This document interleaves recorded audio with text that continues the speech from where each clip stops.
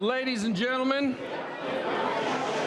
I'd like to call this meeting to order and welcome everybody to the City Commission chambers. It is Wednesday, September 7th. I was just commenting with my colleagues. I think this is the first time we've ever started a meeting with packed chambers where everybody's really excited and happy to be here. But we got a lot of celebrating to do at the very beginning, so we're going to go ahead and get started. First of all, I'd like to invite Reverend Alfonso Whitaker to provide us with the invocation. Reverend Whitaker, if you will. He is the founder of Peacemakers Incorporated. Ladies and gentlemen, will you please stand? Greetings, Mayor John Daly and honorable city commissioners, staff, and community representatives. I want to say greetings to all of the City of Tallahassee all-star teams, coaches, and parents. Congratulations. Thank you, Mayor, for this invitation. Herein, I will offer the invocation. Lord God Almighty, the creator of all mankind, we thank you for your loving kindness, forgiveness, mercy, and grace. We welcome your presence in this place. We pray that you bless us in this meeting and keep us safe. At a time of unrest and war in Ukraine, we pray for peace, freedom, and victory. We pray for our nation, the United States of America. We pray for people who are praying and looking out for the nation, people who are working for the good of the land, people who are trying to impart words of truth, words of wisdom. Please encourage them. Empower them so that they won't faint in well-doings when they don't see the breakthroughs, the miracles that they need to see, want to see. We pray for their strength. We pray for them as they stand on the front lines on behalf of the people. We need your help daily, throughout the day, all day. We thank you for our great city of Tallahassee and all-American city and Leon County. We lift our elected officials, staff, and community before you for protection and provision. We ask your blessings on the people who have been called to lead the community in which we live, work, and pray. We seek your grace and guidance to empower us to exercise respect, insight, sound judgment, and wisdom for the planning, decisions at hand, and implementation thereof. We pray for listening ears and empathetic hearts, for civility and discussion that fertilizes the seeds of well-being for all. We pray for the willingness to accept the things we cannot change, the courage to change the things we can, and wisdom to know the difference. Heavenly Father, help us to know and to do what's right, good and true. Help us to work together for peace and unity. Where there's unity, there is strength. Thus, we pray for the release of your anointing to draw us closer together. May we always be guided by the spirit of community, by the spirit of justice, and by the spirit of peace. In the name of Jesus, I pray. Yeah. Amen. Amen. Amen. Ladies and gentlemen, if you will join me, the American flag is to my right, your left, and the Pledge of Allegiance. I pledge allegiance to the flag of the United States of America and to the republic for which it stands, one nation, under God, indivisible, with liberty and justice for all. Reverend, thank you so very much for the invocation. We certainly do appreciate it. Ladies and gentlemen, again, I want to welcome you to the City Chambers. This is our first meeting since recess, so it's good to be back and it's good to have everyone here. First of all, let me go ahead and start the meeting as I do every meeting. And today, more than ever, as we have our young folks that are here today, let us all work hard together to set the example as we try to teach our young people to be good sportsmen and sportswomen on the field and show class. Let's do it as good statesmen as well as we conduct the business of the City of Tallahassee. With that, do we have any agenda modifications today, Mr. City Manager? No, sir, Mr. Mayor. No modifications. All right.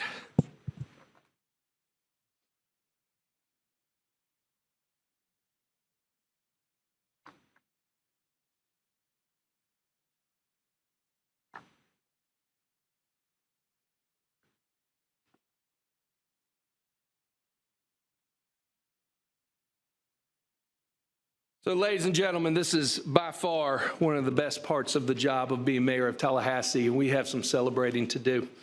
Over the course of the summer, we had not one, not two, not three, but 4 baseball teams representing the great city of Tallahassee, winning national championships and competing at the highest level ever.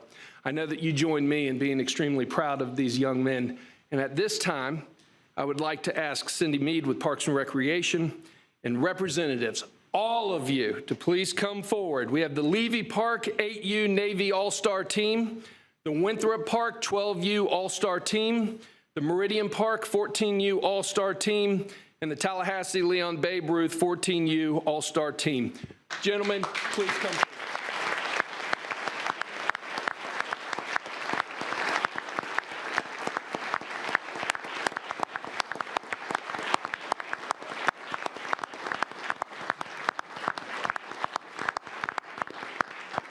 Just crowd on up. We're all big family here at Tallahassee. Ladies and gentlemen, moms and dads. Actually, I look out in the crowd. I grew up playing baseball with many of y'all too. People ask us all the time, myself and my colleagues and all the great men and women of the city of Tallahassee, why do we do what we do? And it's standing right in front of you. Why do we have a nationally recognized parks and recreation system that we're all proud of? Standing right here in front of you. And so it is my honor and privilege. Now, coaches, I have one for each team. And so after I read the proclamation, I look forward to presenting them to you. But it's my honor and privilege to read from the governing body of the City of Tallahassee a proclamation. Whereas 4 City of Tallahassee youth baseball all-star teams had a phenomenal 2022 summer season, earning a variety of titles and accolades. And whereas the players and coaches for each team continually demonstrate dedication, teamwork, and exemplary sportsmanship while representing our community. And whereas the City of Tallahassee is proud to honor the Levy Park 8U Navy All-Star Team, raise your hand.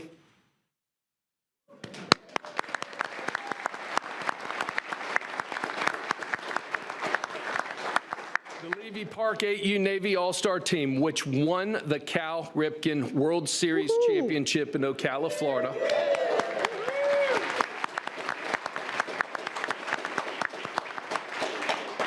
The Winthrop Park 12U All-Star Team, raise your hand. Winthrop Park.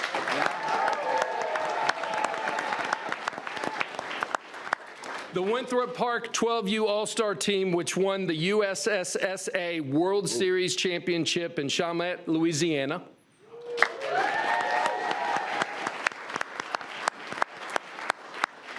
The Meridian Park 14U All-Star Team, where are you guys? All right, Meridian Park.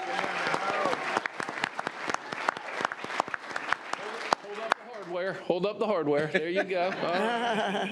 Which won the Dizzy Dean World Series Championship in South Haven, Mississippi.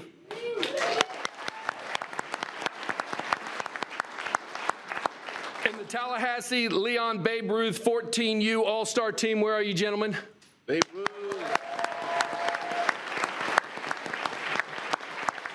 Which were the Babe Ruth World Series runner-up in Williston, North Dakota.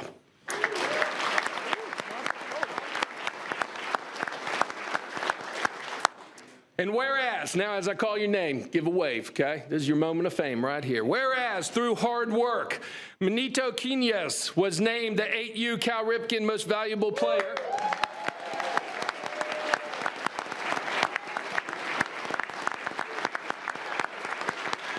And was selected to the all-tournament team.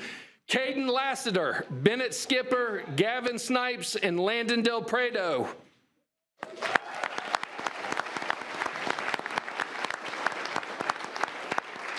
were selected to the 8U Cal Ripken All-Tournament Team. William Olson was named the, where are you, William? Yeah,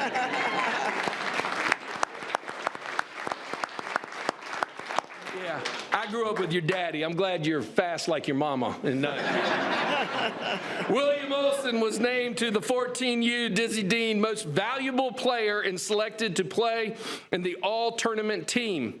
Heath Couch, Reed Cox, Matthew Drake, and Mason O'Connor. Where are you, gentlemen?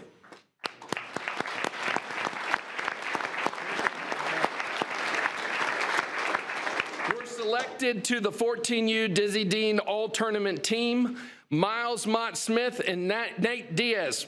Where's Nate Dietz, excuse me. Where are you, gentlemen? We here? There we go, all right. Miles and Nate were named to the 14U Babe Ruth All-Tournament team, and Mark Metcalf and Colby Tatter. Where are we?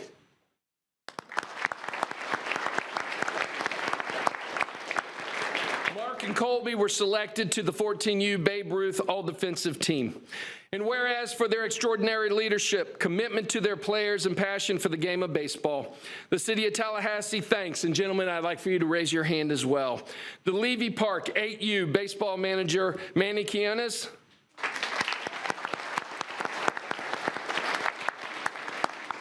Assistant coaches, Alec Del Prado. Carl Johnson. And Cam Snipes. The Winthrop Park 12U manager, Trey Johnson. And assistant coaches, Ryan Urey. I'm going to call him Church League Big Bats Ed Young, who I played with.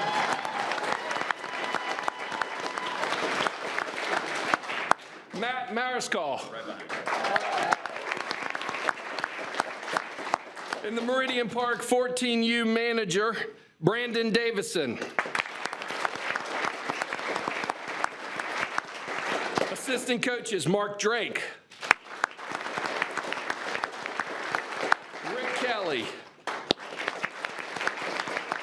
And Bobby Nyland. And the Tallahassee Leon Babe Ruth 14U manager, Michael Harrison. And assistant coaches, James Hewitt. Michael McLeod. And Kip West. And now, therefore, I, John E. Daly, by the authority vested in me as the mayor of the City of Tallahassee, do hereby recognize the accomplishments of these teams for their superb accomplishments and for being outstanding ambassadors of our community. Read into the record in witness of each and every one of you here today, signed with my signature, John E. Daly, dated September 7th, 2022. Ladies and gentlemen, our champions.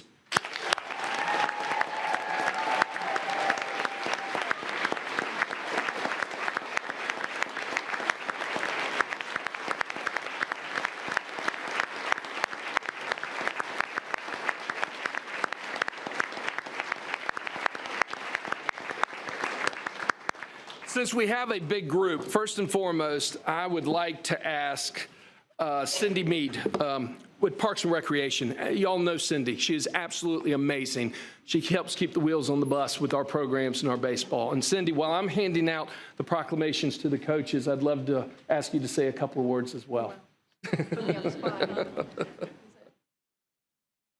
I am definitely behind the scenes kind of person, so I'll really make this short and sweet. I could not be more proud of these young men up here and all the others that played in our leagues throughout the year to represent not only themselves, their parents and families in their parks, but the whole city of Tallahassee with the way that they played and carried themselves at each and every one of the tournaments that they went to. So I can't give it up for them enough, and I just would encourage any young kids out there, come play in our parks. We've got so many opportunities for you, and it'll teach you so many lessons. So thank you very much.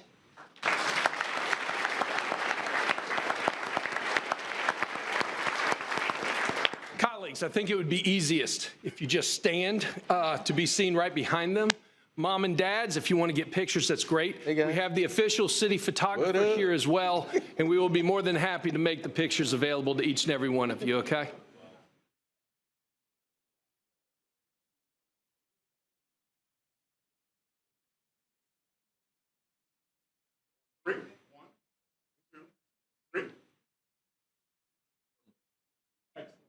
Thank you, guys.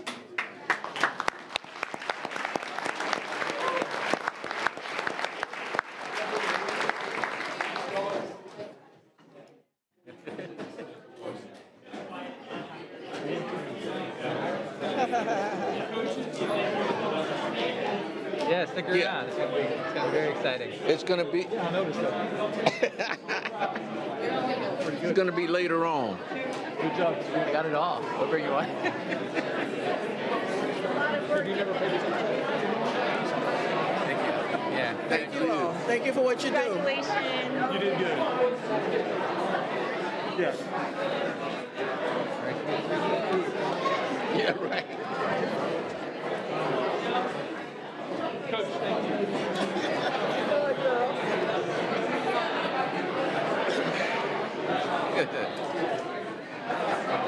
Oh, I didn't see how big a trophy up. All I saw was the top. I didn't realize it went all the way to his knees. Oh man. Your boys play baseball? No, a little bit of soccer. Oh yeah. Yeah. Okay. The youngest hasn't gotten in. Yeah. My youngest daughter plays soccer. My grandfather wants him to do. He played softball at UF. Golden base records here. Yeah. 60s, but they just never. Yeah, I don't know. Yeah. Just trying. They just not. They like soccer.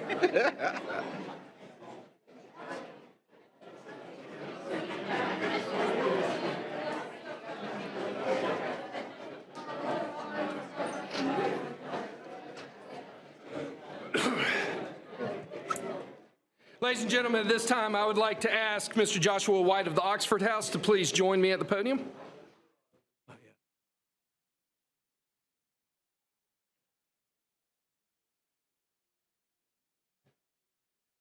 This is National Recovery Month, and it is my honor and privilege to present this proclamation from the governing body of the City of Tallahassee, a proclamation.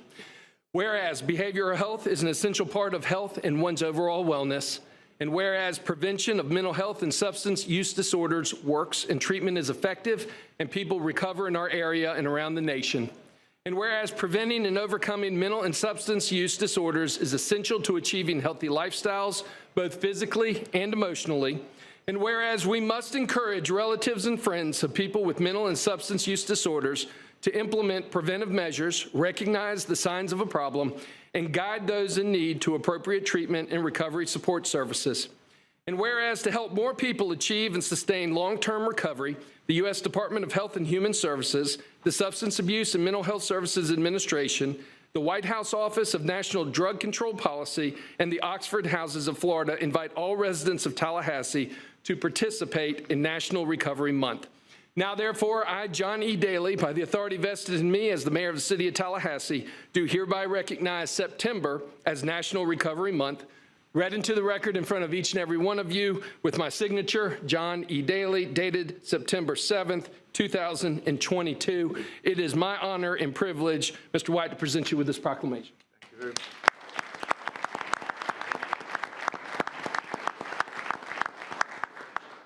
Thank you, Mr. Mayor. My name is Josh White, and I am a person in long-term recovery. What that means is I haven't felt it necessary to take a drink or a drug in over 3 years.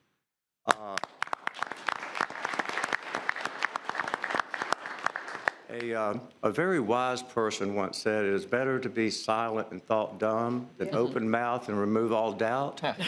So, at the risk of removing all doubt, I am the outreach worker for Oxford Houses of Tallahassee. We have 9 houses here, 6 for men, 3 for women. 2 of the women houses also women and children. If you don't know about Oxford House, it is a self-run, self-supported, democratic recovery house. We provide support and encouragement for all those seeking long-term recovery from drugs and alcohol. I'm not going to talk too long because this lady next to me is much better looking than I am. So I'm going to turn it over to her. But thank you very much. Thank you. Please. Let me come.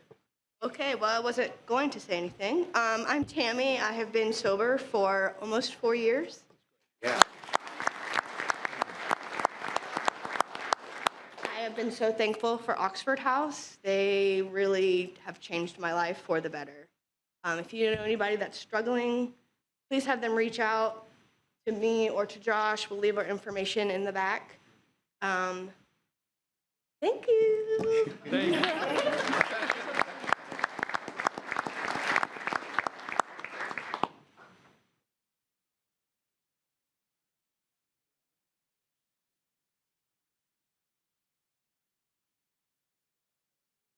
Thank you, Tammy.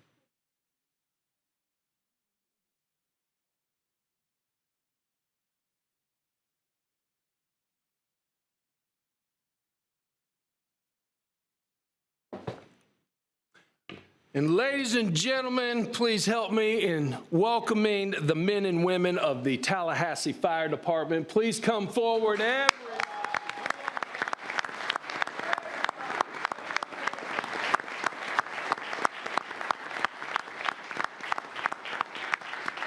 Just crowd around. Come on down.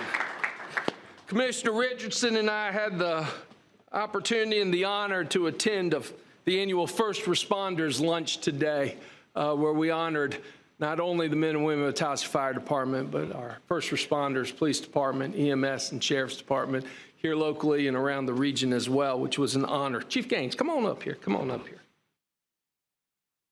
So, ladies and gentlemen, I have a proclamation from the governing body of the City of Tallahassee. Whereas the City of Tallahassee is committed to ensuring the safety and security of all those living and visiting Tallahassee. And whereas fire is a serious public safety concern both locally and nationally, and homes are the locations where people are at greatest risk from fire. And whereas home fires killed more than 2,580 people in the United States in 2020, according to the National Fire Protection Association, and fire departments in the United States responded to 356,500 home fires. And whereas smoke alarms send smoke well before you can, alerting you to danger in the event of fire in which you may have as little as 2 minutes to escape safely. And whereas working smoke alarms cut the risk of dying in reported home fires in half. And whereas residents should be sure everyone in the home understands the sound of the smoke alarms and knows how to respond. And whereas residents who have planned and practiced a home fire escape plan are more prepared and will therefore be more likely to survive a fire. And whereas residents will make sure their smoke and carbon monoxide alarms meet the needs of all their family members, including those with sensory or physical disabilities. And whereas the Tallahassee Fire Department is dedicated to reducing the occurrence of home fires and home fire injuries through prevention and protection education. And whereas residents that are responsive to public education measures are better able to take personal steps to increase their safety from fire, especially in their homes. And whereas the 2022 Fire Prevention Week theme, Fire Won't Wait, Plan Your Escape, effectively serves to remind us that it is important to have a home fire escape plan. Now, therefore, I, John Daly, by the authority vested in me as the mayor of the City of Tallahassee, do hereby recognize October 9th through the 15th, we're doing this a little early, as Fire Prevention Week in the City of Tallahassee, and urge all residents to plan your escape for Fire Prevention Week 2022 and to support the many public safety activities of the Tallahassee Fire Department Emergency Services, read into the record in front of each and every one of you, signed with my signature, John E. Daly, dated September 7th, 2022. Chief Gaines, it is my honor and privilege to present you and the Fire Department this proclamation.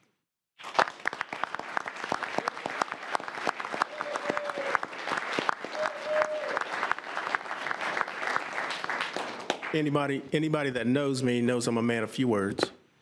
So with that being said, this is something that we do. And, I can stand up here, obviously, as the chief of the department, I'm the face, but it's these men and women that stand here that do it day in and day out. And so I'm proud to stand with them. And with that being said, I would like Captain Clary to come up and speak. Come on up.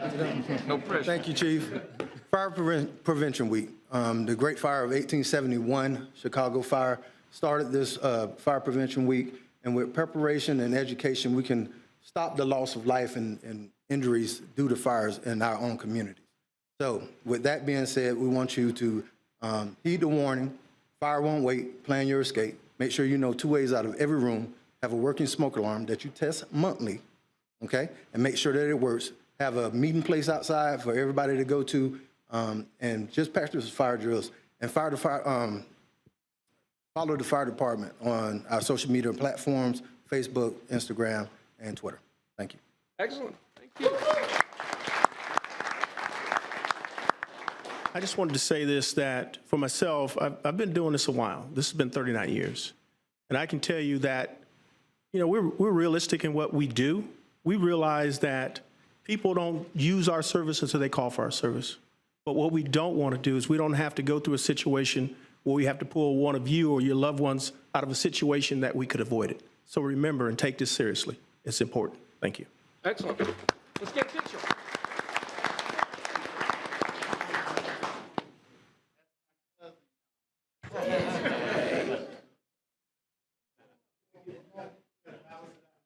Is that you, Bellamy? Are you the cousin? How are you doing?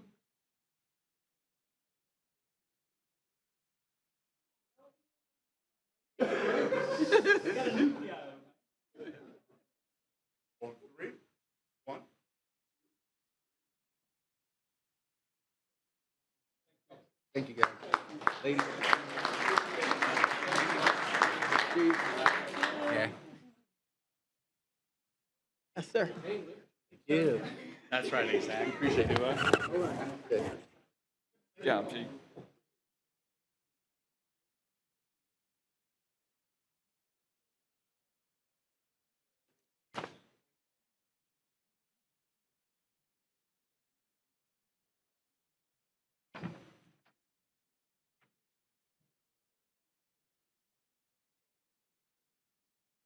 Well, that was fun. That was a good way to start the meeting. Mr. Manager, do we have any announcements? No, sir. Do we have any appearances before the City Commission by other governmental entities? No, sir. All right, we are on the consent agenda. Move consent. Second. All right, first of all, do we have any public comment on consent? Mayor, we have no comment on consent. Okay, consent agenda has been properly moved by Commissioner Diane Williams-Cox, seconded by the Mayor Pro Tem. All those in favor signify by saying aye. Aye. All those opposed? Passes unanimously, 5-0. We are on item number 10.01, the approval of the ratification of reappointments to the Tallahassee-Leon County Commission on the Status of Women and Girls. My Chief of Staff, Courtney Thomas, will be presenting this item. Ms. Thomas, welcome. Good afternoon, Mayor and Commissioners. Item 10.1 is just the ratification and the approval of the members of the Commission on the Status of Women and Girls that you all have previously selected. And that's the item. Excellent. Do we have any public comment on this item? No, sir. Move staff recommendation. Mr. Second. Okay, it's Mayor. been properly moved by the Mayor Pro Tem, seconded by Commissioner Diane Williams-Cox. Seeing no further discussion, all those in favor signify by saying aye. Aye. All those opposed? Passes unanimously, 5-0. Thank you very much. We are on item number 10.02. You'll be presenting, Mr. Cook? Thank you, Mayor. This item is a recommendation for an appointment to the Sinking Fund Commission, which, as you know, consists of the 5 members of the City Commission and 3 citizens. Nan Hillis served well for 2 terms. Her second term has expired, and so Seth Clark is recommended as the 3rd member of that committee and the Sinking Fund Commission. Excellent. Do we have any public comment on this item? No, sir. Okay. Move acceptance. It's been properly moved by Commissioner Diane Williams-Cox. Is there a second? Seconded by the Mayor Pro Tem. Any further comment? Seeing none. All those in favor signify by saying aye. Aye. All those opposed? Passes unanimously. We're on 11.01. Excuse me. 11.01, the introduction of ordinance. Madam Attorney. Thank you. Item number 11.01 is the introduction of ordinance number 22-0-22, an ordinance of the City of Tallahassee, Florida, amending Section 1-2 of the Land Development Code regarding the definition of golf course and permissible ancillary uses, providing for conflict, severability, and an effective date. The recommended action is option 1, introduce ordinance number 22-0-22 and set the first and only public hearing for September 21st, 2022 at 6:00 p.m. in the City Commission chambers at City Hall. Any ex parte disclosures concerning this item are available via the hyperlink included in the agenda item as published in the board docs system. Excellent. Mr. Cook, do we have any public comment on this item? Mayor, on this item, we have Richard Darabi available to answer questions. Otherwise, no speakers. Okay. Colleagues. Move to introduce the. Been properly moved by Commissioner Porter, seconded by the Mayor Pro Tem. Seeing no further comment. All those in favor signify by saying aye. Aye. All those opposed? Passes unanimously, 5-0. Colleagues, let me apologize. I still have my tickle from getting over bronchitis. We're not contagious. I feel fine, but I'm going to do the best job that I possibly can. 11.02, Madam Attorney. Thank you, Mayor. Item number 11.02, introduction of ordinance number 22-Z-21, an ordinance of the City of Tallahassee, Florida, designating and including additional territory located on 264.68 acres located along Tyron Pass between Shamrock Street North, South, East, and West, as and in the City of Tallahassee open space, north, south, east, and west, as and in the City of Tallahassee open space from Residential Preservation 1 and Residential Preservation 2 on the official zoning map of the City of Tallahassee adopted and established by the City Commission, providing for conflicts, providing for severability, and providing an effective date. The recommended action is option 1, introduce ordinance number 22-Z-21 and set the first and only public hearing for September 21st, 2022 at 6:00 p.m. in the City Commission chambers at City Hall. Any ex parte disclosures concerning this item are available via the hyperlink included in the agenda item as published in the board docs system. Thank you. Mr. Clerk, do we have any comment on this item? Richard Darabi is available if there are questions. Otherwise, no speakers on this item. Okay. Commission discussion.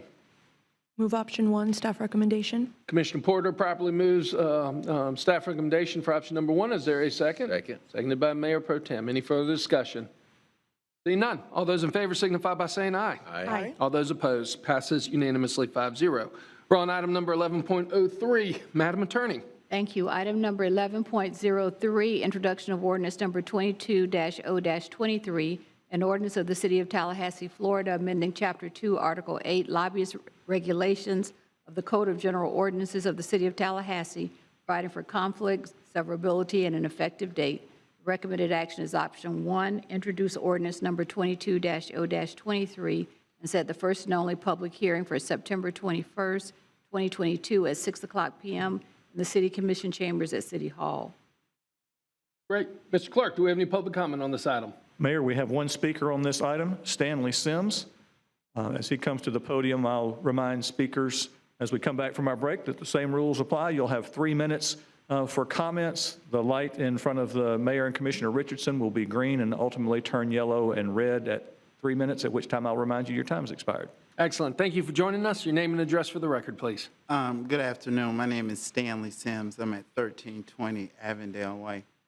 I want to really thank staff for hearing my cry in reference to this ordinance.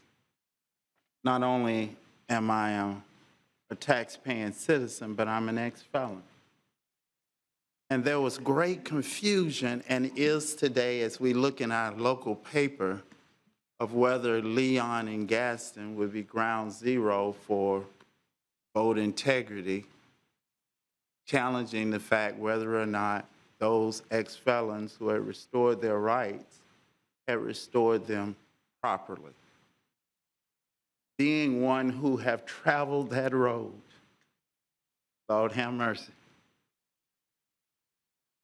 it's not an easy road. It's much easier now. But when I came out, it wasn't sexy. And so I just want to really commend staff that we have an ordinance that is crystal clear that 5 years down the road, someone will come with a different interpretation. And that interpretation would be expounded to the fact that it would exclude me from even being a vendor to the City of Tallahassee or being executive director to combat the crime that is in our city. It's smart. It's methodical. It's important. I've heard the cries of both sides and have been on both sides. I know how it feels to walk through those gates.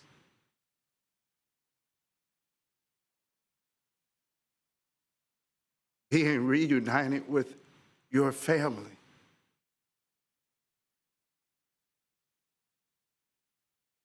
Being in a cell for 6 months. I ain't got to lie. Ask Chief Sheriff Walt McNeil. He was the DOC secretary then. So trust me, whatever punishment you don't implement on this side, we get it on the other side. You're at 30 seconds. A lot of great harm has been done, misuse of positions, and I understand that. But let's not throw the baby out with the bath. Thank you for your patience. Thank you. Our next speaker, Mr. Clerk. We have no other speakers on this item. All right. Commissioners. Mr. Mayor, Commissioner Diane Williams-Cox. point of clarification. Madam Attorney, this item deals with lobbying by former public elected officials and any entity who may have approached them for bribery purposes are listed here. I want to make sure that the audience and the public is clear on what this is about. Is that correct? Yes, this particular ordinance deals with banning the ability to lobby before the city commission if a person has been convicted for 10 years after a person has been convicted of a crime. Okay. And certain listed crimes that are specified. Thank you. And having been the one to lead on this, I would offer that we accept the recommendation. Motion's been made by Commissioner Diane Williams-Cox, seconded by Commissioner Porter. Any further comment? Great, seeing none. All those in favor signify by saying aye. Aye. All those opposed? Passes unanimously, 5-0. We're on item number 11.04. Madam Attorney. Thank you. Item number 11.04 is the introduction of ordinance number 22-0-24, an ordinance of the City of Tallahassee, Florida, amending Chapter 3, Article 3, Section 3-180 of the City of Tallahassee Land Development Code, providing for building fees, providing for annual increases to the schedule of building fees, providing for conflict, providing for severability, and providing an effective date. The recommended action is option 1, introduce ordinance number 22-0-24, providing an annual CPI increase to building inspection fees effective October 1st, 2023, and set the first and only public hearing for September 21st, 2022 at 6:00 p.m. in the City Commission chambers at City Hall. Mr. Clerk, do we have any public comment on this item? No, sir. All right. Colleagues. Move staff recommendation, option number 1. Mayor Pro Tem properly moves staff recommendation, option number 1, seconded by Commissioner Williams-Cox. Any further discussion? Seeing none. All those in favor signify by saying aye. Aye. All those opposed? Passes unanimously, 5-0. Do we have any other introduction of ordinances tonight? No, Mayor, there are no further introductions. Okay. Policy formation, 12.01, the consideration and request for additional funding of $300,000 by the Council on Cultural Arts. Mr. Manager. Thank you, Mr. Mayor. Let me ask Landon Pocola to come forward. Landon prepared the material you have in your agenda, and he'll provide the presentation. You'll recall at your last budget discussion, this item was discussed, and you singled it out and asked for it to come back with some detail and background of what is happening locally as it relates to funding, in particular for the Council on Culture and Arts, also known as COCA. You'll recall that the request was to increase the funding from the city by $300,000. Landon and his team have compiled information about what is done locally, a little bit of history, as well as what we see around the state. And so we've got a brief presentation to share with you on this. Landon, thank you. Y'all do great work. We certainly appreciate it. I appreciate you. Floor is yours. Thank you, Mayor, City Commission, appointed officials. Good afternoon. As the city manager stated, I'm here to present item 12.01. This is a consideration of a request for additional funding for COCA for FY23. So we have a PowerPoint presentation for you today. In this, I'm going to touch on the main points of the agenda item, and then afterwards, I'll be available for any questions. To introduce and summarize this item, first we'll look at the current funding as well as what the additional request is. $192,036 is currently in the FY23 proposed budget in the general fund as a contribution to COCA. The county provides $150,000 in support from its general fund. And then you have $1.42 million in tourist development tax revenue from the community allocated to COCA for next year as a projection.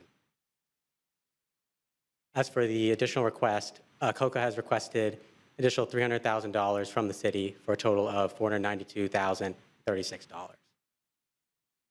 We'll discuss the TDT funding and then also come back for more details on this request on some of the following slides. Looking now at the history of the local tourist development tax as the most significant funding source here. Our tourist development tax is a levy of 5 cents per dollar on short-term living quarters here in the county, in the city. So this includes hotels and Airbnbs, other private rentals. So as you can imagine, it's heavily driven by tourism into the community. TDT funding can be used on administrative purposes, operating costs, as well as re-granted as part of grant programs. COCA historically has used these funds as well as city and county general funds for some of these programs and special projects. Examples include the tourism marketing program, as well as the cultural services grant.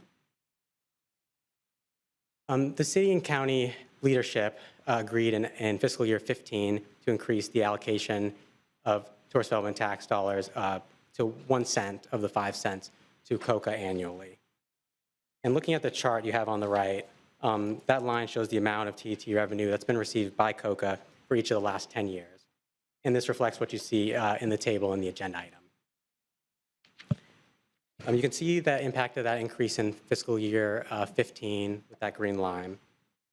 And then looking a little further along, we saw a dip in receipts during the pandemic. That's really FY20 and 21, you can see there. But that revenue has since recovered. We're projecting $1.5 million in the taxes allocated to COCA in FY22, which would be the highest amount ever. The FY23 projection of $1.42 million is per the Leon County Division of Tourism. We may find this to be a conservative projection if trends from this year continue, patterns which we've identified through 3 quarters thus far.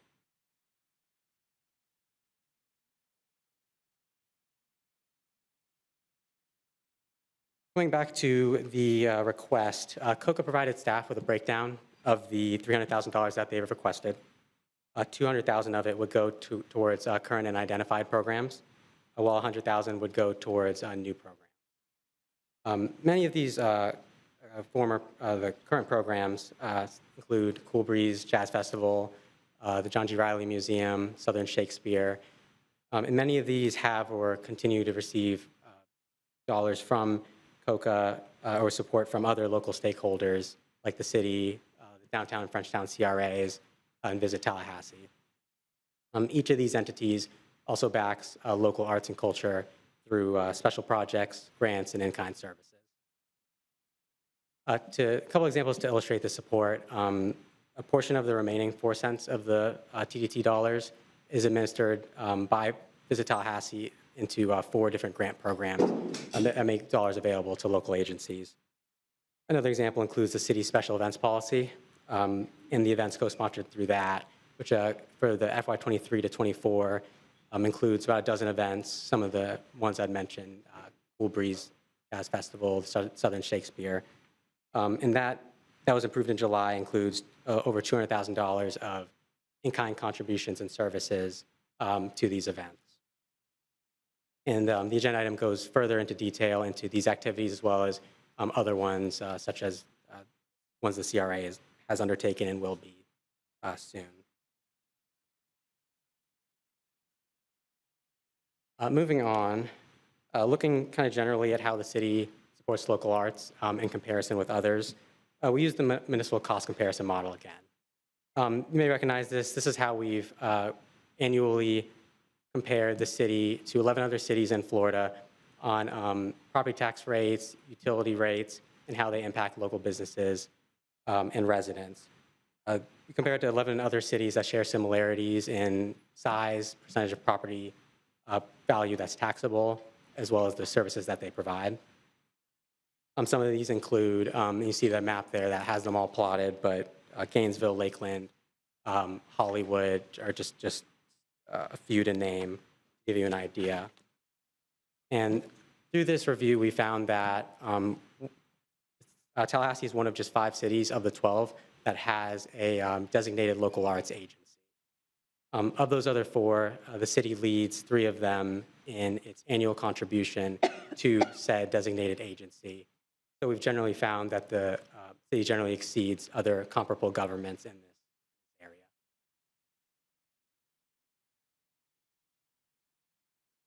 area. For next steps, staff recommendation is option 1. This is to continue to fund COCA at the current level in the FY23 proposed budget of $192,036. That concludes my presentation. Thank you all, and myself and other staff are available if you have any questions. Landon, thank you for that presentation. Before we go into public comment, does any of my colleagues have any questions for Landon on the presentation itself? Okay, saying none. Mr. Clerk, do we have any public comment on this item? Thank you. We do have speakers, Mayor. We've got 10 or 12, okay. And we'll start with Mike Goldstein, followed by Cynthia Hollis. Mayor, I'll call each of the names. I think there are a couple who just want to register their view one direction or the other. May not take all 3 minutes, but we'll call each. All right. Your name and address for the record, please. Mike Goldstein, 217 West 2nd Avenue, Tallahassee, Florida, 32303. I'm up for option 2. Reason is the arts do happen here year-round. We got festivals, concerts, events throughout the year. The COCA logo is right in front of City Hall. I didn't even notice that till today as I walked up the stairs. That's kind of cool seeing the gallery with the logo as we come up here. So it was definitely something different that I didn't notice. The monthly Cascades Park Sundown Concert Series through the Downtown Improvement Authority happens every month. Shakespeare happens there as well. First Friday just happened at Railroad Square as well as monthly. We just went and had a Tallahassee Film Festival that was sold out. So if anyone in the room was there, I'm sure they can attest to that. And there's a lot more than just the arts need this because, like the presentation showed, it helps statewide, but then where does the extra push go to help with the post-pandemic world that we're going through right now with the arts? And so opening nights is going on still right now down at FSU. There's a lot to do year-round with the arts. So it's really a simple choice of allocating these funds to help in the long run to bring in people year-round for the economy as well and just helps overall. I think that's all I got, but hopefully it helps. Thank you. Our next speaker. Next is Cynthia Hollis, followed by Aurora Hanson. Thank you for joining us. Your name and address for the record, please. Cynthia Hollis, 525 West 8th Avenue, 32303. Good afternoon. This is an issue that's near and dear to my heart. I've worked in Tallahassee for many, many years in the arts, first at the Brogan Museum, then at 621 Gallery, so I know the situation very well for these types of institutions. And I just wanted to make you all aware of a long-term study that was done, and it's probably continued, but the most recent information I have is when people attend, say, an event like First Friday, they tend to spend about $19 or $20 a person when they attend these events. And this is sort of across the board. So when you talk about injecting $300,000 into COCA's budget so that they can help these smaller institutions that are presenting all types of arts to Tallahassee, you're also injecting funding to businesses in Tallahassee. So, for instance, if you had 1,000 people, I know there's more than 1,000 people that go down to Railroad Square on First Friday. Each of those spend $19 or $20. You're injecting $20,000 into businesses in Tallahassee in one evening.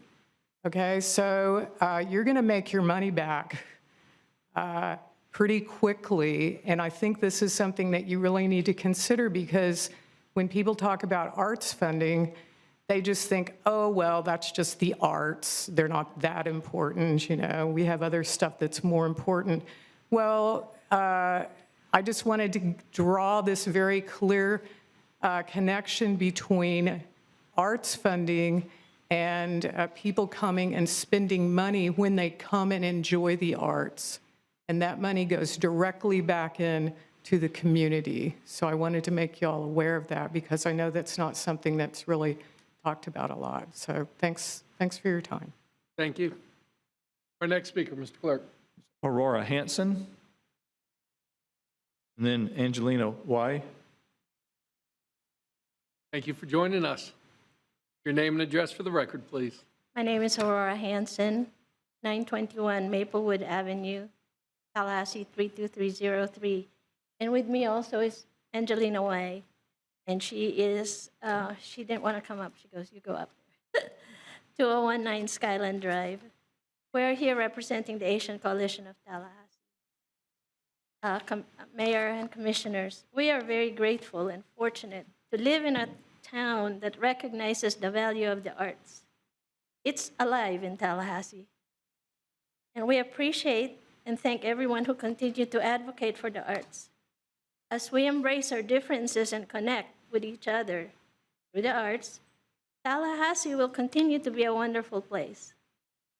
We're thankful for your support, and please consider COCA's funding requests for approval. When we work together, hand in hand, all of us will leave a legacy for our children and children's children. Yes, the arts is alive in Tallahassee. Thank you. Aurora, it's good to see you. Let me remind you, colleagues, she is one of the recipients of the Tallahassee Mayor's Award for the work that she's done in our community. Thank you for all that you do. Our next speaker, Mr. Clerk. Next is Eric Champagne, followed by Deb Barrett Hayes. Thanks for joining us. Your name and address for the record, please. Eric Champagne, 1516 High Road, 32304. My name is Eric. I've been a visual artist for over 15 years, all over the country, New York City, LA, Dallas. Been in Tallahassee for a couple years now. It's a great city. I've really found a lot of support and community here. So it really means a lot to me. I would really like to see more funding and resources. But you know, at the same time, I also feel like frustrated to always have to try to justify the support of arts in terms of economic development, because this is really not the purpose. The whole point of the arts is to remind us that there's more to life than just making money all the time, and there's more to being human than just thinking about making money. And I know that these things are important, and in fact, the arts usually do contribute more for that purpose than any other thing, like, you know, than stadiums, malls, shopping centers. Street level art does more to improve the quality of life, develop the character of a city, and make it a desirable place to live than any of these other things. And yet, at the same time, artists always tend to just kind of get shunted off to the side. I can't even describe all of the human suffering that I've been exposed to over the course of trying to pursue this kind of lifestyle. Just since I've been here, I've seen people being arrested. I've seen people, one of my friends was stabbed to death in the street, who was another artist. I had another friend who lost his leg because he couldn't afford proper health care and due to medical negligence. So there's just like, you know, it goes hand in hand with public resources, public funding. People don't see the value in this to the extent that they don't see the value in humanity, and to the degree that they don't have empathy for people that are suffering. And not only that, the IPCC, the International Panel on Climate Change, just released a statement that we need to move away from a growth-based economy as soon as possible because it's destroying the planet, and it's like destroying our communities. And, you know, so this is how we develop the imagination and the empathy to imagine a better way to build our societies, a better way that we can live our lives in a way that's more compassionate and that is more harmonious with the world around us and with other cultures. Instead of just like fighting with each other, we need as much of this as we can possibly get. You have about 20 seconds remaining.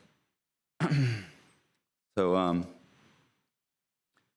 yeah, I just hope that that people can come to see this as something that both has value for economic development, but also has value beyond economic development, And I would like to see, Tallahassee has so much potential. I would really love to see y'all develop that more, and I would like to be a part of that also. Thank you very much. Thank you. Our next speaker, Mr. Clerk. Is Deb Barrett Hayes, and following Deb Barrett Hayes will be Donna Pearl Cotterell. Your name and address for the record, please. Good afternoon. My name is Debbie Barrett Hayes. I live at 5430 Lawton Court, District 5, and I'm here speaking on behalf of art teachers. I taught in Tallahassee for 40 years. I just retired during the pandemic, and I cannot tell you how much COCA does to help teachers, especially art teachers in the school. They connect us with each other. They've helped us find funding. They've helped us find visiting artists. I've served on the grant panel. I've received grant funding through COCA.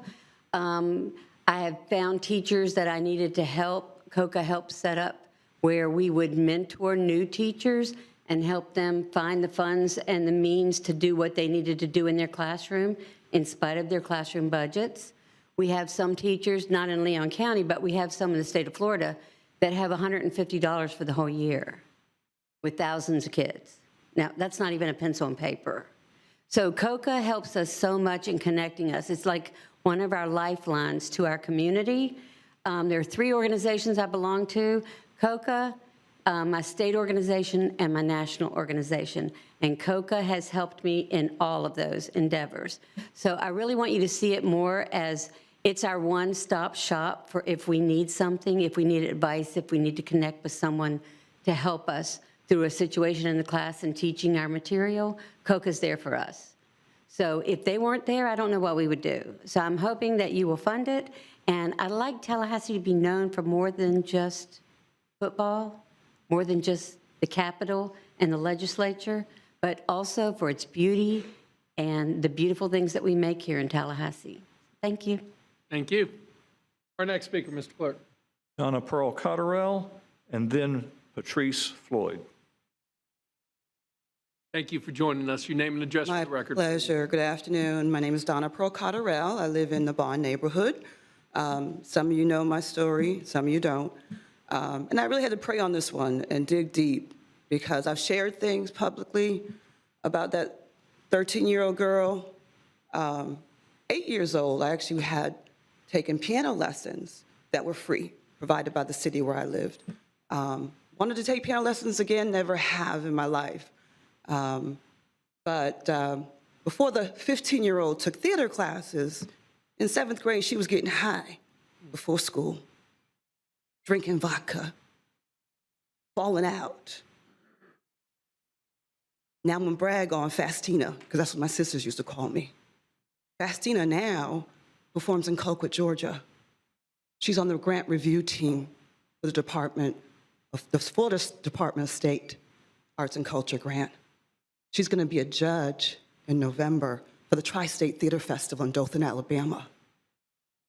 But I don't know where Fastina would be without a summer theater camp that her city found the money to pay for. And then through the grace of God, her parents continued her theater education. Even though she was a middle child of 7, somewhere my parents found the money for me to go to Saturday theater classes at the Stage West Community Theater in Springfield, Massachusetts. So this extra funding is for new programs. And Indaba Theater, the organization that I founded in 2005, we got our 501c3 in 2011. We've never received any COCA funding. But I believe in the power of the arts and the transformational power it has for our children. We have $1 million committed to preventing crime in this city. The arts will help prevent crime. Because Fastina, God knows what she would have been doing if her city hadn't funded that summer theater program. So I ask you to dig deep, find the money, especially for new programming in our Black neighborhoods. Because our young people need outlets. We know that. We know how important that is.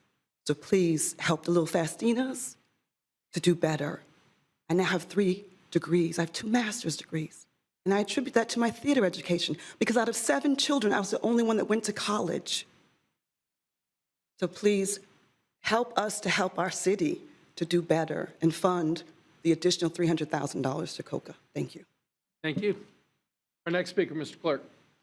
Patrice Floyd, who will be followed by Kathleen Spihar.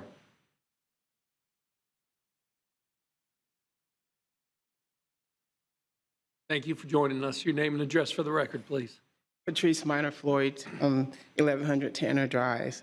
I don't usually do this. I'm a violinist, and this is my 41st year owning Gervais Arts Conservatory. I do this with a little reluctance, and I say this because I'm not a person that likes do it today and don't do it tomorrow.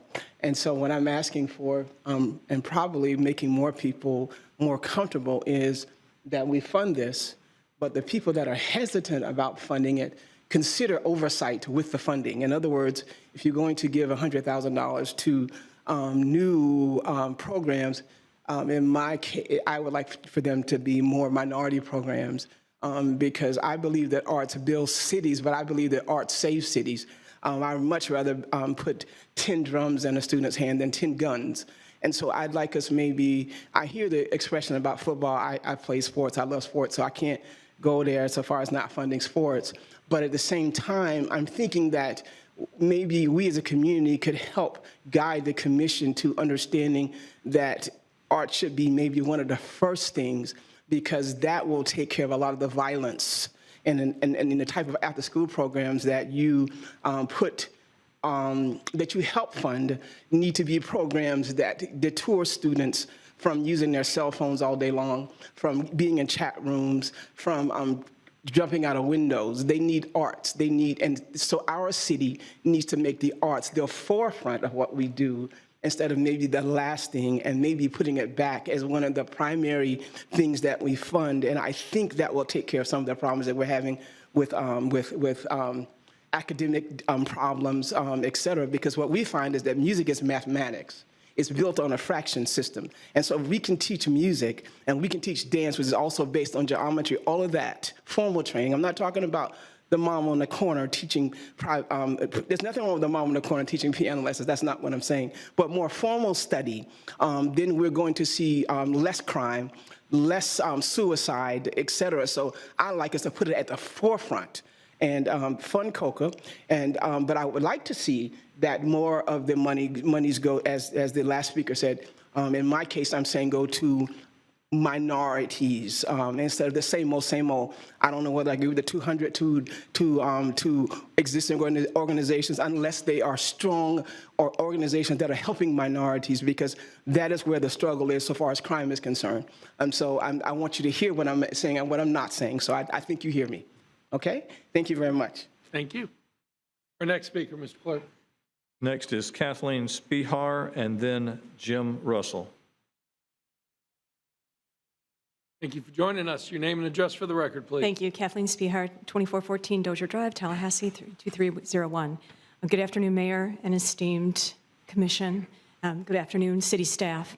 You know, I have been here now for we've been together now for about 3 or 4 months talking about this, and it's, as you can hear, so deeply personal and positive, this impact of arts and culture in our community.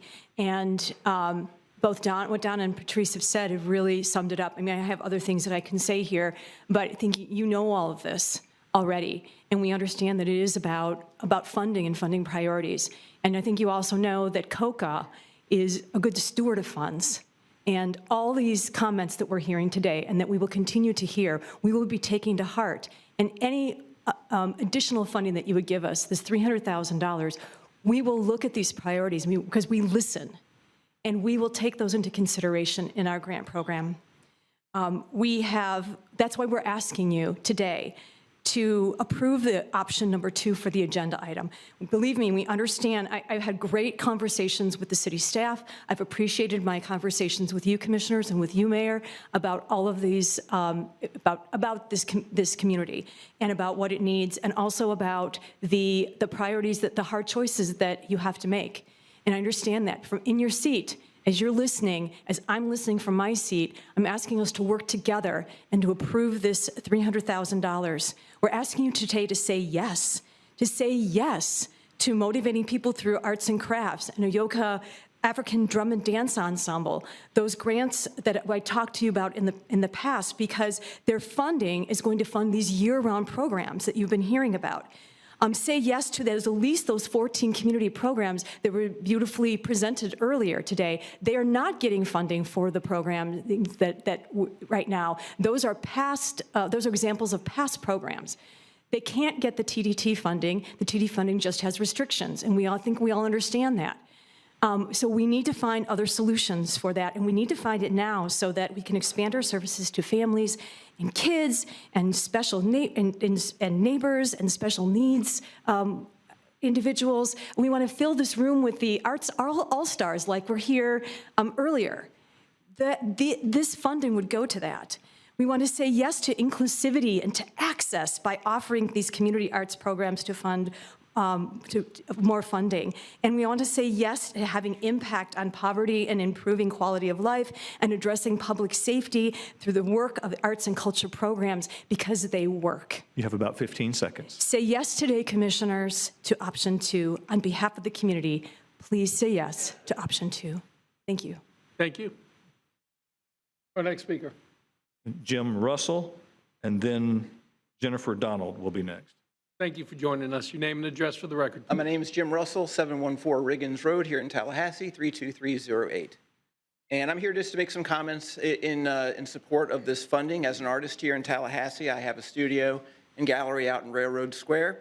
And I think some of the comments here have been just fantastic. And I think I'm just going to be reiterating some of them. But the art is very broad and very strong here in Tallahassee. There are art galleries, there's music festivals, art festivals, you name it. We're really are immersed in the arts here. And, you know, one of the things that I think is Tallahassee really is becoming an art destination for the Southeast, not just locally, but we have people coming in from all over. I keep a guest book in my gallery, and just this last weekend, I had people from Venezuela here. I've had people from Australia, Saudi Arabia, Egypt, Colombia, Germany, Canada. So they're coming here to Tallahassee, and I think it's very important that we give funding to what is making us strong as a city. One interesting piece of information when I was doing my research for this talk here is there was a group called Art Finder that found out that Tallahassee, they called it, and I'll quote here, the art buyer capital of the U.S., beating out New York City and all those other large cities. We're it. That's per capita, of course, but this is where people are looking for their art. Just talking about some numbers from a business side, in looking up some of the economic impacts of arts here, we're talking in the hundreds of millions of dollars. When you talk about it broadly, from the entertainment and the visual arts and the music fest, lots of money coming in. That generates a lot of jobs too. Something like people directly related to the arts here is over 5,700 jobs here in our city. So this is and of course that brings in a lot of government revenue too. About $26 million comes in over time. So it's coming back. When they asked for that $300,000, it definitely is coming back. The numbers prove it. The arts are inspiring, you know, and if I may, Mr. Mayor, use some of your words that were in the economic impact study, if I may read these, and I think you say them perfectly, so I really can't add to them. You say, the arts inspire residents, beautify public spaces, strengthen the social and economic fabric of our community. When we invest in arts and culture, we ensure that, in this case it was Leon County, reflects the diverse culture that runs deep in our community. And you're absolutely right. I couldn't have said it better myself. So COCA, then, this funding is very, very important. As someone who's a business owner and an artist, I found that a lot of artists are great on the art side, not so great on the business side. And of course, the pandemic really took out a lot of great businesses. You're at about 10 seconds. Thank you. So COCA trains them, makes them stronger, makes them better business people, which is good for all of us. So I do encourage you to please do support this funding. Thank you very much for your time. I appreciate it. Thank you. Our next speaker, Mr. Clerk. Next is Jennifer Donald, followed by Stanley Sims. Thanks for joining us. Your name and address for the record, please. Yes, Jennifer Donald, 2038 Lambert Lane, Tallahassee, Florida. I am the Executive Director of Teenpreneur Foundation that is working in conjunction with the Cool Breeze Art and Smooth Jazz Festival. The mission and purpose of the Cool Breeze Art and Smooth Jazz Festival Foundation, actually, is to increase awareness and showcase the importance of traditional and smooth jazz, artistic expression, educational programming, particularly for underserved and underprivileged and underrepresented youth and their families. These youth and those on the spectrum, my son included, we are teaching them through music and the art. The long-lasting impact positively and collectively influences individuals, both young and old, while bringing families and communities together. As a result, the Cool Breeze Art and Smooth Jazz Foundation is currently, again, partnering with Teenpreneur Foundation, other organizations, to provide over 30 years combined experience working with youth and music programming in our area and nationally. Underexposure to the arts and technology is a growing problem. And the mission of Teenpreneur, and I've got my Teenpreneur t-shirt on today, is to equip and empower teens with real-world skills through entrepreneurial and technological training, music, and the arts, while enhancing their capacity to make healthier life choices and become better citizens of our community and nation. Therefore, we are part of the solution, Teenpreneur and the Cool Breeze Foundation. Teenpreneur will work very cohesively with organizations such as COCA, Impact, Foundation for Arts, and others to bring all educational components of our programming to full fruition, including year-round youth music programs, workshops, and clinics, which are a major component of our programming. With teen violence at an all-time high and recidivism rates among teens on the rise, our programs aim to increase awareness, interest, and understanding of music appreciation, entrepreneurship, and engineering, while simultaneously cultivating a safer community through economic empowerment. We thank you in advance for looking at option 2 for additional funding for COCA. Thank you. Thank you. Mr. Clerk, our next speaker, please. Next speaker is Stanley Sims, and the only other individual signed up is Dan Taylor, who simply made a note waving in support. I'm assuming that's waving in support of funding, correct? Option 2. So Stanley Sims will be our last speaker. Thanks for joining us. Your name and address for the record, please.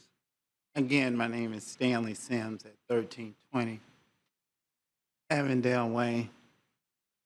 And with a heavy heart, I stand in opposition of funding, not because of justification, but lack of a fair process of access. Unlike COCA, was it provided such amenities and privileges to get to this point.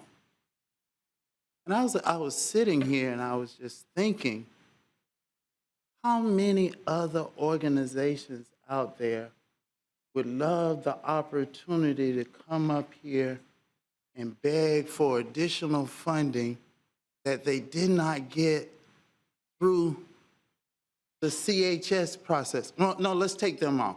Let's ask about those organizations who were denied funding.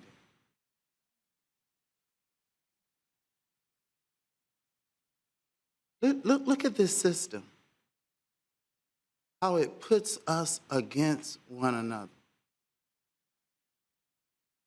Personally, this is my client. Kathleen, I clean her car. I might even owe you some money, dude, because sometimes she pay in advance. But the system is corrupt. Even though from 38,000 square feet we shine and we make it think it's fair, but land the plane, it is not fair. We're sitting here talking about giving $300,000 additional dollars for art when we done had what? 90-some doggone shootings? Shootings? When we just gave $27 million to Doe Campbell Stadiums, and we just had a coffee shop, just not regularly closed, but employees standing outside boycotting, saying, we love our job, but you got to pay us. I love art. I can't sing, but I like to sing. I can't rap. Curtis can't even do the robot. You can't even dance. I seen it down there at the convention. The judge got moves for the record. I'm just saying here. And Kathleen, I want you to understand my position. Sometimes we just can't keep putting on band-aids on things that are not fair. You're at 3 minutes. I'm only in there with fair. Thank you. Our next speaker, Mr. Clerk. That's the last speaker I have on item 1201. All right. Colleagues, let's open it up for discussion and direction. Mr. Mayor Pro Tem. Just a couple questions, Mr. Mayor. I know when we started this process, there were a number of organizations that were seeking additional funding. Mr. City Manager, are there still those that were on that list that didn't get additional funding from the city? Let me ask Robert to help me with that, Commissioner. We went through the process and there was a lot of evaluation. During the budget process, we presented those that we were aware of. I'm not sure of any outstanding, unresolved. Robert can help me with that if there are. Yeah, thank you, City Manager, and thank you for that question. Let me ask for clarity. I heard somebody else in my ear as I was walking up. Were you referencing the special events funding that was partially funded? I think the commission took action to move to restore funding for those that were not funded for special event funding. There are, in this proposal, $300,000 in funding that's being presented as past funded entities that are not funded. But again, in making our choices between closing a deficit, that was one of our recommendations, was not to fund COCA. Mr. Mayor, if I may add to that, I think, just to be clear, I think, Commissioner, not everything was funded, but I think it had been discussed and resolved. I think to Robert's point, even in the special events, I think there was one that was fully funded, others were funded at 75%. So I'm not sure if that helps in clarity, but they had been vetted. Some received funding, some didn't. This one was a carry forward for final discussion. Okay. And then one other question, Robert, while you're there, what will be the impact on a budget that is required to be balanced at the end of the fiscal year for this additional funding that's being requested? Yeah, depending upon the decision that's made, we are going to go through a process of adopting a millage rate and a budget today. It's a balanced budget. If the commission chooses to make a change to that budget, we would look to what available, general fund changes we could make. As we went through that process of deciding, how to balance the $4 million budget, we identified an additional $2.4 million in general fund property taxes. We identified road resurfacing, sidewalks that we could reduce and still manage to provide a good level of service. What we arrived at was the only way to balance the budget for those items that had been higher priorities was to accelerate ARPA funding. And so that process would be to identify what amount you recommend, accelerate the use of that ARPA funding.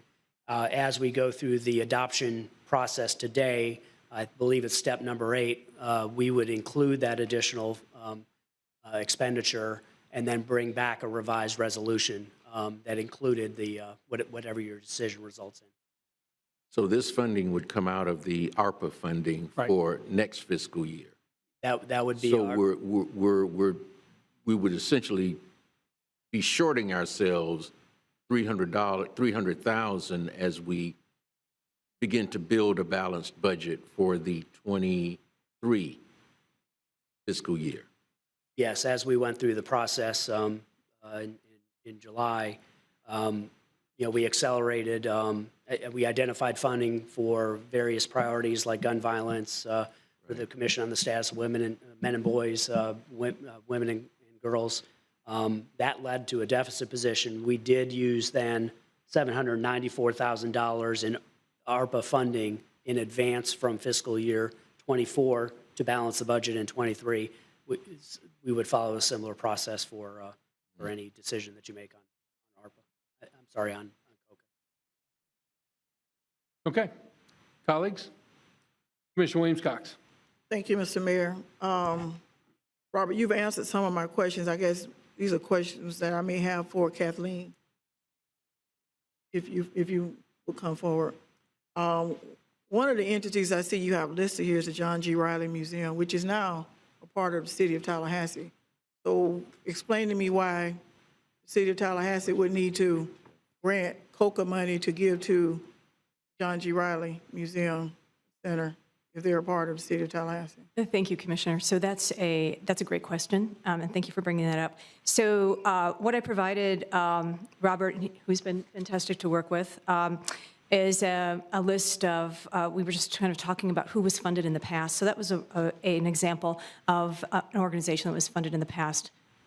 So, so when we were looking at some past community arts programs that qualify, what are the kinds of programs that they do? The John G. Riley House was one of them, so we just went ahead and included that on the list. That doesn't mean all the examples that were given are not organizations, those are programs that don't qualify for the tourism money, and so these are just examples of past programs. They're not being funded by COCA at all anymore. And so that program would not, they would go through, they could go ahead and apply, because everyone can apply. And so going through the process, the grant process, and we would see whether they would be eligible or not. And if they're with the City of Tallahassee and there's an eligibility to it, great. And if not, then they wouldn't be eligible to do that. So I think these are the conversations that we do have with applicants before the whole process, before they even get into the process. Because a lot of times if they're looking for something and it's not going to work through our program, we definitely find other programs.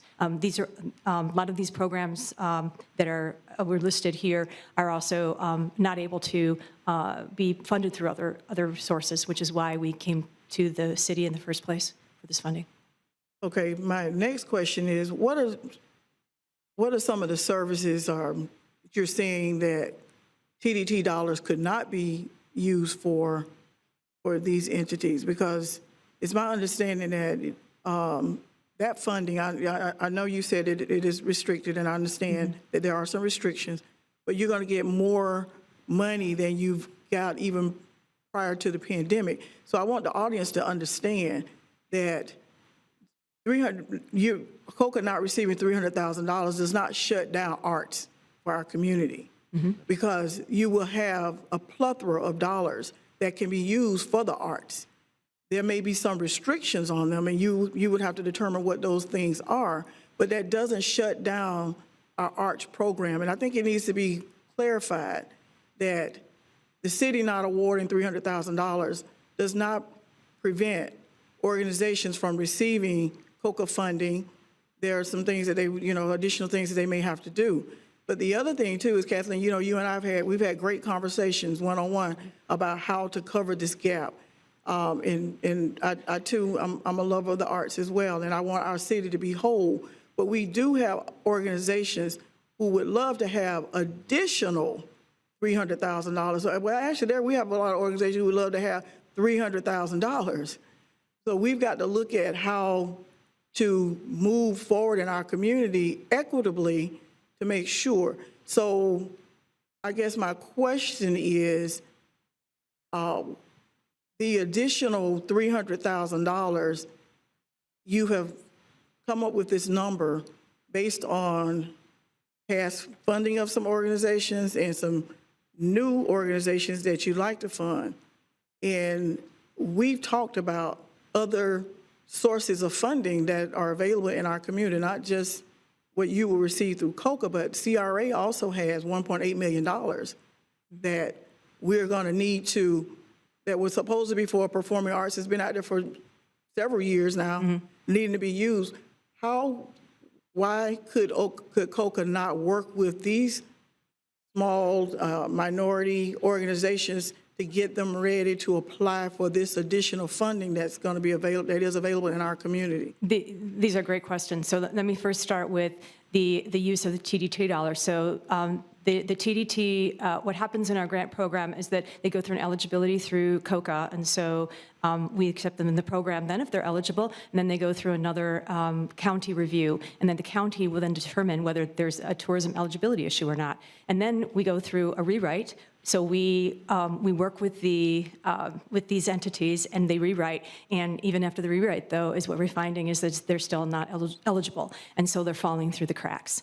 And so just like you're running into other programs where people are falling through the cracks, and we're trying to catch them, because this is arts and culture programs, so they won't qualify for social services programs, or they won't qualify for other programs that are available through the city or even through the county. And even with CRA, I had a great discussion a couple times with the director there, Stephen Cox. Fantastic. But we went over these kinds of programs, and they won't qualify. So that's why we came to the commission in the first place, is because we're trying to catch the folks that are falling through and do not have any other option. And we know that that is definitely a priority for this commission. What is it that's causing them not to qualify? It's eligibility in the use of the funds. So there are restrictions on some of those TDT dollars just that will not, that local programs with a local emphasis, community programs with community emphasis, there's not enough tourism usually, and the eligibility. The reasons will vary, but usually it just really comes down to that point. And these are organizations that are servicing local community, local priorities. They're servicing a lot of local neighborhoods. They're special needs. They're low income. So they're not able to do that. Any organization that has ambitions to get to the tourism money, that's great. We're happy to help them out, but they need to have an entry point. And if you're a local program and you want to do more, that's fine, but you need to be able to get into our grant. I mean, even I think Donna Cottrell was talking about how her program just has not been able to qualify for a COCA grant, despite all the work that they do. Is there no flexibility for COCA to redefine their criteria for eligibility for these organizations to be able to qualify? The eligibility is through the county. So it's the county eligibility that we're running up against, because we have tourism dollars to give out, exclusively tourism dollars to give out. And so what we're asking for is some dedicated funds, local funds, so that we can catch these groups. And how has your fundraising efforts, how have they been? So, for our own organization, absolutely, that's great. That's why we're not asking for any money for ourselves. We're just asking for money to redistribute into the community. In FY24, we do have there are a very, very limited amount of regranting opportunities out there, but we have applied for one for FY24. Wouldn't be for FY23, we just wait for FY24. And Robert and I have had a good conversation about what would be some other ways that we could look at trying to carry forward this $300,000 in the future, and that COCA would be involved in those conversations. You and I have had, again, great conversations about some of my concerns about what has happened in the past and why many minority organizations have not received funding, even though they may have been eligible, or they may have received very little funding and had to meet great requirements, reporting requirements, in order to get that. So my hesitation in this is that, given what the history has been, today if we say let's do it, we lose an opportunity to make sure that it gets to where you intend it to go, unless we put something in place. And I heard Dr. Floyd say oversight. So I will go with what my colleagues say, but I want to make sure that it goes where we're saying it would go. And if it's not going where we said it should go next year, because this is a one-time, I would not be so willing to do this again if you're not doing with the dollars what you're saying you're going to do this time. And to me, there's still a little confusion because the question I asked about John G. Riley says to me that you really don't have a set plan for who would receive. This is just what has happened in the past, and your anticipation, which is great, your planning, is that you will need this additional funding to carry those programs and have an entree for the new programs. So that's my long way of saying that if this is done, there has to be some accountability, some reporting, some making sure that these dollars go where you're saying that they need to go, because I've talked to some of the folks who have been on the not receiving end, even though they were eligible. I've talked to folks who, when COCA decided, and this is before you, to your credit, when they decided to change the rating, the grading, there were folks who got left out and they had to go back and redo it. When those kinds of things happen, it causes me to question, will these dollars really go to minority organizations, small organizations that won't qualify otherwise? And the only way that I can be assured of that is to make sure that we have some type of accountability, reporting, to make sure that these dollars go where they go. Because when we get a phone call because somebody's upset with the process and it didn't happen, it's too late, because now we're out of it.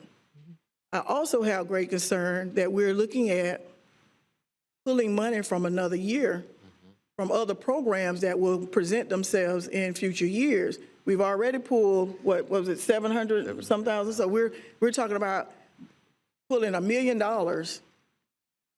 from another year. We don't know what another year is going to bring to do this. I understand, and I'm listening, and I'm hearing where you're coming from. For one thing, it does come down to a lot of accountability. And if you're going to make an investment like this, then how is this going to be checked? I mean, we certainly are happy to work with you and the commission and the mayor and figure out what reporting needs to happen. I will say that this year we did make a change where we started to, in our grants program, so we not only increased the group 4 in our cultural grant program, so that those are usually some of the minority organizations that you're talking about would qualify there. We also started funding from that group onto from group 4 to group 1. We have a goal to increase the amount of minority organizations, but the problem has been the restrictions of the tourism development tax dollars. And that is what it is. So, of the 4 organizations this year that were not recommended by the county as far as the eligibility for a tourism, 3 of them are minority organizations. So that's right off the bat, this money, almost $32,000 of it, would go to majority minority organizations. The other organizations that we named here, we want to be very careful that we're not coming to use the commission to saying, we've handpicked all these organizations, and we need to let this process happen. And we need to make sure that there's a fair way to get into our grant program. And that's what this money would go towards. Catching all those organizations that are not coming to us because they don't feel that they can get tourism money, because they're not tourism organizations. Or they're not organizations that have tourism first, and that they're the community programs, and then also organizations that have tried in the past but just have not been able to get in. And we've been seeking out those organizations and recruiting those organizations to come to COCA. But we need to have this money in order to then make sure that the eligibility is met for the money that's given to them. And then that way we can actually fund them instead of making them go through a grant process and then saying, I'm sorry, we can't fund you because you just, the tourism money is not going to work. It just isn't, because it's not a good match for your money. So your program. We're trying to really make those matches happen and work with the community as much as we can ahead of time so everybody can save efforts and that folks can get their funding and get out there into the community and do the work. That's what this is about. This is about doing the work. And that's why we're asking all of you to say yes to option 2. Let us do the work. Let us do the work for the community. Let us do the work so that these folks can get funded and they don't have to come and go through, different machinations of. I got you. That, I got you. All right. I know. Sorry. I know. I got you. Passion. So yeah. So if that makes sense, I mean, I really think that and this is a hard choice for the commission, and I completely understand that. But it's the right choice. Well, let me ask you one final question, if I may. Commissioner Williams-Cox. One final question. You're doing a great job. We've had these conversations. Yep. For the unrestricted dollars that the city provides, why could you not use those dollars to do this and be able to use the dollars, the TDT dollars that are restricted to replace the funding that the city provided? Could you not move the unrestricted dollars to do this and use those dollars that are restricted? That's a great question. So first off the bat, we do, and we're really transparent about this, we get 11% of TDT dollars that we already use for our own administration. And so as we look, we're a local arts agency, and we're under a local arts agency statute. And so that's how the city and has created us, city and county and our local intergovernmental agency, that as a local intergovernmental agency, that's how we were created. And so we need to make sure that our programming, our staffing, and our actions really meet that. And so we're stretching those tourism dollars as best we can. So we're already getting the 11%. And then when we look at the restrictions that also are just, that the TDT has, that applies to us too. So, we've been looking for other solutions. And we will continue to look for other solutions because we know that the ARPA money is the ARPA money for this $300,000. And so we're going to need to work pretty hard, to continue this. We completely understand that. But the amount of money, the amount of work that we can do this year to get us closer to having a better solution for next year, we're just asking for the opportunity to do that this year for us, for our community. Thank you. Mr. Mayor, that concludes my questions, but I will say this. I'm working with some community organizations that are going to be asking for some money as well. Not this year, but coming to, so I just caution that whatever we do here, it sets precedents that we will not be able to pull back and say, well, we can't do this, we can't do that. But when we do this, you set a precedent that you will be called in account for. So I'll just leave it at that. You had a follow-up on point?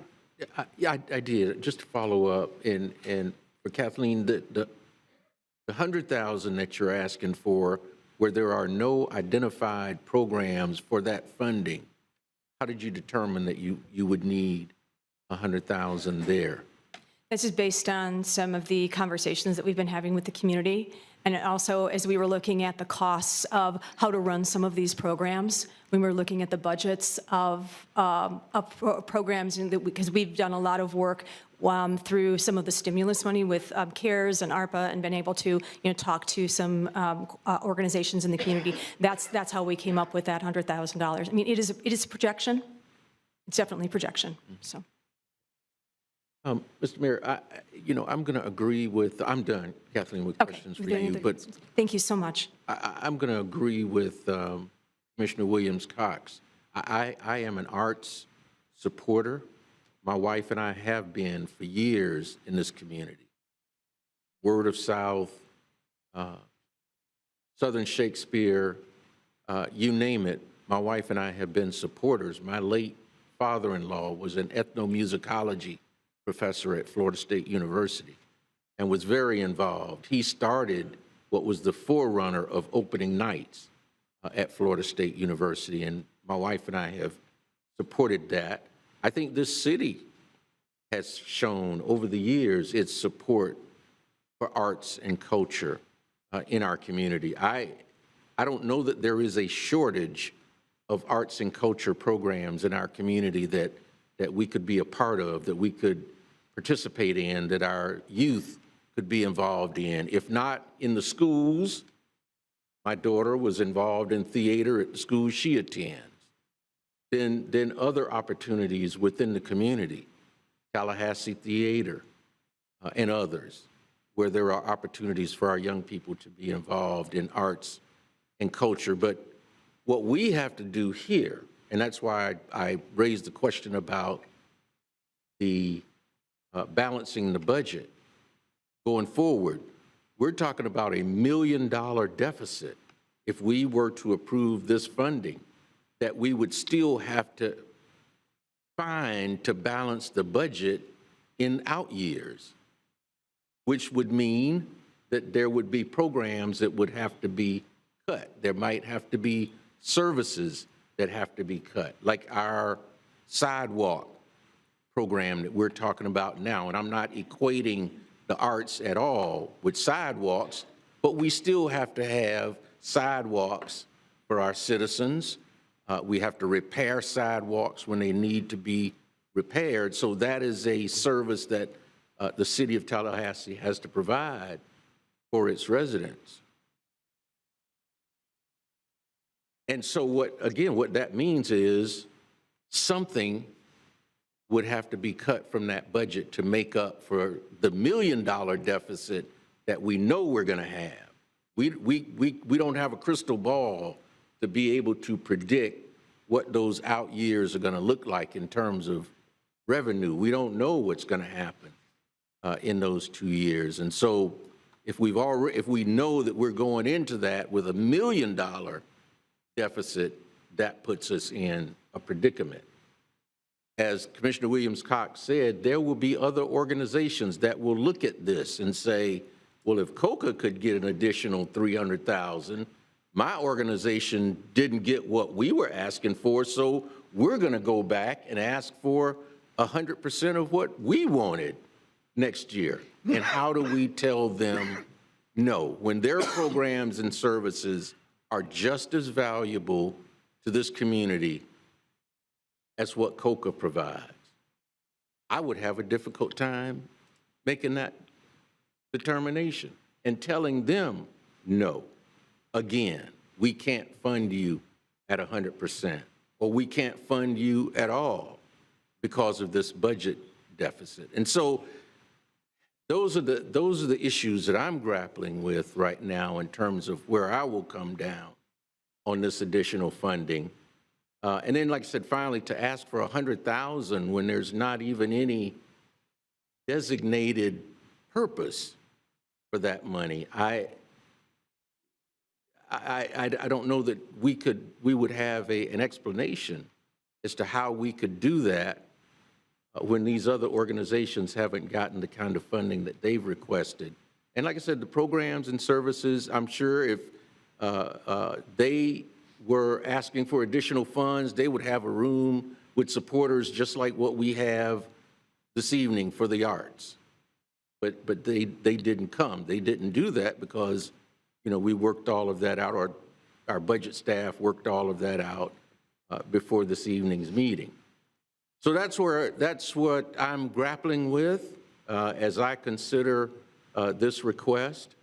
It does set a precedent that we will have to deal with in the future. And so I hope that all of us will consider that as we determine how we're going to vote on this budget issue this evening. Thank you, Mr. Mayor. Thank you, Mr. Mayor Pro Tem. Commissioner Porter, you've been waiting patiently. I'm going to weigh in real quick, and then I'm going to come straight to you. And both Commissioner Williams-Cox and Mayor Pro Tem, y'all bring up some very valid issues that we've been grappling with for the past couple of months as we try to balance the budget. First of all, Kathleen, I want to thank you and COCA for everything that y'all do in this community. And I think that we, all five of us, truly believe that y'all are an amazing organization. You know, in some respects, I look at COCA much like I look at CHSP as the clearinghouse. You are the organization where the arts organizations go to apply for the grants. And in that same breath, Commissioner Matlow, I believe you're our representative on COCA, and thank you for doing that. We appreciate it. Unlike other organizations, we do have a seat at the table. And that does separate COCA from all the other organizations out there. I can honestly tell you that in all my years of service, I have never had an arts organization come to me and say they do not like COCA. You're great community partners, and we certainly do appreciate that. I would be more than happy to support and will support option number 2 for funding for the money that's being requested, and I tell you why. While I share some of the concerns from a budget standpoint, and my colleagues do, and they're very legitimate concerns, in my mind, the difference is that this money is coming out of our federal funding above and beyond what is being budgeted through our local revenue source. I mean, in fact, if you think about 2 years ago, we did not even budget for this type of money. We have a one-time opportunity to help out the arts organizations in this community through COCA, through this grant process. After 12 years on the county commission and 3.5 years of your mayor, I completely understand the challenges of the tourist development tax dollars and the challenges that organizations have, especially arts organizations, especially artists here in this community, meeting the statutory requirements of heads and beds and all the other requirements that come with the tourist development tax dollars. To me, that is leading me to believe all the more reason that we have this once opportunity with federal dollars to complement what we do to support the arts community. And let's face it, folks, we are nationally recognized for our arts and culture here in Tallahassee. So if there is a motion on the table for option number 2, I will be supporting the motion on the table. I believe in the process. Again, Commissioner Matlow, thank you for having a seat at the table. I know that you play a role in that distribution as well. And so I'll be supporting the motion on the table for the funding for option number 2. Commissioner Porter, you've been waiting patiently, and Commissioner Matlow to follow up. Thank you, Mr. Mayor. And I do have some comments and questions, but I will go ahead and make the motion for option 2 to approve COCA's request for additional funding of $300,000. I'll second it, and I'm assuming, Commissioner Porter, that motion would obviously include staff bringing back the resolution at the budget portion of the meeting to rectify and balance the budget. Yes, thank you. Okay. And doesn't always happen, but I agree with everything you said, Mr. Mayor. So you put it very well and hit on a lot of points that I was going to make. I do think there is something unique about this. I do agree with some of the concerns that were raised, but I also think I really like the way you put it, Mr. Mayor, that you are the clearinghouse. And I think that is when we have consistency, when we have predictable procedures, that is how we can address the individual requests that come to us, which are not an ideal way of picking winners and losers and, going through a budget process. I think we definitely have some kinks to work out with our budgeting process, definitely, with the way that there were certain things that came to us, and we need to make sure that there's consistency and predictability. And it is our job to make these difficult decisions, and it's our job to hold the people whose taxpayer dollars go towards programs, that there be accountability. And I would like to see, the level of scrutiny that we've shown today to COCA applied to other kinds of funding decisions that we make, because the accountability should not just be with COCA, but with everything. We spend millions of dollars without asking as many specific questions as we've seen today. So I appreciate the consistency and accountability across the board, and I think I support the accountability, the review.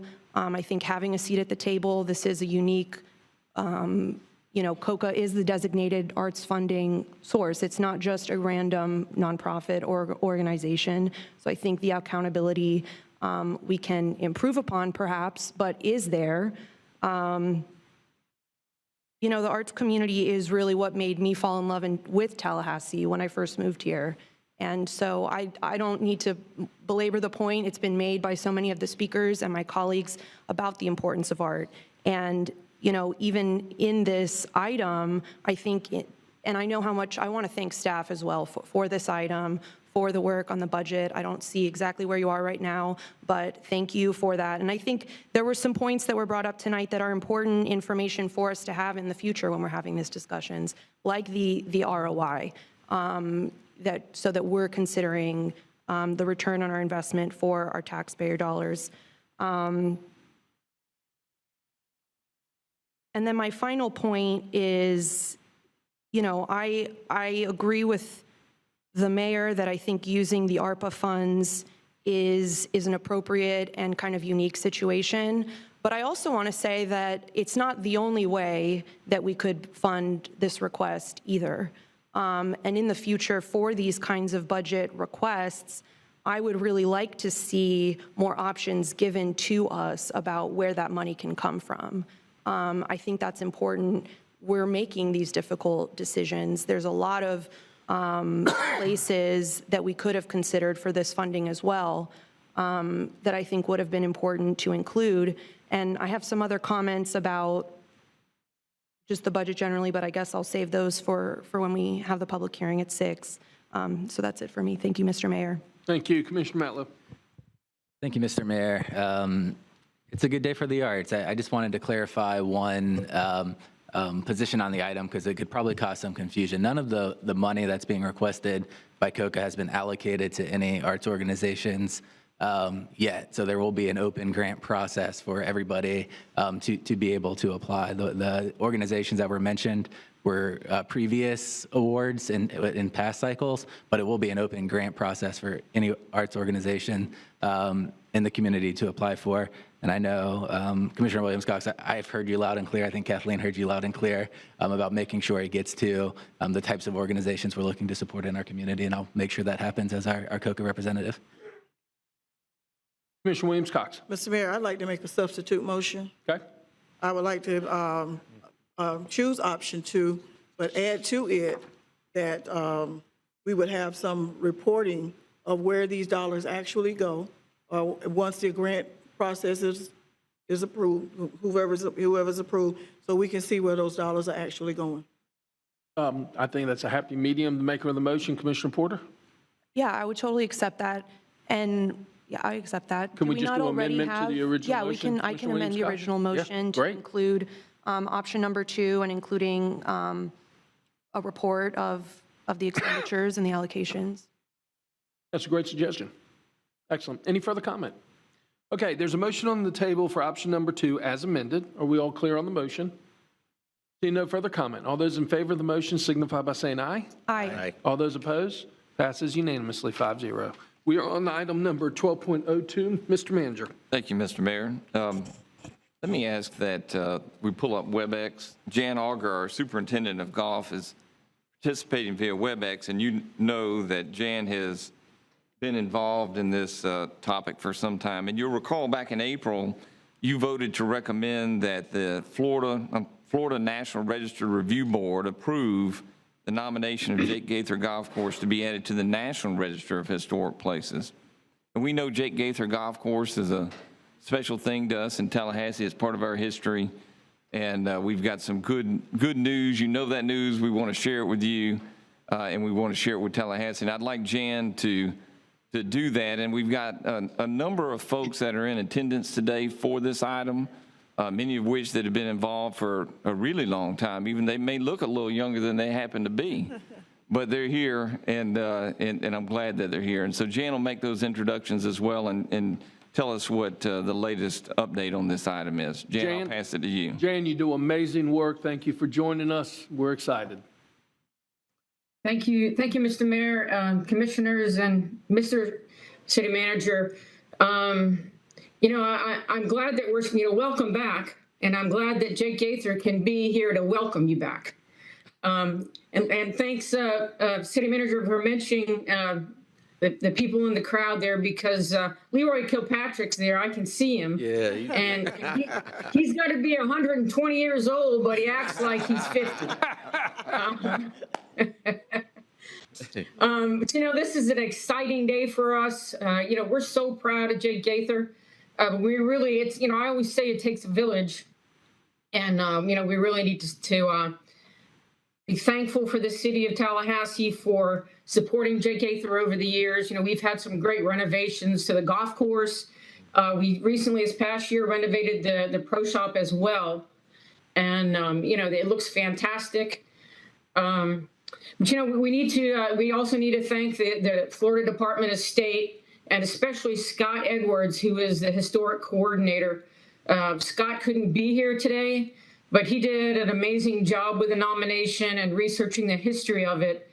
And Scott will tell you that he, like so many other young men and kids, started playing at Jake Gaither with his dad, and he still plays at Jake Gaither with his family today. And I'm also joined by my team, and I can't see them on the screen here, but I'd ask them to stand up, please. Yeah. Sorry. I get kind of emotional when I talk about them, but you know, I want to thank them for everything that they do at the golf course. You know, they do an amazing job, and you know, it takes a village, and you know, they work as one. Shane Bass, he's the coordinator of all the maintenance for both courses and does a great job. Outstanding with the landscaping, and he's come up with a lot of landscaping designs, like Jake Gaither and Jason Stewart, who carries out his orders every day, and he's got a great teammate of Charles Johnson over out there. Matt Chasen, who's always, you know, he's a team player and always ready to help. And Tiant is Mr. Customer Service. Everybody loves Tiant. And Matt Wells as well is always a great teammate. And of course, we got Buddy and Dwayne Holloman, Buddy Driggers and Dwayne Holloman, that keeps us running every day. So you just want to thank them. You know, Jake Gaither is a special place. It really is. And it's for everyone. And that's one thing I've always been really proud of. You know, we're affordable. We want to be there for everyone. It's a community. They've done a lot for young people. Whether they know it or not, they've been mentors to a lot of people like Chris Hanna, Walter Stills, who, you know, he's a guy that came up at Jake Gaither, and he still plays out there. Chris Hanna, of course, that I mentioned, he's Florida State. He was the first African-American to be offered a scholarship at Jake Gaither. You know, Kamaya Johnson played golf with these guys, and they taught him how to be a man. And, you know, he'll say that as well. FAMU Golf Course played there, and I know Ron Tate is there. Ron Tate played on the FAMU golf team years ago when he played at Jake Gaither. So, you know, it has an amazing history, you know, and they're all mentors, and, you know, we're thankful for that. And if they wouldn't mind, I'd like them to stand up as well. The people who are there from Jake Gaither, if you don't mind standing up. I see Muddy there in the crowd. There you go, Muddy. And Suzanne May, you're there. And I hope my friend Brenda Crumby is there. I can't really see her. But thank you all so very much. If we could have some applause for them. And we thank you so much. I'm going to read this next part. On August 9th, the National Park Service added Jake Gaither Golf Course to the National Registry of Historic Places. That is the official list of the nation's historic sites worthy of preservation. And I want to repeat that because that's an amazing statement. The official list of the nation's historic sites worthy of preservation. Jake Gaither Golf Course is one of only 5 golf courses in Florida to receive the federal designation. And there are thousands of golf courses in Florida now. So it's pretty special. And Jake Gaither will also be added to the Florida Department of State's historic golf trail. So it will be added to some booklets and some guides, and that'll help people that like to go play all these places. They'll be out at Jake Gaither. And at this time, we have some pictures from the historic pictures, current and past, that we'd like to share.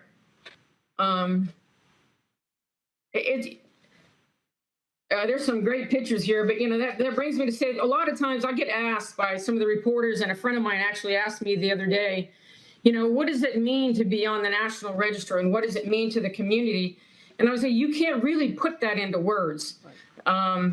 You know, I've always believed that Jake Gaither is the pillar of that community. And with people like, you know, the people who played there and when this started, they helped, they got donations and bought things for it, and they helped build it, and they've had their input, and it meant so much to them. And for us to keep it going, you can't put that into words of how much it means to people like Leroy Kilpatrick and like, you know, Johnny Lee Brown. You know, he holds the course record there of 59, and there's a picture of Miss Irene Perry, who couldn't come. Miss Perry, it was probably one of the first African-American women to play golf in Florida. And she wouldn't have been able to do that without Jake Gaither. And so, we're a community, and, it's important that we honor the past, and that we're always looking forward. And I mentioned our renovations earlier. We added the cart paths all around the golf course. We've, did a lot of landscaping. We built a couple of structures out there for people to sit under. The pro shop had a complete renovation, new bathrooms. The bathrooms are awesome, and it just looks fantastic. And I hope you all can come out there and look at it one day. It's just amazing. So my role, I've been with the City of Tallahassee for 33 years, which has been amazing for me. And I've gotten to know a lot of the guys at Jake Gaither. But I really would like for you to hear from them. So I would like to recognize and ask Leroy Kilpatrick and Brenda Crumby. They would like to offer their remarks. If they could come to the podium, I'd appreciate that. Leroy, you wanna go first, or Brenda? Ladies before gentlemen. Come join us, please, at the podium. Yeah, I'd like to introduce Brenda Crumby. Her dad was one of the originals at Jake Gaither Golf Course, and he helped with the design. He also worked at Capital City as well, and he left Capital City to be the first manager and superintendent at Jake Gaither. So thank you, Brenda. Thank you. Good afternoon. My name is Brenda Crumby Brown. My father, William Crumby Sr., played a pivotal part in the building and design of Jake Gaither Golf Course. Let me get my glasses. He was the first groundskeeper, and he later became a pro manager at the golf course. He and the jail work crew designed and built the course from Municipal Park Golf Course, which later became Capital City Golf Course, where he caddied for many years. He grew up in Smoky Hollow, right down from Capital City Golf Course. He has been recognized in the Black community, and several tournaments were held in his honor. I would like to thank Mr. Scott Edwards, Jane Agar, and Mr. Leroy Kilpatrick for reaching out to me about my father and the role he played at Jake Gaither. It is my wish that some type of recognition at Jake Gaither Golf Course recognizes my father. Thank you. Thank you. Thank you.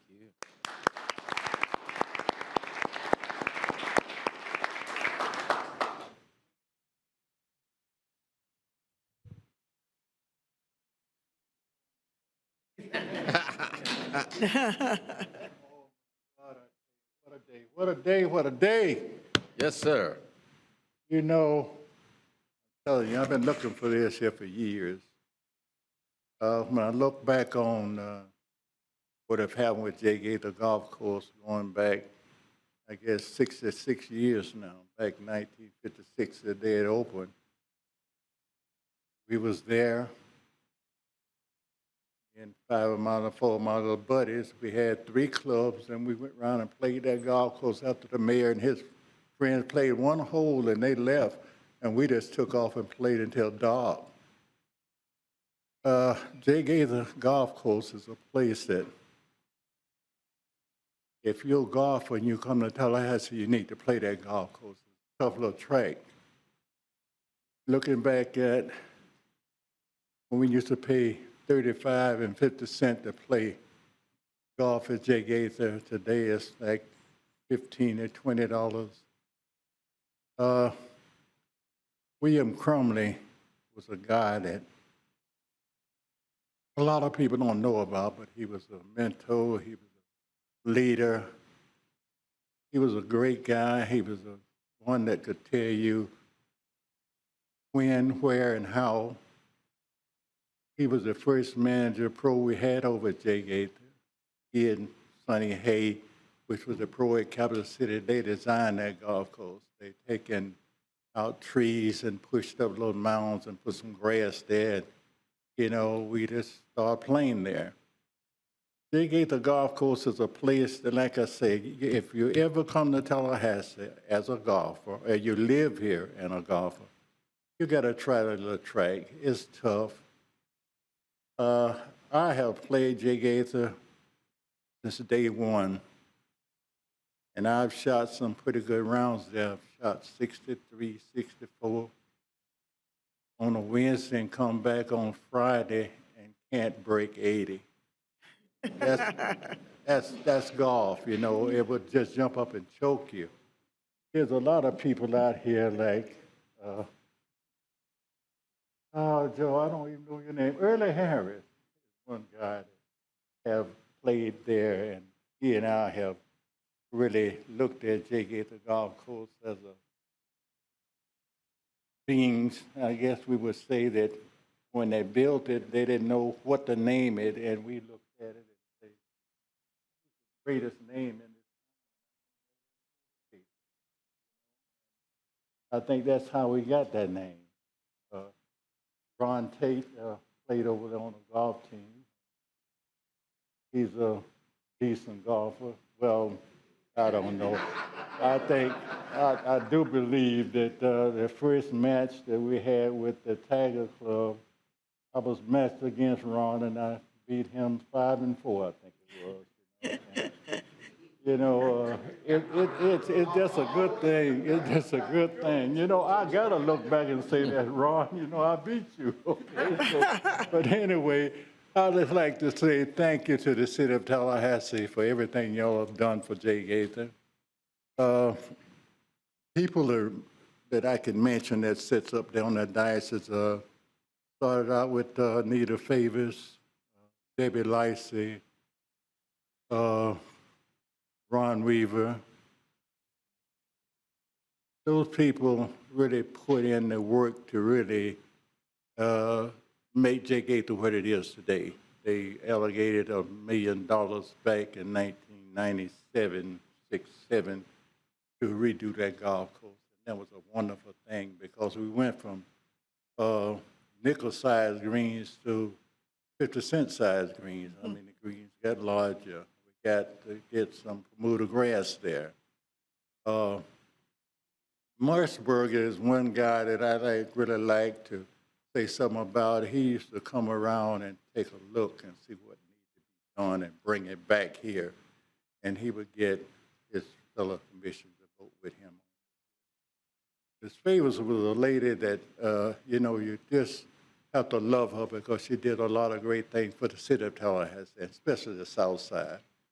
A lot of people don't know about the South Side, don't go through the South Side, but just take a tour down there now.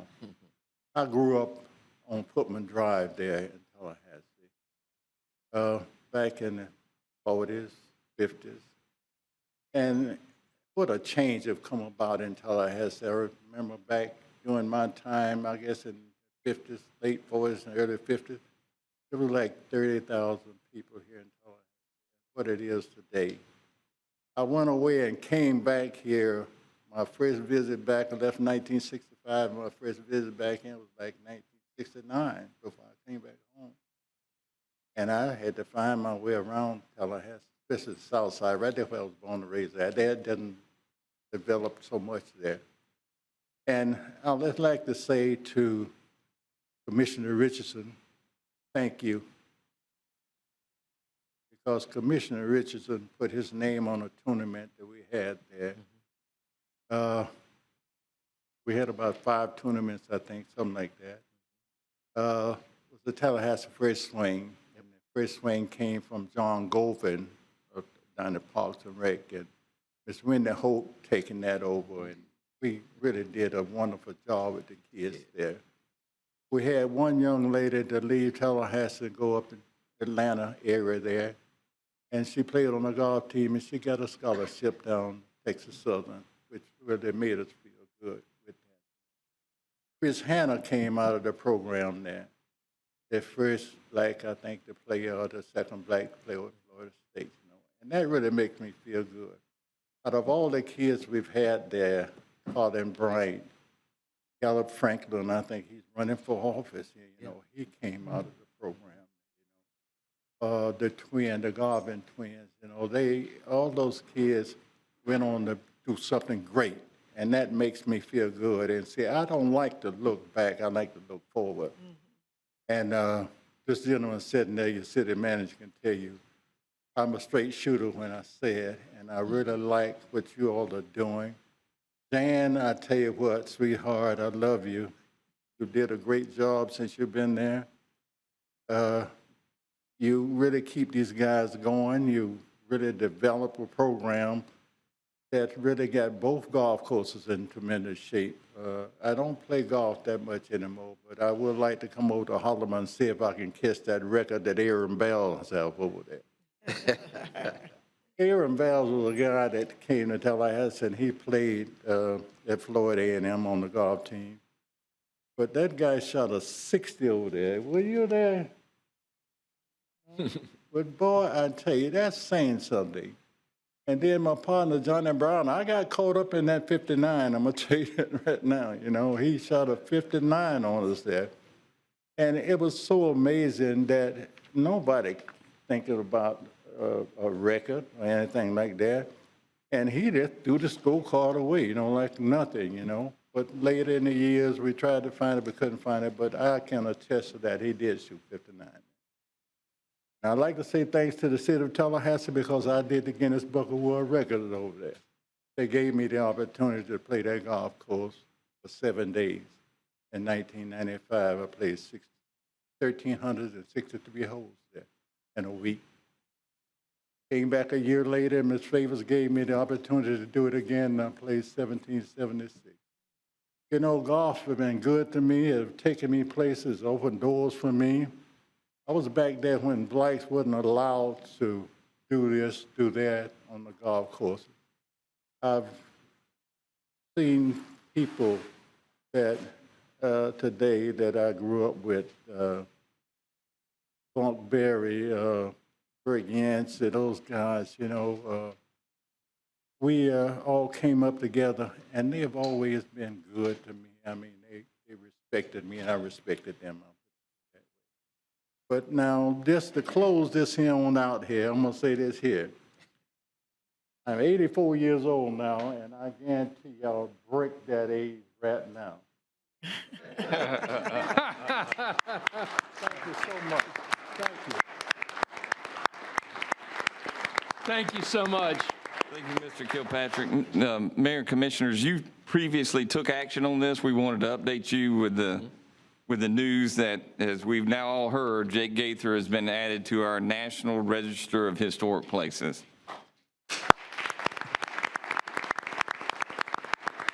Mr. Mayor, one more thing, if I might add. Sure. You know, we're going to have some celebrations for the historic designation, and I just want people to be just aware of that. It's going to be on talgov.com. And is there a way we could get a group picture of the staff along with these guys from Gaither? Is that possible? Of course. Thank you. Thank you, Leroy. I thought you were going to roast me there for a second. All right, let's take a second. Ms. Ferris, you want to organize everybody? Yeah.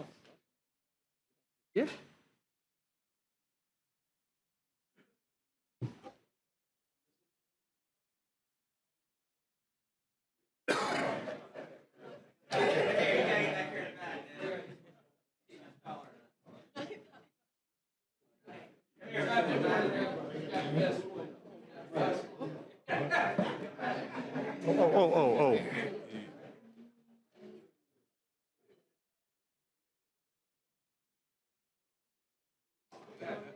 Hey, Wendy. Wendy. Unless you run for office. Wendy. Wendy. Mr. Kilpatrick told me you were coming today. Right here. On 3. 1, 2, 3. Thank you.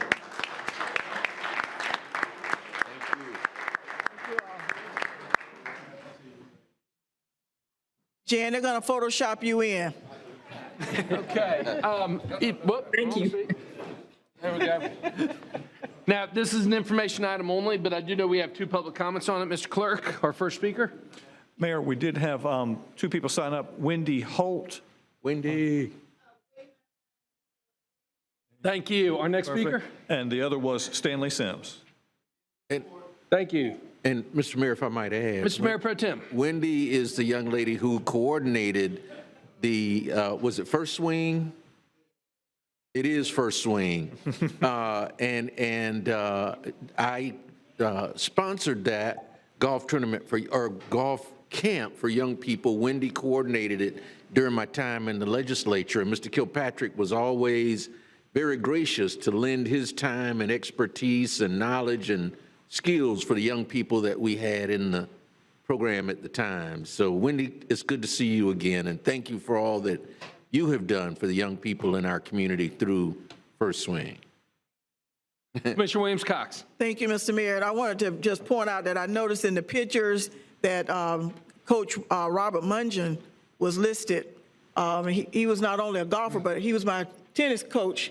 When I was at FAMU, he tried to teach me to play tennis. It didn't work out.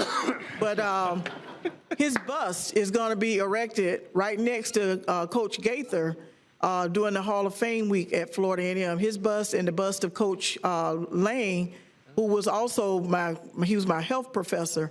So you will be able to see the bust of Coach Mungeon and Coach Lane there with Coach Gaither there at FAMU. Excellent. All right, colleagues, we have 4 more issues on policy formation. We have 45 minutes till the public hearing. We'll get as far as we possibly can. If we need to stop for the public hearing and come back, we will. I think that we could probably do all 4 items, so let's keep moving. 12.03, Mr. Manager. Thank you, sir. Chief Revel will provide this presentation. And you'll recall some time ago you provided the leadership to create a joint real-time crime center with, in conjunction with the Leon County Sheriff's Office and FSU. A lot of work has happened at that time. We're nearing the time in which it will be opened, and we wanted to provide an update as well as get your authorization to execute a final MOU dealing with some of the funding of operations. I'd like the chief to walk through. We'll be fast on this item. We'll pick up a little time, I think, but I think it's important for you to hear and the public to hear the progress that's been made and really the impact that this can have on our community. And so I'll turn it over to Chief Revel. Chief, I know that the Mayor Pro Tem shares my sentiments that we enjoyed lunch today at the First Responders Annual lunch celebration. And thank you very much for being there. It was a great event. So thank you, Mr. Manager, Mr. Mayor, commissioners, appointed officials. I am extremely excited to stand before you and give you an update today on the progress we've made towards the commitment that you made to the Capital Regional Real-Time Crime Center. This forward-thinking joint venture will revolutionize the way we do law enforcement in our region. This collaborative effort emphasizes the tremendous strides we continue to make in utilizing state-of-the-art technology to support public safety and to build public trust. Tallahassee's regional approach will be the first of its kind, where 3 of the largest agencies in the Second Circuit have come together to share personnel resources, data intelligence, and technological infrastructure to proactively combat crime. I want to personally acknowledge the different departments, obviously LCSO, FSU PD, FDLE, and FSU College of Criminology and Criminal Justice have all partnered together in this, but I do want to take a personal privilege and introduce some of my staff who have worked tirelessly on this. So guys, if you will, stand up. Jason Larson, Deputy Chief, Travis Bergeron, Lieutenant, Jason Lowe, with T&I and us, and I think, Jason, I think you work for everybody. So just these guys have done tremendous. Gary Williams with our finance has done just a tremendous job, and I know many of the other city departments have been a part of this as well. So thank you all for your tremendous effort in getting us to where we are today. I'm going to blow through this PowerPoint pretty quick for you guys. So if you have any questions about it, I'll be happy to answer those, but let's go through this real quick. What is the Capital Regional Real-Time Crime Center? It's basically a center where we have analysts that are staffed with the other agencies, and we collaboratively look at all the data that's coming in, and we utilize that data in real time to make sure that the officers and the deputies on scene are getting the latest information and available information to solve those crimes. It's real-time analytical support that's coming in as these crimes are occurring or immediately after. The goal, obviously, you see there, is to utilize available resources to, again, make our community safer. And that's the bottom line of what we're trying to do here. You can see the staffing there. It'll be staffed by us, Leon County Sheriff's Office, and the Florida State University Police Department. There are 4 agencies. FDLE joined us in the funding for this venture. And then the amazing component to this that is unlike any other in the country is we've partnered with the FSU College of Criminology and Criminal Justice.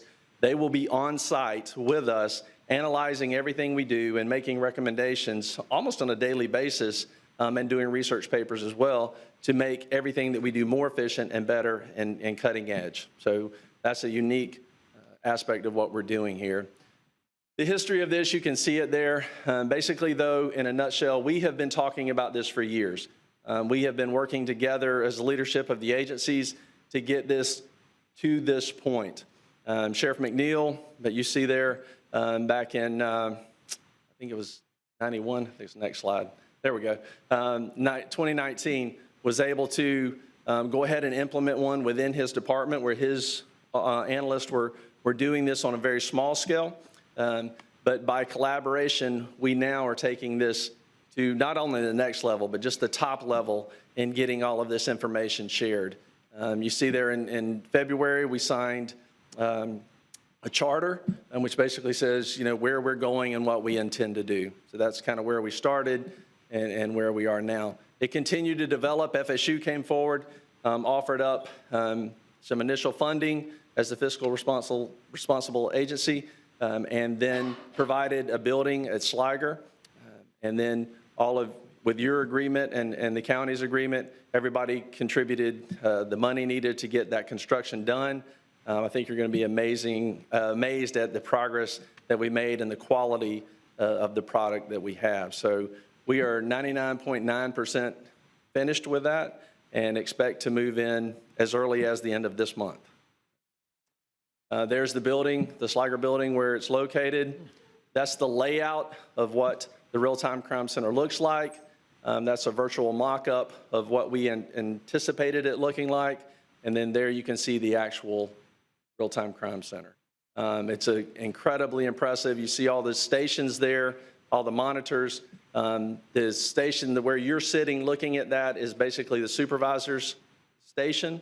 That little white panel that you see there and all has the ability to pull up any of the analyst's screen at any point and throw it up on the wall so that they can see, they can all work on an in-progress crime that may be occurring right then. So the ability to integrate the technology is what's going to make all the difference in the world. We've always had these 3 separate systems and we've always shared data, but just the ability to share that in real time with people that are there and can analyze that immediately and then feed it back out to the officers and deputies, again, will change the way we do law enforcement. It'll be staffed there, as you see, by us, LCSO, and FSU PD. It'll be staffed around the clock. There's the makeup of the management. The executive board is the chief executive officers from each agency. The management board is made up of deputy chiefs, assistant chiefs for the sheriff's department, or their designees. Then there'll be a director that oversees the actual people that are in the building working. We are always looking for grants. We will continue to do that. We did go in with LCSO, and with the Department of Justice, we received a $500,000 grant for this project, with FSU and TPD being subawards of that grant. We will continue to look for those, and most of those funds are utilized for the camera systems, the LPRs, and the database integration, which if you remember, just a slight diversion here, one of the issues with the data sharing before, when the sheriff was trying to do his anatomy, was the fact that his system would not talk with our system, and therefore they couldn't analyze the data like they wanted to. We can now do that with the integration that we have in place now.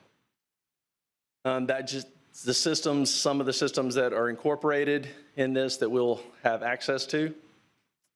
That's just a flow of information, how it comes out from a call for service to the real-time crime center and the officers, deputies at the same time. They're all analyzing that information as they're even going to the scene, and then they're cooperating with each other once they get there to further that investigation. I'll skip through this scenario, but basically, in a nutshell, you have a robbery, they see a car, they get some identifying things like a hubcap and a partial tag. The analysts are immediately running that through databases. They come up with a match, they look at the LPR cameras, they see that a car with missing a hubcap and that partial tag is seen in the area at that time. They get the full tag off the LPR, they identify that person, they respond to that scene, they obviously secure that scene, get a search warrant, and then all the evidence is recovered immediately before it has a chance to disseminate into the community, before it has a chance to destroy any of that evidence, saving hundreds and hundreds of hours of investigative work for our investigators on the back end of this that we can solve immediately with this type of information. The benefits are really what I just talked about there. So, you can see those there from suspect apprehension, alleviating further victimization of our community, evidence destruction, the sharing of information for crime patterns. One of the things we'll be able to do is we will be able to geolocate crime patterns and provide that to our officers so they can more heavily patrol an area where we see auto burglaries, occurring, those type of things. So it'll allow us to do that. And I already talked about the College of Criminology and Criminal Justice. In the future, we have the ability already built in to expand to accept other agencies as they may want to join us in this endeavor. Again, we already talked about the research component, and we will continue to look for grants, as I mentioned earlier. That's a very, very quick blow through of that presentation. But again, just very excited to tell you what we've been able to do with the commitment that you made, and to thank you for that commitment and to tell you how excited we are about moving forward with it. This is exciting. Before we get into public comment, any questions for the chief? Mayor Pro Tem. Yeah, Chief, was there a reason why Florida A&M is not? They were unable to, they are a part of it. We've been talking with Chief Callaway as well. They were unable to contribute financially at this point right now. So again, as we talk about, there's in the MOU that we're asking for permission to move forward or to give the manager the ability to move forward with. All of that is laid out in there, how agencies that can't necessarily contribute financially can still be a part of this. And will be included in this. So we've been talking with Chief Callaway all along. Great. Thank you. Commissioner Porter? Thank you, Mr. Mayor.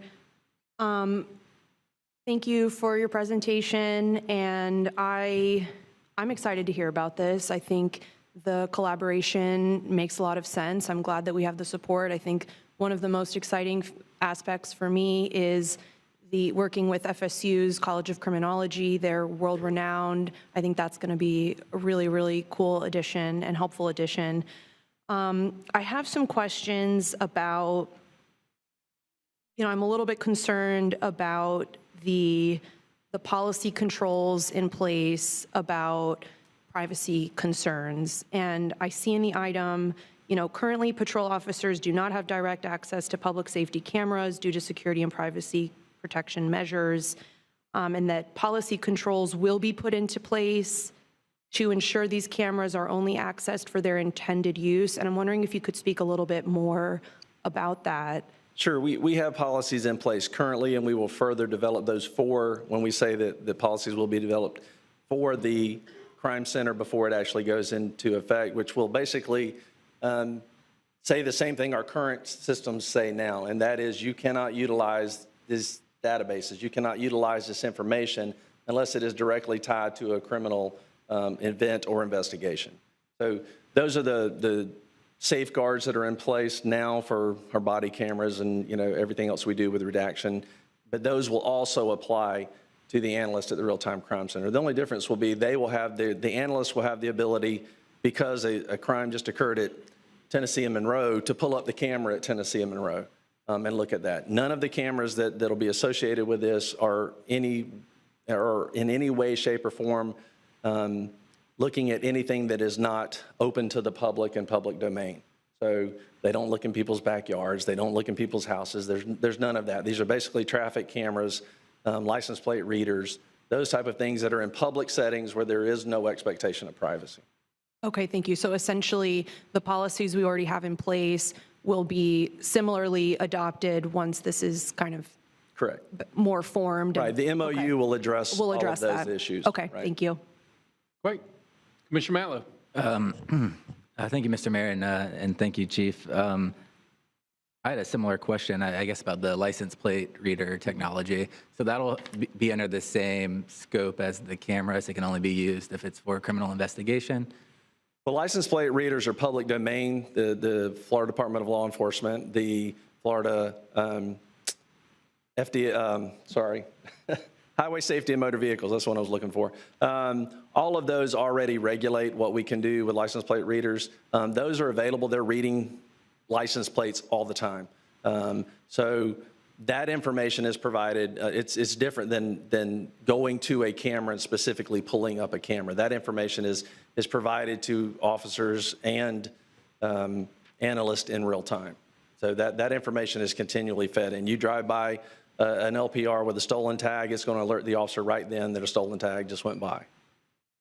So for law-abiding citizens, what protections do they have as far as being tracked or located through records? Why would we be tracking them if they're not breaking the law? There's going to be no alert. There's no alert if they're law-abiding and they don't have warrants and they're not driving a stolen car. There's no. Brad, my question was, does it have to be about a criminal investigation for their information to be searched in a database? I'm assuming it's recording the locations of. Well, that's the same as it is now. I can run your tag now and look at your vehicle information, your driver's license information, without it being part of an investigation. That's.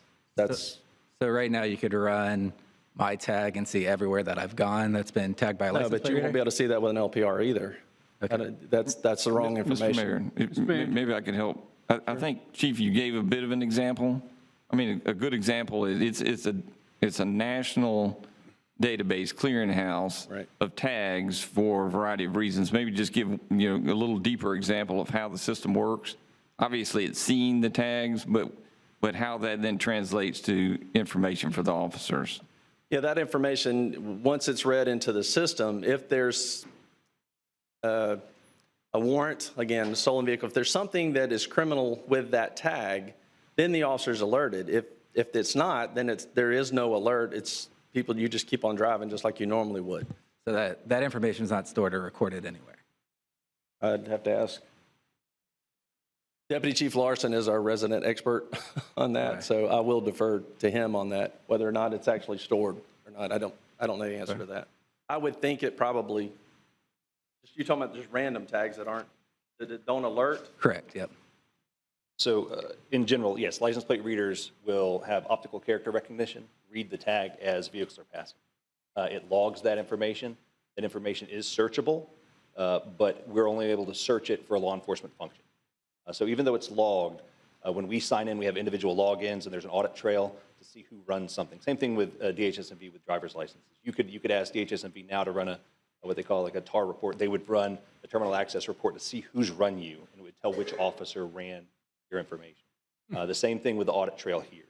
The other thing that we have is there's policy and procedure for Commission of Law Enforcement Accreditation, standards reference to that, and then retention times that are specifically listed in the state of Florida GS2, and there's also a Florida statute as to how long those things can be kept. Okay. And I'm just going to walk through it again because I understand what you said. So the information is being stored. Is it accessible if there's not a criminal investigation? No, sir. And if it is accessed and we find out, there's punishment. Okay, thank you. No further questions. Great. Mayor Pro Tem, we still have public comment on this item. Oh, we can do public comment now. All right, let's go to public comment. Mayor, we have one speaker on this item, Bart Gunner. Thank you for joining us. Your name and address for the record, please. Thank you, Mr. Mayor. My name is Bart Gunner. I live at 515 South Ride. And I just want to first start off by thanking you all for your service to our community, especially commissioners. You've just been re-up for another 4 years. Grateful for all you do for us. And the reason I decided to come here today was to really talk about. I'm one of these listeners. I'm listening to the city commission meeting and viewing, and I've been disturbed just that it seems like on too many occasions our Tallahassee Police Department has been, put under I wouldn't say attack, but just under criticism and whatnot. And so I just thought this was a great opportunity to focus on proactive, progressive approach to law enforcement. Like Commissioner, you said, that's collaborative, that reaches into this is an example of what our police department is, and the leadership that they have, and the way they look at day-to-day policing. I think this thing's been a great invention for us, and in so many ways, but it also kind of makes news that happens somewhere else. Somehow that's our news. If it's in Minneapolis, these things aren't happening here because of the leadership and the work of the Tallahassee Police Department and the Leon County Sheriff's Office, and it's because you're picking the right people, and then the chief and his staff and his leadership group there, and the training that they're providing their people. Same with the sheriff. We have a lot of young people in this community, and things could get rowdy pretty quickly. But I just wanted us to at least hear from what I would say is maybe the silent majority or the super majority of folks that are so grateful for TPD's service, for their leadership, for the proactive nature they do what they do, your proactive nature in selecting them and their leaders. We're just grateful. And I don't think enough of us sit down until we're encountered with something we don't appreciate it and don't think about it. So thank you, Chief, and thank you, TPD, and thank you all for what you do. And 15 seconds. And thank you all for what you do too. Thank you. Thank you. Our next speaker.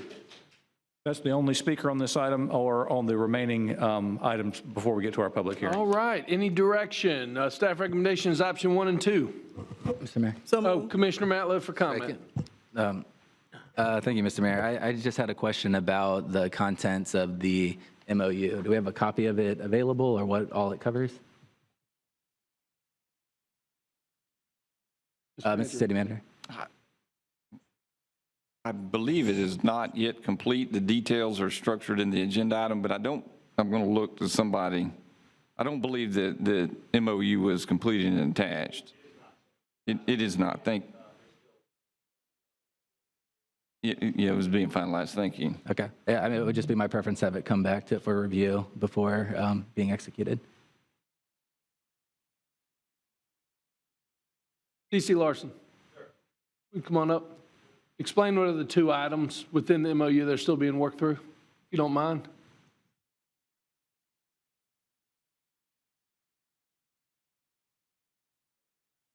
As far as I know, there's actually one item that we're looking at. Okay.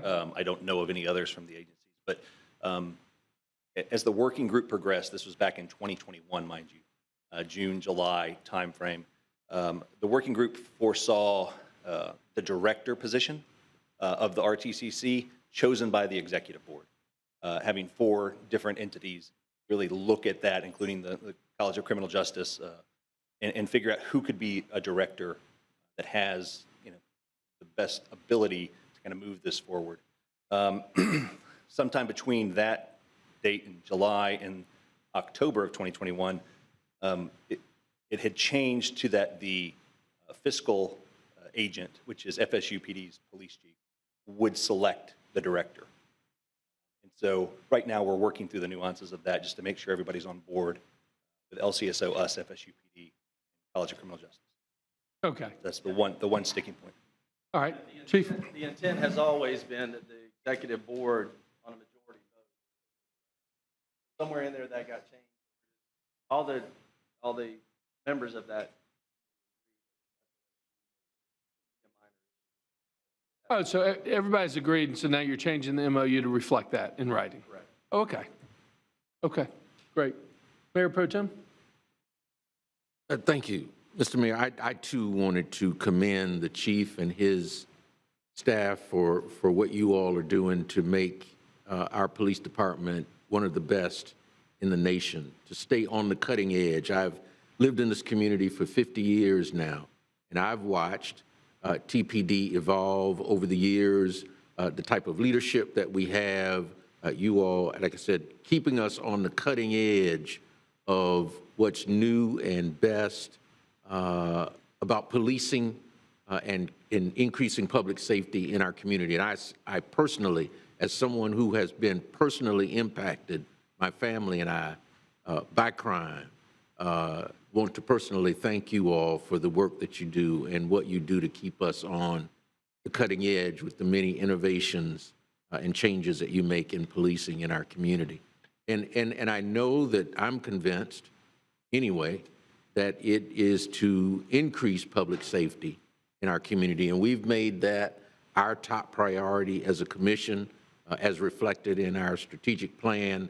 And I think you all are right on target with the kinds of changes that you're making in terms of public safety in our community. And we've got issues, but we're going to all continue to work together to address those issues. And we'll look to your and your staff's leadership, Chief, on how we can continue to move our department forward and make it an example for others to follow throughout the country. So thank you. Is that a motion for staff recommendation? That would be a motion, Mr. Second. Mayor. Option 1, option 2, seconded by Commissioner Williams-Cox. Commissioner Matlow. Thank you, Mr. Mayor. I mean, just as a matter of principle, I can't vote to accept an MOU sight unseen. You know, I'd be happy to approve the final document if it came back at the next meeting. And that's not casting any judgment on what's included. I just haven't seen it, and I'm asked to vote to execute it. What we're doing here is giving the manager the ability to do the actual agreement. Right. So they can't bring anything back if they haven't worked it out. Well, we're giving him the authority to execute it, to go ahead and sign it on behalf of the city. What I'm asking is, after the complete draft is done, bring it forward for us to review, to give him the authority. Commissioner Porter. I mean, were you raising your hand? Yeah, thank you, Mr. Mayor. I was just wondering if we could amend the motion to just have it come back to us before it's, once it's drafted, before it's executed. I wouldn't be interested. Okay, that'd be substitute I motion. trust the professionalism of the city manager and the police agencies involved to execute that. Sure. And my position is I'll support the staff recommendation too. Look, Chief, if the MOU, I mean, you testified on the record, okay? And we've got a verbal agreement amongst the management. That's the last issue that has to be done. Right. Okay. If there is a major curveball and something substantively different, yeah, we expect you to bring it back. Sure. But I feel comfortable voting in favor of the motion today. We have been working on this for a long time. Yes, sir. You testified to what the last part of the MOU is that needs to be executed. So Right. I'm going to support the motion. Okay, thank you. Mr. Mayor. Commissioner Matlow. I don't disagree with what you're saying at all. Just for me, as a best practice and policy, would be to review a document. So I'd make a substitute motion that we bring the MOU back at the next meeting for approval. Second. Okay, there's a motion and second. Any further comment? All those in favor signify by saying aye. Aye. All those opposed? Nay. Aye. And the motion fails 2-3 with Commissioner Williams-Cox, the Mayor Pro Tem, and the Mayor in dissent. We're back on the original motion, which is staff recommendation for option 1, option 2. Any further comment? Seeing none. All those in favor signify by saying aye. Aye. All those opposed? Nay. Aye. And it passes 3-2 with Commissioner Porter and Commissioner Matlow in dissent. Okay, we are on item number 12.04. Thank you, Mr. Mayor. I'll introduce this one. This is a grant for TPD, and we're seeking authorization from the commission to apply, accept, and expend proceeds from the Edward Byrne Memorial Fiscal Year 22 Federal JAG Program in the amount of $146,000 and the Edward Byrne Memorial FY21 JAG Countywide Program in the amount of $105,000. This involves the agencies as follows: $71,000 for TPD for equipment and supplies, $71,000 for the Leon County Sheriff's Office, and $38,000 for Leon County Office of Intervention and Detention Alternatives, and $70,000 for the Disk Village Juvenile Assessment Center. Your agenda materials has a listing of those expenditures. This is a grant we do get, but it's not something we can count on, and we tend to use these dollars for things that recurring dollars wouldn't be used for. And so we're seeking your approval to, again, apply, accept, and expend the proceeds. Excellent. Mr. Clerk, do we have any public comment on this item? No, sir. All right, let's move to commission discussion and direction. Move acceptance of recommended action. Second. All right, recommended option's been properly moved by Commissioner Williams-Cox, seconded by the Mayor Pro Tem.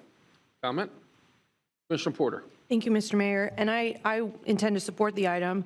I looked it up just out of curiosity to see what the eligibility was for things. I was wondering if you could talk me through just, you know, I always like hearing options and alternatives. Sure. That's my thing. And so I'm just curious kind of what other needs were considered for funding and how you determined the need, you know, the needs for this funding, because it seemed to me like it was a pretty large umbrella for what we could have used this money for. Sure, and like the manager said, we consider all of the grants that we apply for and which grants best fit the needs that we have for particular issues. Some grants are a lot more restrictive than this one. So they are tailored for those items that we would use to fund out of that grant. When we have something that, you know, is like the Justice Assistance Care Grant, then we look to other items, but we rank all the things that we need. I keep a running list of what we need at the department and how we're going to fund each of those items, or how we hope to fund those. Obviously, we try to fund as many as we can through budget, but you know, because we bring grants before you all the time, a lot of what we do and a lot of what we have is funded by those grants, and a lot of those recurring costs, we have to look to these grants because, like the manager said, we don't know that we're always going to get these grants. So when they become available and we have a need for specific tools, then that's when we look them, we rank them. You know, as far as what's eligible and what's not, I don't know if you want to get into that. I certainly brought my financial, Gary Williams. No, that's is here, okay. so That's okay. he can speak to that if you want to. But that's, we keep a priority list of what we need and how we're going to fund each of those items. And we tailor the grants to best fit, per their description, what we need and when we can get it. Thank you. All right, item's been properly moved by Commissioner Williams-Cox, seconded by the Mayor Pro Tem. Seeing no further comment, all those in favor signify by saying aye. Aye. All those opposed? Passes unanimously, 5-0. We are on item number 12.05. Mr. Manager. Thank you, Mr. Mayor. This one is similar in nature. It's a grant award. We're seeking your approval to accept and expend the proceeds from the Institute of Police Technology and Management subaward to the Florida Department of Transportation's Florida's Bicycle Pedestrian Focused Initiative and acceptance and utilization of donated supplies, which were donated by Galls LLC. And I think those supplies included 50 cases of Narcan kits to TPD. And I think we all understand how important that is, as TPD oftentimes may be the first on scene and can administer life-saving care in those cases. We're seeking your approval of option one. Excellent. Do we have any public comment on this item, Mr. Clerk? No, sir. All right. Move acceptance of option one. Been properly moved by Commissioner Williams-Cox, seconded by the Mayor Pro Tem. Any further comment? Seeing none. All those in favor of the motion on the table signify by saying aye. Aye. All those opposed? Passes unanimously, 5-0. Thank you. We're on item number 12.06. Thank you, sir. This item is seeking your approval to award services, comprehensive planning services to half associates in response to RFP 00822CC. This is a continuation of the process that you've talked about for the review of a portion of our comprehensive plan.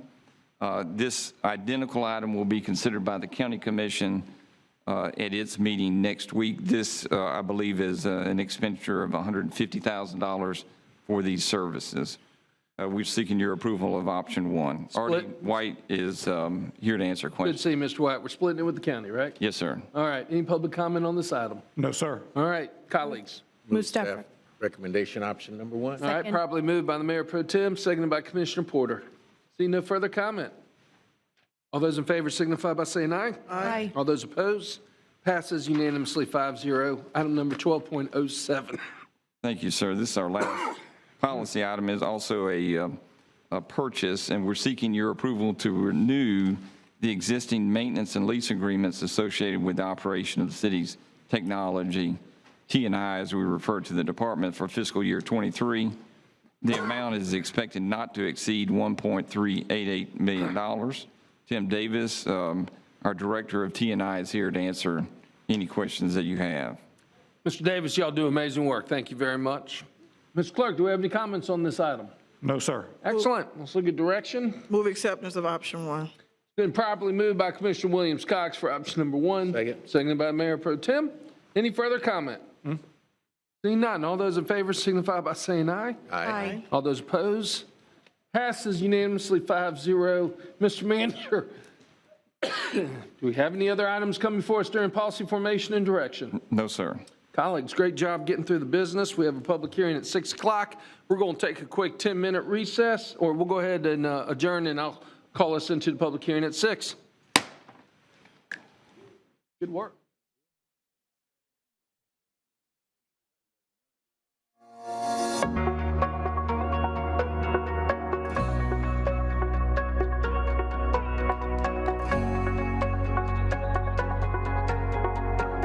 So far. All right, it is 6 o'clock on Wednesday, September 7th. We have two items.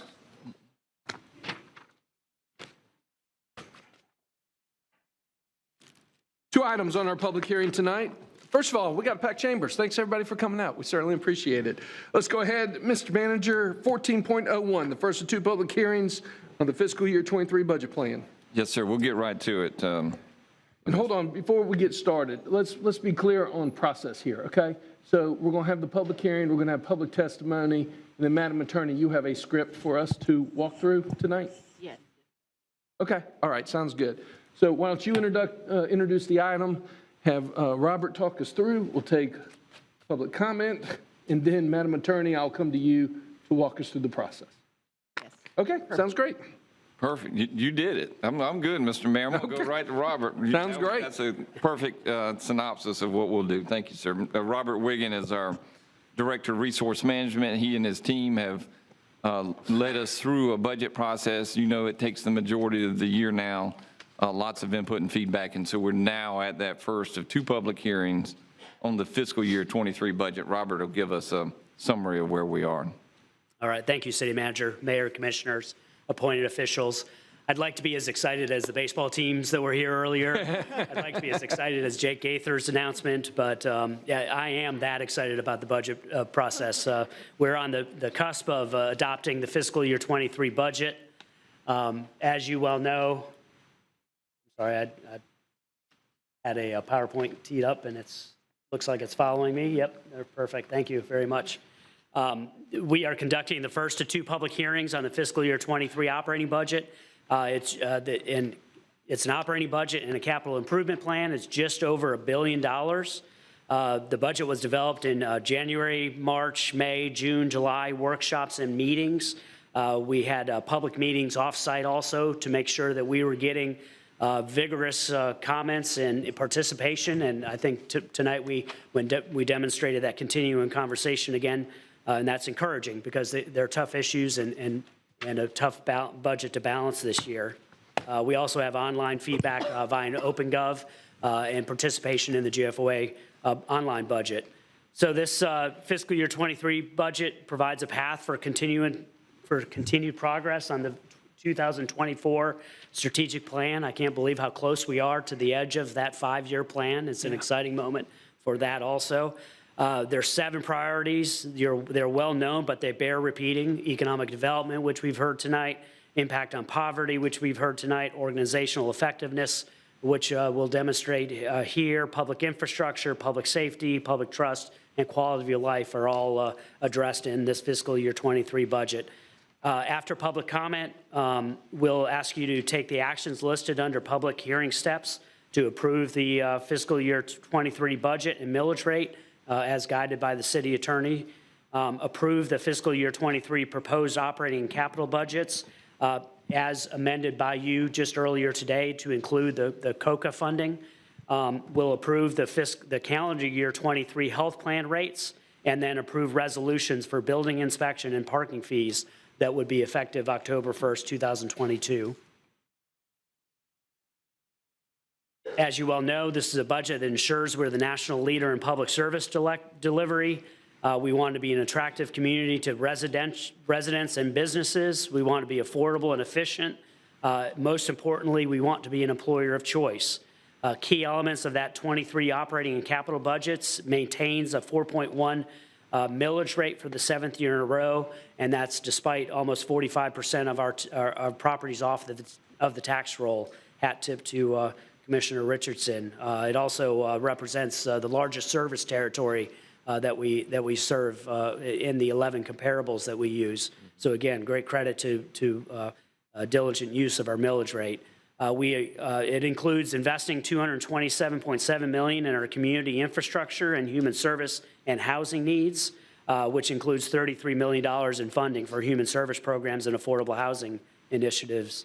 The fiscal year 23 budget continues our 2022 direction that you gave us to be an employer of choice. This fiscal year 23 budget recommends a 5% across the board increase, and it ensures that employees earning less than $50,000 will have a guaranteed minimum of $2,500 as a raise.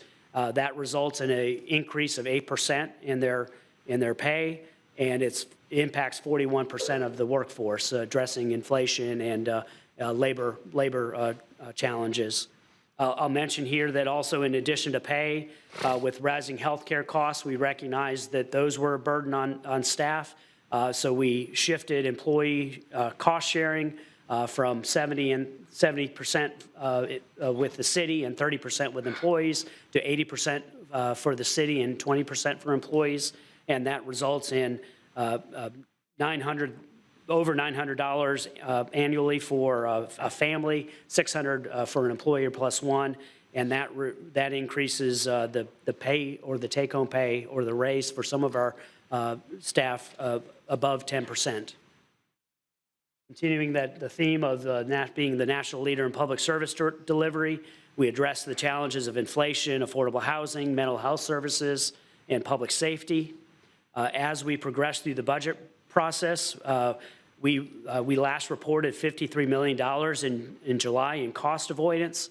That figure is now $75 million in avoided cost. I read articles daily about Gulf Power and FP&L and other energy firms that are going to the Public Service Commission asking for rate increases for their fuel costs. Those costs are being passed on to customers, taken out of the community, and we've been able to maintain that $75 million in the community. We're estimating that the potential total cost avoidance through 2024 with these contract prepay agreements in place is $212 million. Again, great credit to staff and your foresight in setting those prepay agreements in place. We balance the budget using federal, state, local resources, coordinating with partners. As a result of that planning and work together, we did make modest adjustments in the general fund. It's enabled us to close a deficit of $4 million with additional property tax revenue. As a result of that and some other steps that we took, we've dedicated $1 million to address gun violence in fiscal year 23. That will be an annual appropriation in the 5-year pro forma. And I think I'll let folks here know that money is in the budget.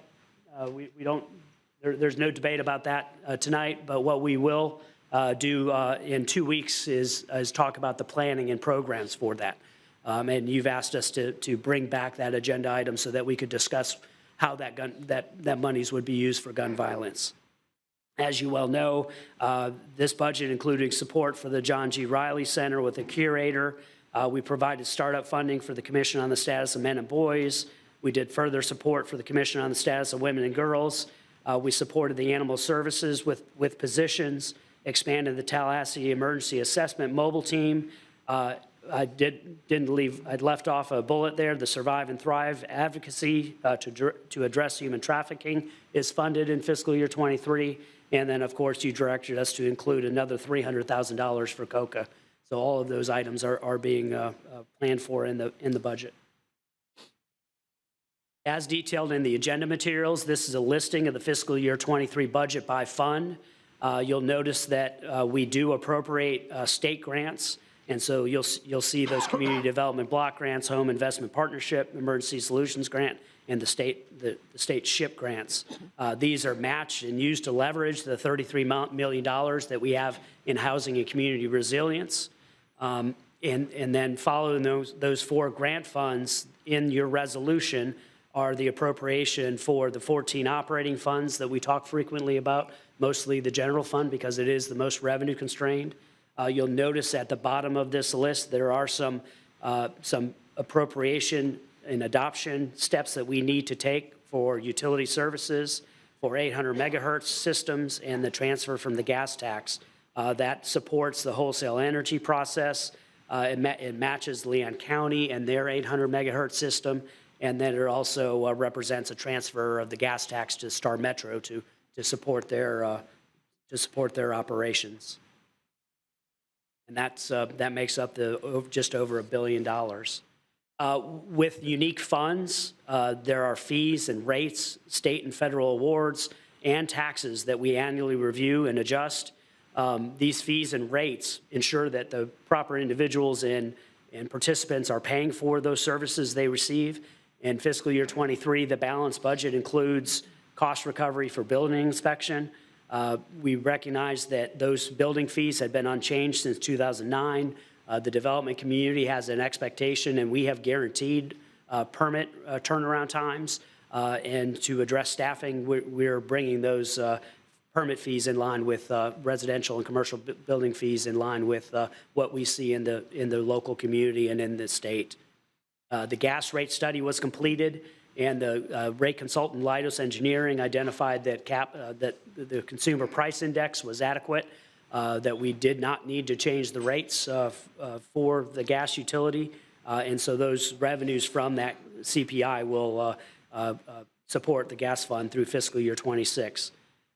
Parking garage rates, we're addressing equipment upgrades and maintenance to aging facilities in the East Side parking garage and the Clayman Plaza parking garage, and as such, rates will increase by $15 for monthly lease services.